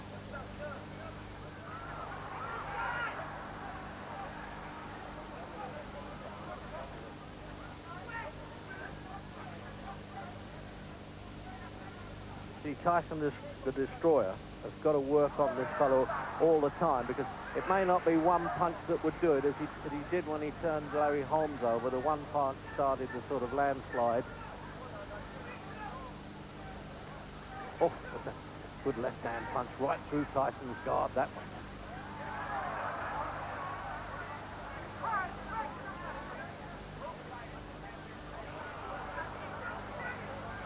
He's getting shot. His body's broken up on him, Jim, and it's just as well he missed him with that one. It was amazing. We saw it happening, but it still came as a surprise. There was a big swell. What happened there, Jim? So there was a punch inside, Reg, which shook him up badly, but didn't seem to have an effect.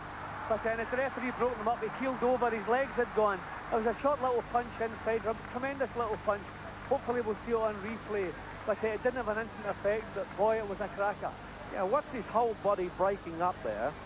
And you really thought, well, he's going to totter a bit, but he'll be okay. I mean, remember this, he's only ever taken one brief count in his life early on and got up to win Tubbs.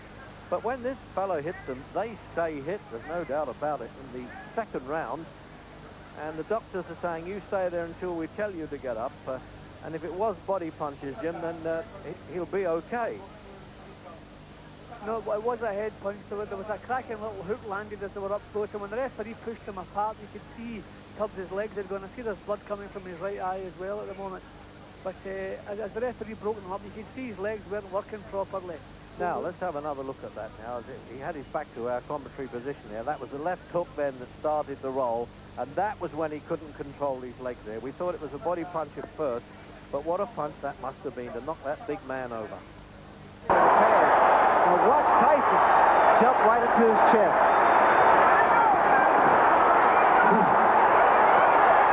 Michael Spinks, give him a little movement.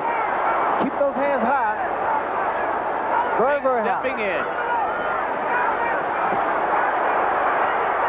All right, stop pushing. Hey, Mike, knock it off, man. Knock it off.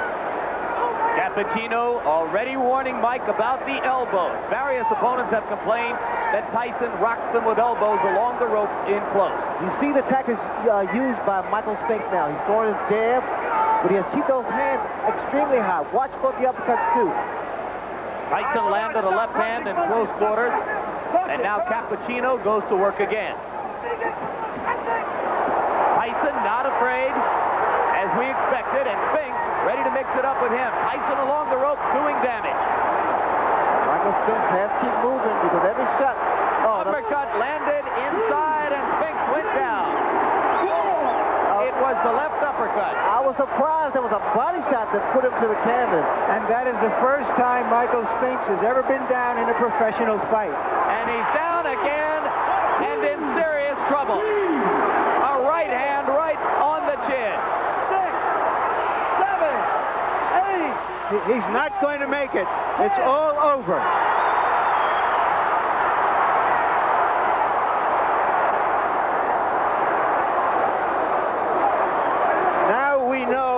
Why Butch Lewis wasn't anxious for Michael Spinks to fight Mike Tyson in the Unification Series.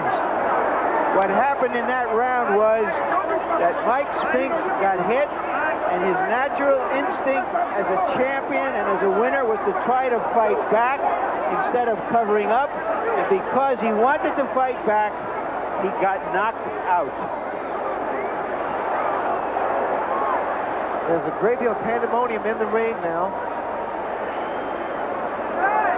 It lasted a minute and a half. There's a near riot taking place on the apron in front of us.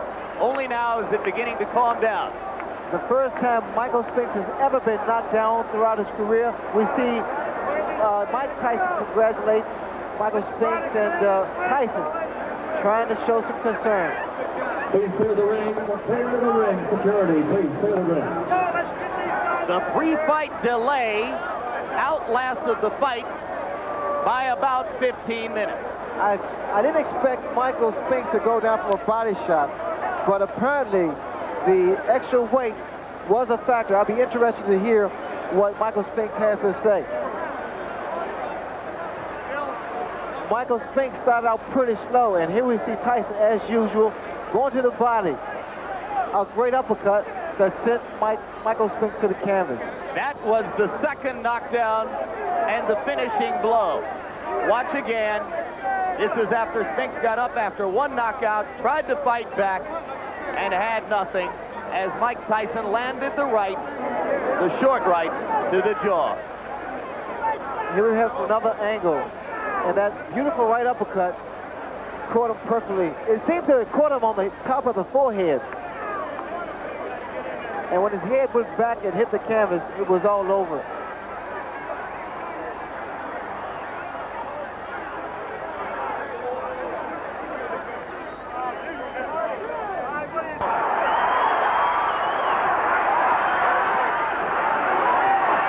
And Tyson starts with a fury, and Bruno tries to punch back. Bruno down after a right hand. It is scored as a knockdown. So we've had a knockdown in the first 20 seconds of the bout. Fastest knockout in heavyweight history, 55 seconds. I kind of figured this would be somewhat of a street fight. It's not really boxing right here. Mike Tyson is traditionally doing what he does in the past. He's done in the past, rather. Go inside. Bruno's trying to make him respect him. A lot of rabbit shots thrown. Back of the head punch thrown by Frank Bruno. Richard Steele warning Bruno not to hold Tyson at the back of the head. Mike seems oblivious to the right hands from Bruno. He just wants to get in and throw. Somewhat of a smart tactic by holding on, but one thing about it, Bruno has a tendency, Jim, to stand straight up. As he throws his punches, he backs away, which leaves him susceptible to left hook. Mike began with a fury going to the head. He has not yet thrown body shots. A lot of people thought would be Bruno's biggest problem early. There's blood from Bruno's nose. Come on, let him go, Frank.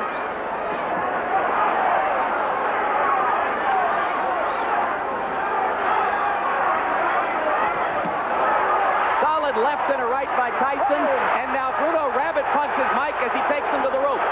And again, it's a smart tactic by Frank Bruno. You know what's happening? Because Mike hasn't fought in a while, Mike is getting a little anxious now. He's trying to throw little shots, and referee Steele is trying to, well, he's giving a warning. And Bruno's getting a youthful breather here as Richard Steele takes plenty of time to sort things out.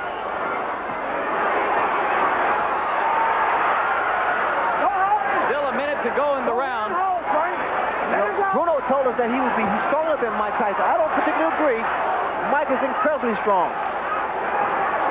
Tyson finally went to the body in that last exchange. Now Bruno lands a short left inside. And Tyson wobbles for a second. There's that puncher's chance I had talked about.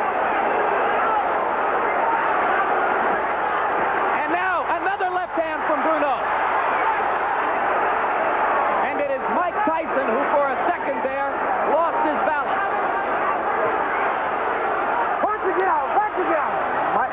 Mike was really rocked by that shot by Frank Bruno.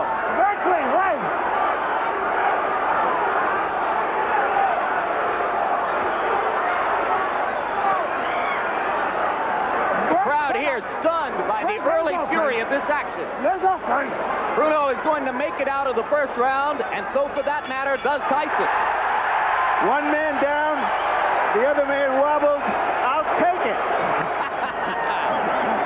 And as Mike Tyson said at the top of our show, he's back. Much more of warfare than we expected.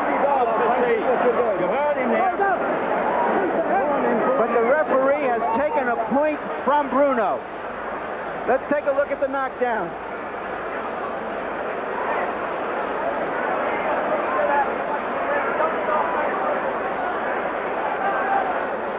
This is that same knockdown. It was a short right inside that seemed to hurt Bruno, and then he went down from a shot on top of the head.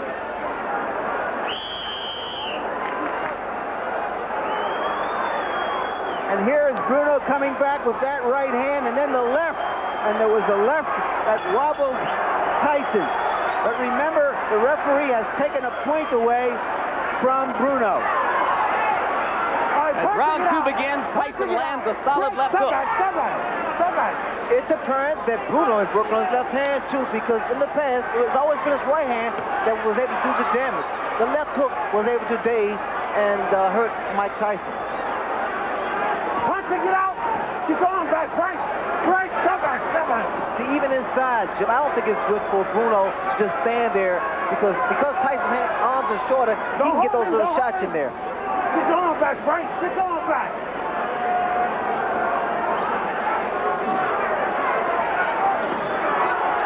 Left hand to the body by Bruno, and Tyson wailed back, but missed. Bruno needs a jab out there to keep Tyson off balance. Bruno's got the distance now that he needs to jab, but he hasn't started to throw it with any consistency, just pawing with it so far. What Bruno's doing, and it's so elementary, he's measuring with the jab and trying to drop the right hand. Just can't wait so long. Just keep it out, caught out there. Tyson with two chopping lefts inside. Bruno landed a right to the face of Tyson, but didn't have any leverage behind it. Go home, go home. The Englishman in the crowd chanting, Bruno, Bruno.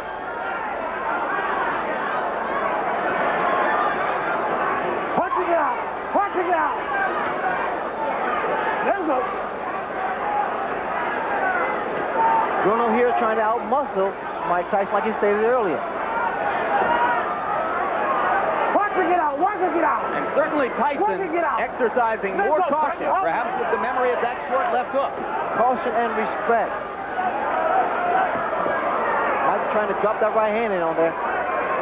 Trying to load it up, which he might be able to do against a fighter as slow and mechanical as Bruno. Well, it's apparent that Bruno's been doing some homework. Look at him. The left hook, he turned it into an uppercut. And there's an uppercut from Tyson. But Frank Bruno has shown us some monumental improvement with the left hand since his last appearance on HBO against Tim Witherspoon. I would like, if I was in Tyson's spot, I would like to see some body shots because Bruno is a tall guy. The body shots will do some damage. Bring those hands down. Come on, work it out. Mike fanned the air mightily with the left hook. And there's another short left inside by Bruno. He is astonishingly effective with it. Right hand by Tyson landed flush on the jaw. Bruno in trouble again.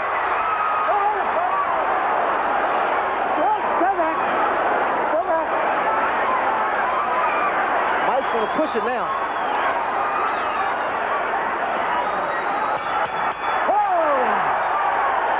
Another good, tough round. And a lot of people have lost their bets for betting that this fight would end in the first 2 rounds. It was a sucker bet.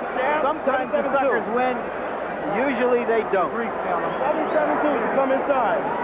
That's all those much of the bad intentions mean. Now use your left hand to get in. Don't lay up. Close that gap. Right? Get in the inside. Left gap. Right? Use that left gap to get you in here. Side to side. Right? Don't lay still. Exactly that right when he comes. You're just looking underneath like you did, okay? Frank, now get yourself. Frank, get yourself together now. You can fucking do it, okay? I'm telling you. Come on. You should be best up now. Come on. Here's Tyson with that straight right hand. Very good, straight, classic right hand. Round 3 begins. Both fighters anticipated the bell, and Richard Steele had to pull them apart. Punching it out, punching it out. Don't hold him, Bruno. Tyson going to the body. Exactly. And this way he can bring some hands down, slow down the movement of Frank Bruno. And Bruno continues to win respect inside, particularly with the left. You hold him, Frank. You hold him. Punching it out. Let's go. Come on, punch it out of it out. Punching it out. Mike Tyson, I recall, throws a bolo shot with the same hand. And I'm waiting for that same shot to the body, to the head.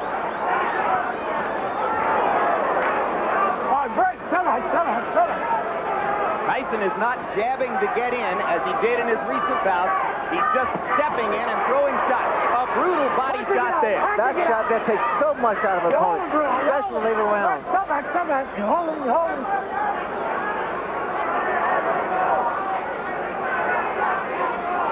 Mike appears to, he wants now to bob and weave and get in, as opposed to using his left jab. Come on, let's go. Work it out. Great. Stop back.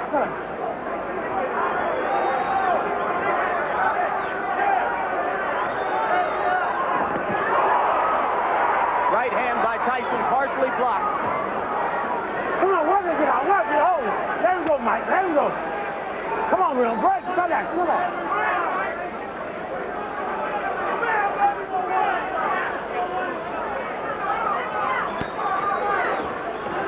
Punching it out.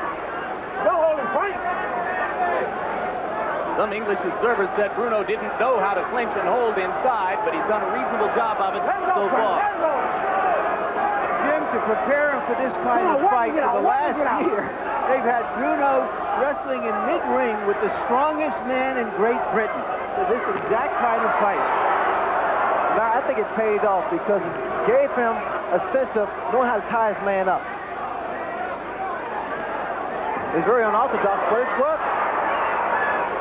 Come on, work it out. Let him go, Frank. You're holding. All right, Bert, come back, Mike.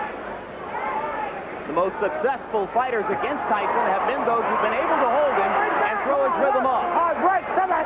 Mike is getting a lot of shots off here, but only 1 or 2 at a time, not in big bunches. Bruno chopping away with the right hand, not doing much damage, but making Tyson aware that he's willing to fight back.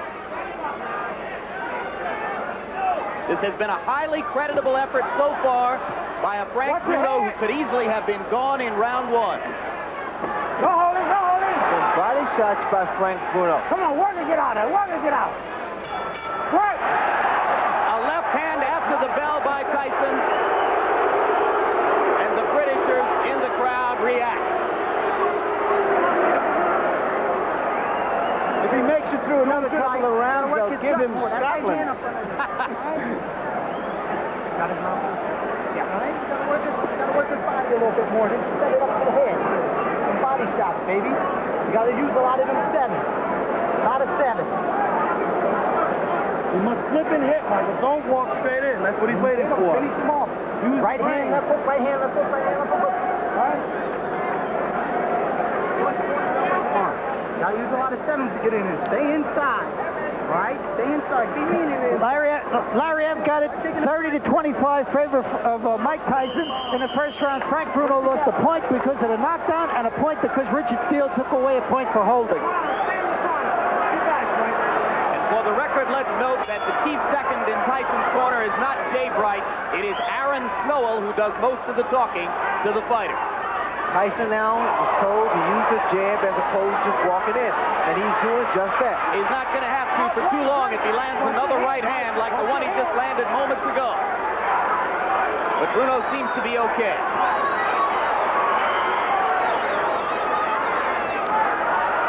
Watch it out. Break. Stop it. Stop it. Stop it. Stop it. Stop it. Blood again now from Bruno's nose, probably as a result of that early right hand in this round. Don't hold it. Let him go, Mike. What Bruno should be doing is throwing some uppercuts. As Mike comes in without using his left jab, he needs to raise Mike's chin. Let go, let go. Or either jab. I would suggest a jab because jab doesn't allow you to get in trouble. If you stick it out quick enough and snap it. That jab won't do him much good. It's a lazy, it's what we call, Jim, a lazy jab. And lazy jab, it's always a counter right hand that follows it. It's the kind that Tyson will simply walk through.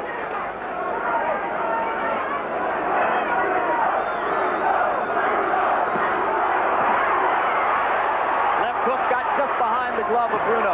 Bruno with the left. Not as solid as the ones in rounds 1 and 2. You hold him, Mike.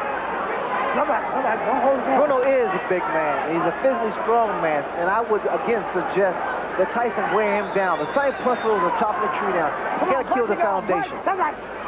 Come back. Come back.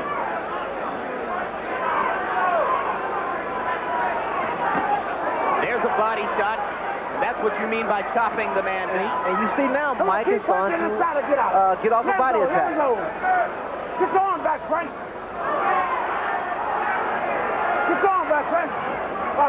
But again, Ray, 1 or 2 punches at a time.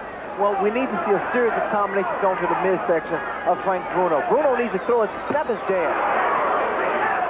Come on, Frank, get out of there. Get your arms back. Pull him back. Come on, Mike. Pull your arm back. This is when it's dangerous for Frank Bruno because, again, he's an erect target as he stands straight up. All right, break. And that's why Mike jumps in with the left hook.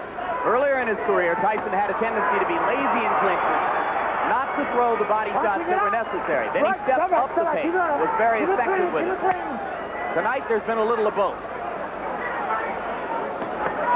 Two stiff left jabs by Mike Tyson. Step back. Don't hold him, Mike. Let him go.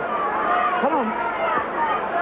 I'm sure Tyson's probably going to tell him to work the body and use the jab as opposed to just going in with his head. Come straight up the middle and use the uppercut like that. He's been effective when he comes straight up the middle instead of winging shots from side to side. That cheer you hear is for the over and under of 4 rounds, which a lot of people bet. But what's going on here, gentlemen, is another Bonecrusher Smith-Tyson fight, which isn't the most beautiful kind of fight to watch. But Bruno is just trying to survive now. He's really not fighting. You're hurting the way you're falling in. Throw that right hand, twist it that way. All right? Doing good. Suck it up. A fucking good ball up on the left hook off the jab, okay?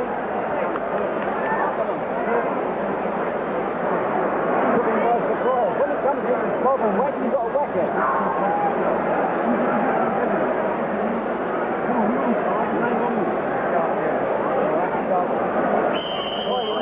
Come on, let's have it. That is Aaron Snowell, the new face, and you saw whispering into Tyson's ear. Let's see how far Tyson has come since that Bonecrusher Smith fight, which was a very unsatisfying fight for him and the crowd. Let's see if he knows how to chop the man down. You know, Mike's getting a little over-anxious, and he's coming in with his feet together and his chin exposed. I think he's been over-anxious virtually since the opening bell, Ray. Well, too many times people say, well, this fight won't go 3 rounds or 2 rounds. And sometimes the fighter believes that. Frank Bruno doesn't believe it. Solid right hand inside by Tyson. Again, Bruno ties him up. I heard Bruno corner say, throw some uppercuts. Don't hold him, Frank. Don't hold him. Bruno trying that left hook inside, but the starch has gone out of it. No longer does it hurt Mike the way it did in rounds 1 and 2. Right. Come on.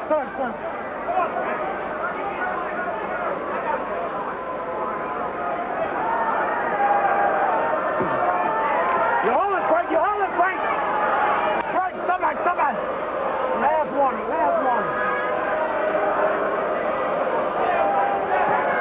And you saw our pre-fight interview with Tyson's deposed trainer, Kevin Rooney. We should now report that Rooney has left that camera position and gone back to the Golden Gloves amateur boxing competition in Schenectady. He is not watching this fight. And remember that he said he thought the fight would be tougher than other people did. Look, I see so much body exposed of Bruno. Get right. Come on. It's like an open invitation. Solid left hook inside. And an uppercut with the right. And Bruno is wobbled again. Bruno will try to hold on. Tyson tries to get punching room and hits Bruno with an elbow in the mouth.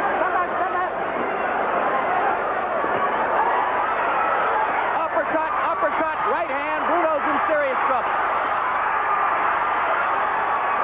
A left hook. And Richard Steele watching carefully.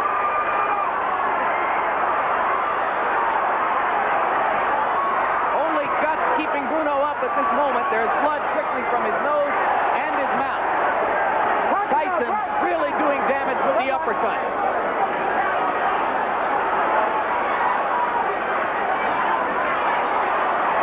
Just missed with the right. Trying to land the one haymaker.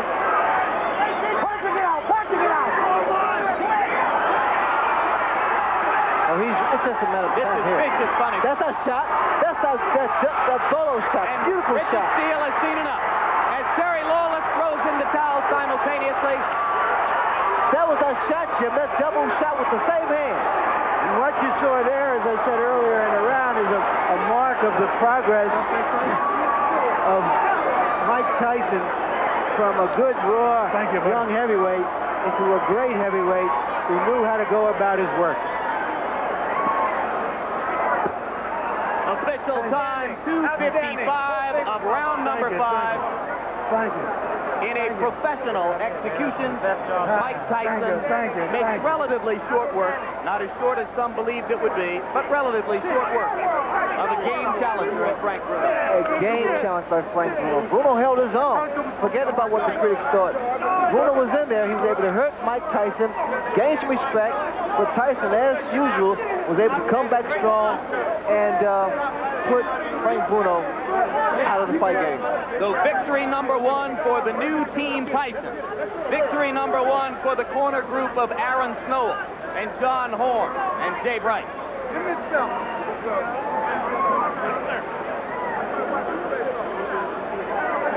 Well, Mike Tyson just started his momentum, started building up his points and his punches, and he's starting to wear down Frank Bruno. I like the looping right hand. Some miss, but you know, Jim, the punch that really did the most damage was the uppercuts, little short uppercuts. Here is the same action, and there you saw the left hook inside that started it, much as was the case in his destruction of Michael Spinks. followed by a right uppercut solidly to the face of Bruno. And after that, the challenger was just holding on. And there was a moment there where Tyson got inside and smashed an elbow into Bruno's mouth to make punching. There's the uppercut. Those are the short uppercuts that do so much damage, and people just don't appreciate those little short shots. Now watch these shots here with the same hand. Again, that left hook has been doing a great deal of damage to Frank Bruno in the earlier rounds. A lot of them missed, but the punch that did get through, Jim, were able to slow down Frank Bruno. That shot there, the uppercut, beautiful combination. Now watch as he goes to the body and he doubles his shots up. All right, here now the sequence which ended the bout as Richard Steele ultimately decided he had seen enough. And at this moment, Terry Lawless, the manager of Frank Bruno, was running along the ring apron with a towel in hand, asking Steele to stop it. It's a double punch with the same hand, to the body, to the chin. Here it is, to the midsection, right up the middle. Beautiful shot. He's hurt a lot of guys. In fact, he knocked out Baltimore the same way.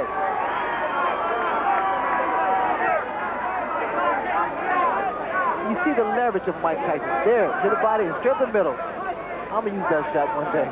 Has any heavyweight ever thrown the uppercut with such devastating effect? Not that way. And Jim is short and powerful and a great deal of leverage. Certainly not in recent memory. Has anyone used that punch? In the middle, right there, and straight up. Right there. Oh, beautiful shot.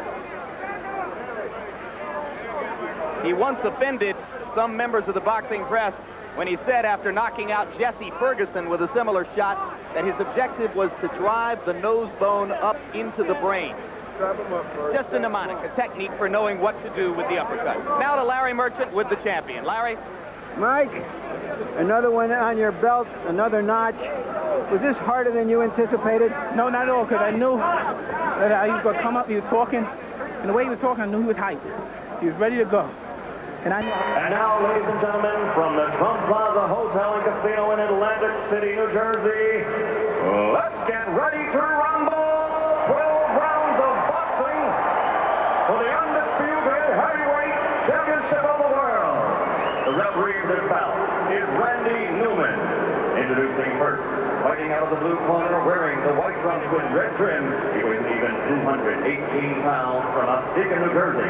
His professional record, 22 victories against only 2 defeats, 17 knockouts to his credit, and 14 of those 17 KOs within 5 rounds or less.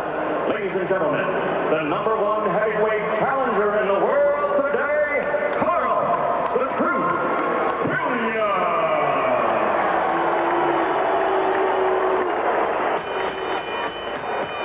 And his opponent fighting out of the red corner, wearing the solid black trunks and weighing in at 219 1/4 pounds from Catskill, New York.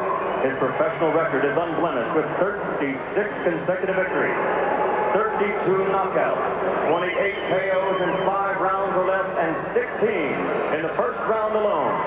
Ladies and gentlemen, presenting the undisputed, the undefeated heavyweight champion of the world, Iron Mike Tyson.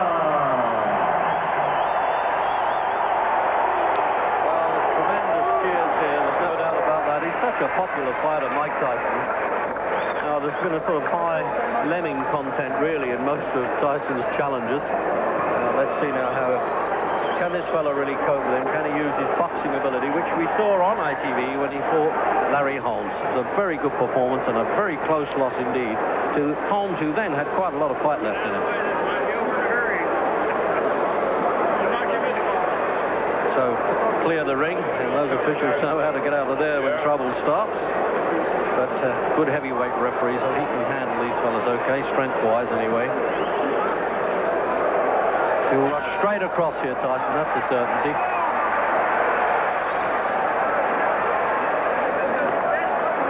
And remember that they boxed 2 or 3 times in the gymnasium when Tyson was coming up. But as Jim Watt and Frank Bruno both agree, there was very little relevance in that.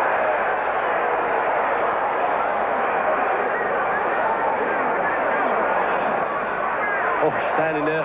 He wants to trade with him, Williams. I'm not sure that's good business.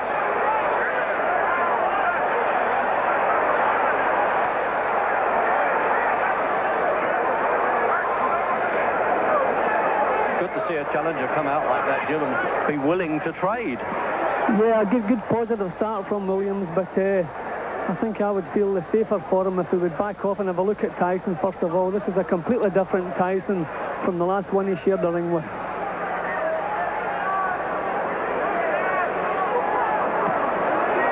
Championship fights, remember, Tyson. 7 have been covered by ITV.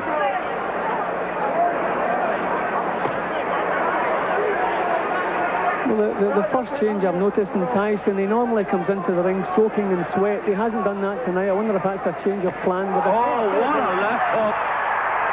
Well, he certainly wasn't cold, Jim. In fact, it looks like Carl Williams has been knocked cold in the first round. Is he going to count him out or let him go on? He's done well to get up. No, he stopped it.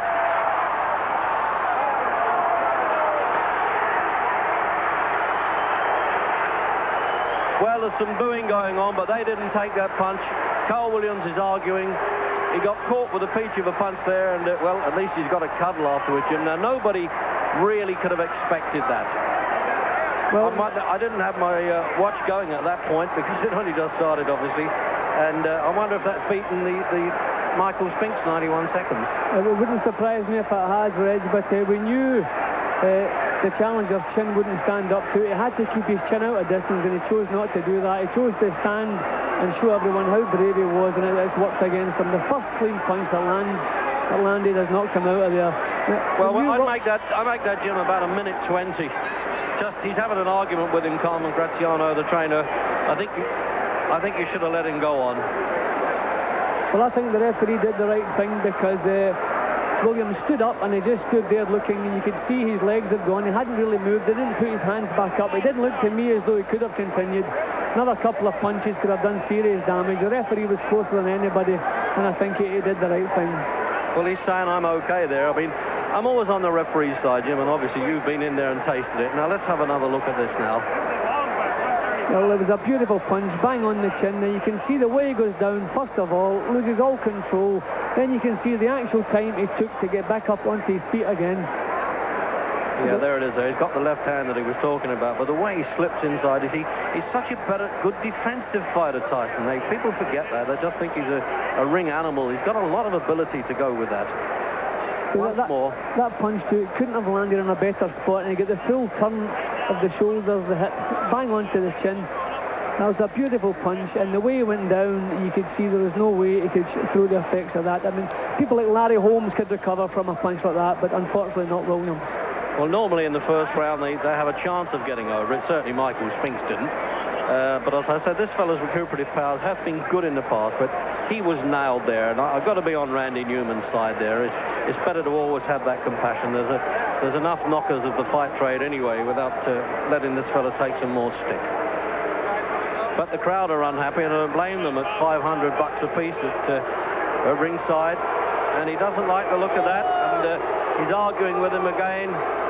Security people, but both are in the ring, Dan, and this is what counts. There's Quick Tillis taking the normal bows, and we'll go up to the announcer now. 4 rounds of boxing. First of all, in the red corner, he is fighting out of Tulsa, Oklahoma. He weighs 219 pounds, a professional record of 38, 13-1, and one of only 2 individuals ever to go the distance with the reigning heavyweight champion. Ladies and gentlemen, James Quick Tillis. Quick Tillis, who has gone the full 10 with Mike Tyson in his career, and who now is a sparring in the blue corner. And now the he is fighting out of Brooklyn, New York. He weighs 222 pounds. He is dressed in black. And ladies and gentlemen, he is the undisputed and undefeated heavyweight champion of the world. If you will, a Chicago welcome, Mike Tyson.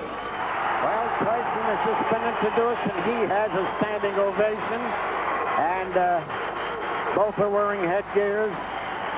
Both will be carrying 16-ounce gloves. And I'm surprised that Quick Tillis did not put his shirt on. Well, Tyson's dressed in his customary black, as usual, has no socks on, just the black boxing shoes. And this will be a 4-rounder. Now you can notice right now the way Tyson wastes no time. You know, somebody said the 16-ounce glove, can you hurt somebody? Can you knock them out? Yes, I've seen it done. Of course, with headgear, it'd be very difficult to do that, but that's not the intent tonight anyway. People want to see Mike Tyson in action, and they're probably going to get the full 4 rounds. Well, Dan, what you're looking at right now, they're not clowning around just for the benefit of the fans here. They're not showing them, well, here we are, we'll take it easy. They're out there winging. I think anytime Mike Tyson steps underneath those ropes, he's out there for business. I don't think he around very often in the ring. Dan, you're right. He's doing it right now.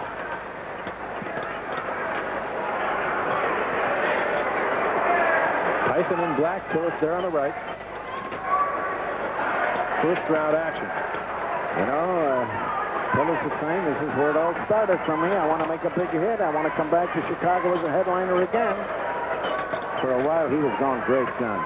Oh, he really was. It knocked out virtually everyone he fought and was undefeated when Mike Weaver beat him back in '81 out at the Rosemont Horizon.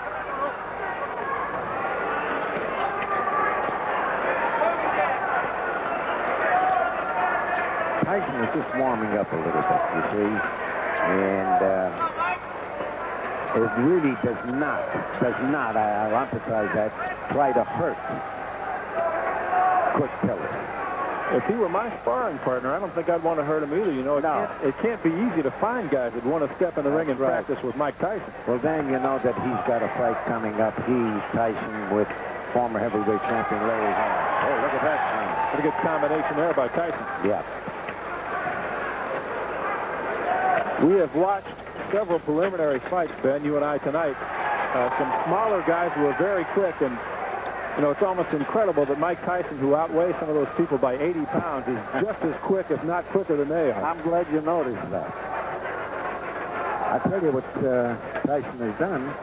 He's slowed Quick Tillis down a little bit. See, they're not playing around. This is not, let's play twinkle toad. Dug one to the body and then right back up to the jaw, did Tyson.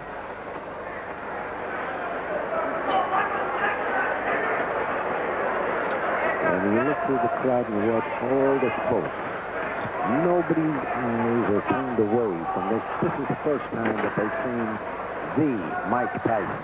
And boy, they are eating it up.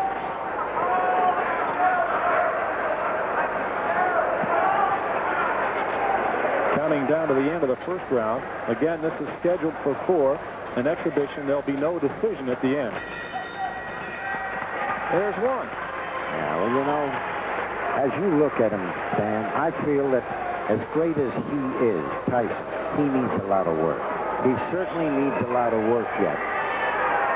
Well, you've been around boxing for years and years, and you saw some of the greatest heavyweights in history come through Chicago. Right. Guys like Marciano and the like. Who fought here in Chicago. How would, in your opinion, this guy compare to some of those people? Well, I'll be very honest with you. I still think, as I said earlier, he needs a lot of work. I don't think he would have fared well with a Joe Louis. I don't think that Marciano would have had trouble with him. He's still got a long ways to go. Good fighter, real good fighter. Again, I say nobody around to challenge him, but I think that some of the other fighters that I had seen, the great heavyweights, he needs a lot of work yet. Well, we'll keep in mind that he's only 21 years old and fighting in an era in which there aren't that many great heavyweights to go up against. It's tough to learn when you're 21 and there's nobody out there to fight. I keep telling you, Dan, that there's nobody around that could get the crowd excited. In other words, if you were talking, say, well, after he fights someone, say, you know who I'd like to see him fight? I'd like to see him fight this fella or that fella. But there's nobody around. Well, he's got Larry Holmes coming up in January, and later on down the road, probably not until early '89, Michael Spinks, which is one that a lot of people are looking forward to. I hope that fight comes off. There seems to be a little controversy about that. Well, I think there's too much money to be made in that one for it not to happen sometime. Too much money. Tonight they're fighting their hearts out for just expenses. And they're not even paying that. I understand they paid their own way in. They're paying their own hotel. And incidentally, the officials here tonight are not getting paid. The referee, the announcers, and the judges. The Holy Angels has yet a long road to hoe. They need somewhere in the neighborhood of $3.5 to $4 million to rebuild the church that burned to the ground. And as of now, Father Clemens says they're in the neighborhood of $1 million. So there's 2.5 or 3 to go, and this may pay some of the freight. As we said, a good crowd here to watch the world heavyweight champion Mike Tyson and Tillis. Just past the midway point of round 2. Now you see why Mike Tyson, wants a quick Tillis in camp with him. And you see, I mean, there's no playing around. I'm not taking it easy. You're not taking. They're out there really punching and waiting.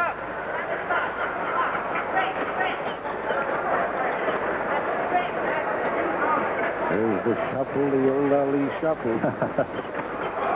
Good body routine. Oh, big right hands to the body. Hear it down here, Dan.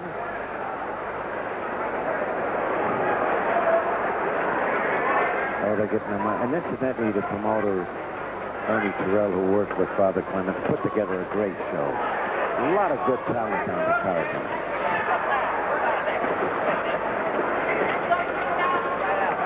We'll be seeing some more of that talent later on in the show. Craig Bojanowski will fight Al Hauk, and we'll look forward to that one. It should be fun. Tyson with a good combination. Tyson's throwing most of the leather here, Ben. I don't think Tillis is getting off very well. Well, that's why he's a sparring partner, huh? I was just going to say. But I tell you, he's not leaning over the champion. He's not trying to stop from getting tired. And this is, for an exhibition, this is as good as you'll see anywhere. Mike Tyson, 21 years old, Brooklyn, New York, a troubled youth. And Ben, you know, or knew, I should say, Customato very well. Yes, I did. And their story is a very heartwarming one. Tyson was headed for serious trouble. That's right. And Cus pulled him out of it, turned him around, and I know, although he's not here now, he'd be very proud of the way Mike Tyson has turned out. You know, he had Floyd Patterson, and Floyd Patterson was a problem, too. And it was Cus D'Amato, that took him out of I think a Williamsburg section in New York, and he too was running around with bad company, turned him into there was something about Cus D'Amato that immediately gripped you. And man wound up with 2 world champions.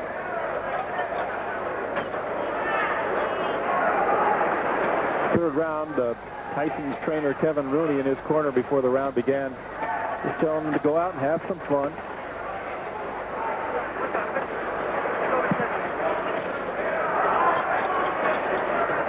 See, what I enjoy about this, it's not patty cake. No, it really isn't. Boy, what a great thing it would be for Chicago to have him come here and fight when something was on the line. Oh. Well, I know the next fight is not coming here. Scheduled for January, and we fight Larry Holmes. Yeah, that's in Atlantic City. Then he's talking about making a trip to Japan. He wants to be known as a true world champion, and he's not afraid to go outside the U.S. and fight in some exotic places. Same thing that Muhammad Ali did. Hung his title on the line in many foreign countries. Manila, Zaire, there was so many.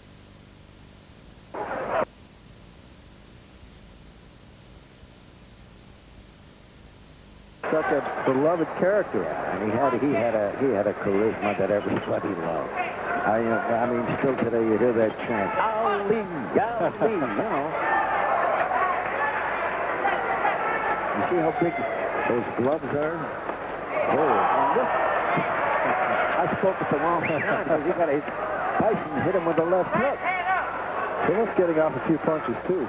Yes. They may be 16-ounce gloves, but they'll sting you.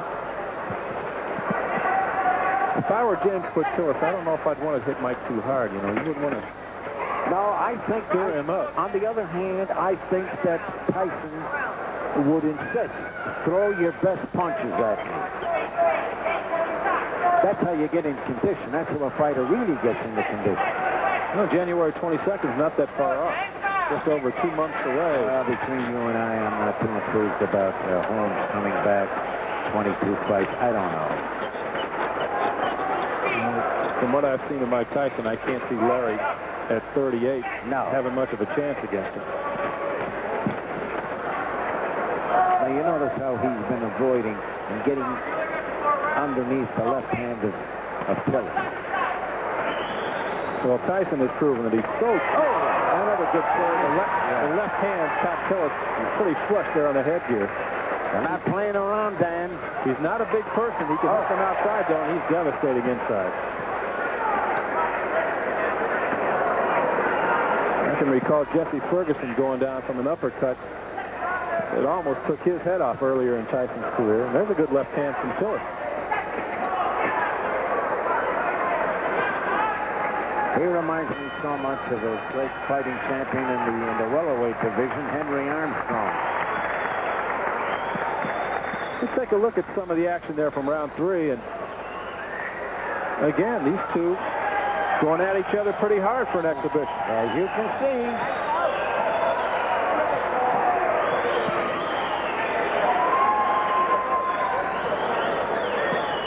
Tell you about Quick Tillis.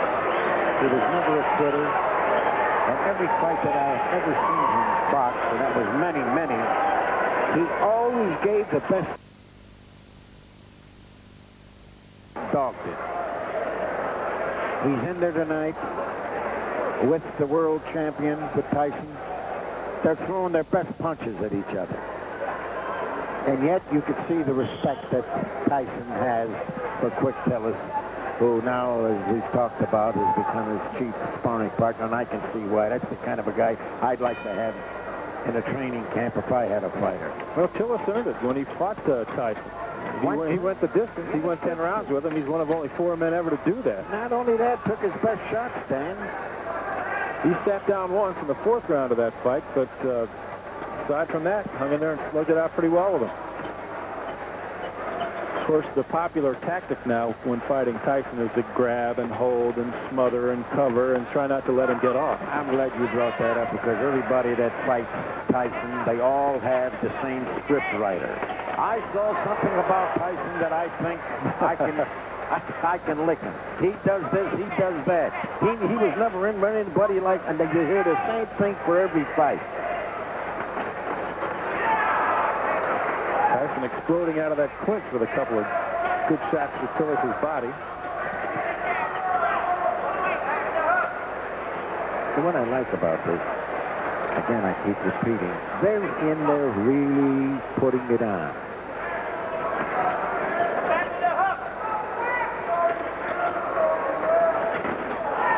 Mike's trying to set up something there. Yes, he is. He tries to get away from the left hand. And over the left hand, he throws a left hook. Get that. Well, Tillis knows about the hook. That's the punch that knocked him down. That's right. Now they're staying in close.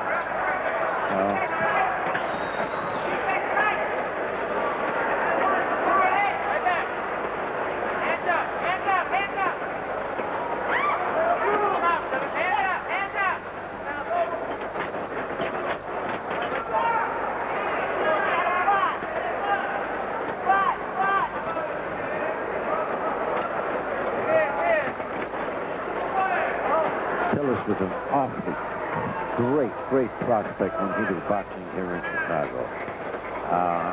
He has taken a few of Muhammad Ali's moves. That was a good left hook.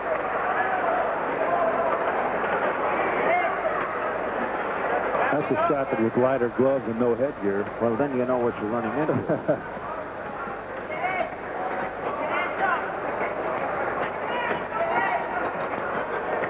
There's a shuffle now.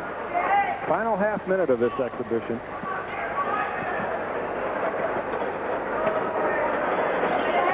It's been fun to watch, and while nothing's at stake here, we in Chicago have had the opportunity to see a heavyweight champion of the world in person. As they finish it up with a flurry, there's a lot to be said for that, Ben, and also, of course, let's not forget the main purpose of all this, and that's the benefit. That's the bottom line, Dan. There's the bell. And that will do it. We'll step aside now for a moment and come back and talk with Mike Tyson. And we return in just a moment. Appreciate it. Well, again, it's always my pleasure to do something with Father Clemens. And I felt good. I needed to work anyway, so it didn't hurt me by any means. And I'd like to dedicate everything to Father Clemens to help me. And the winner of this fight is the church, Holy Angels. Well, thank you very much. We certainly appreciate it. Tell us a little bit about what's happening next. You have Larry Holmes coming up in January. How do you feel about that one at this point? I'm very secure and confident about when the fight is over that I'll still be victorious and I'll be the heavyweight champion of the world. Ben? Dan, I've got to ask Mike one question. Here we are. Father Clemens, Don King, Mike Tyson, the heavyweight champion of the world, his manager, Jim Jacobs. Mike, do you think we can see you hanging your title on the line here in Chicago, boxing for the heavyweight championship of the world? Me and my managers, we made situations on defending the title here, but still we have a whole great deal of negotiation going on. And as far as I'm concerned, I would love to defend my title in Chicago.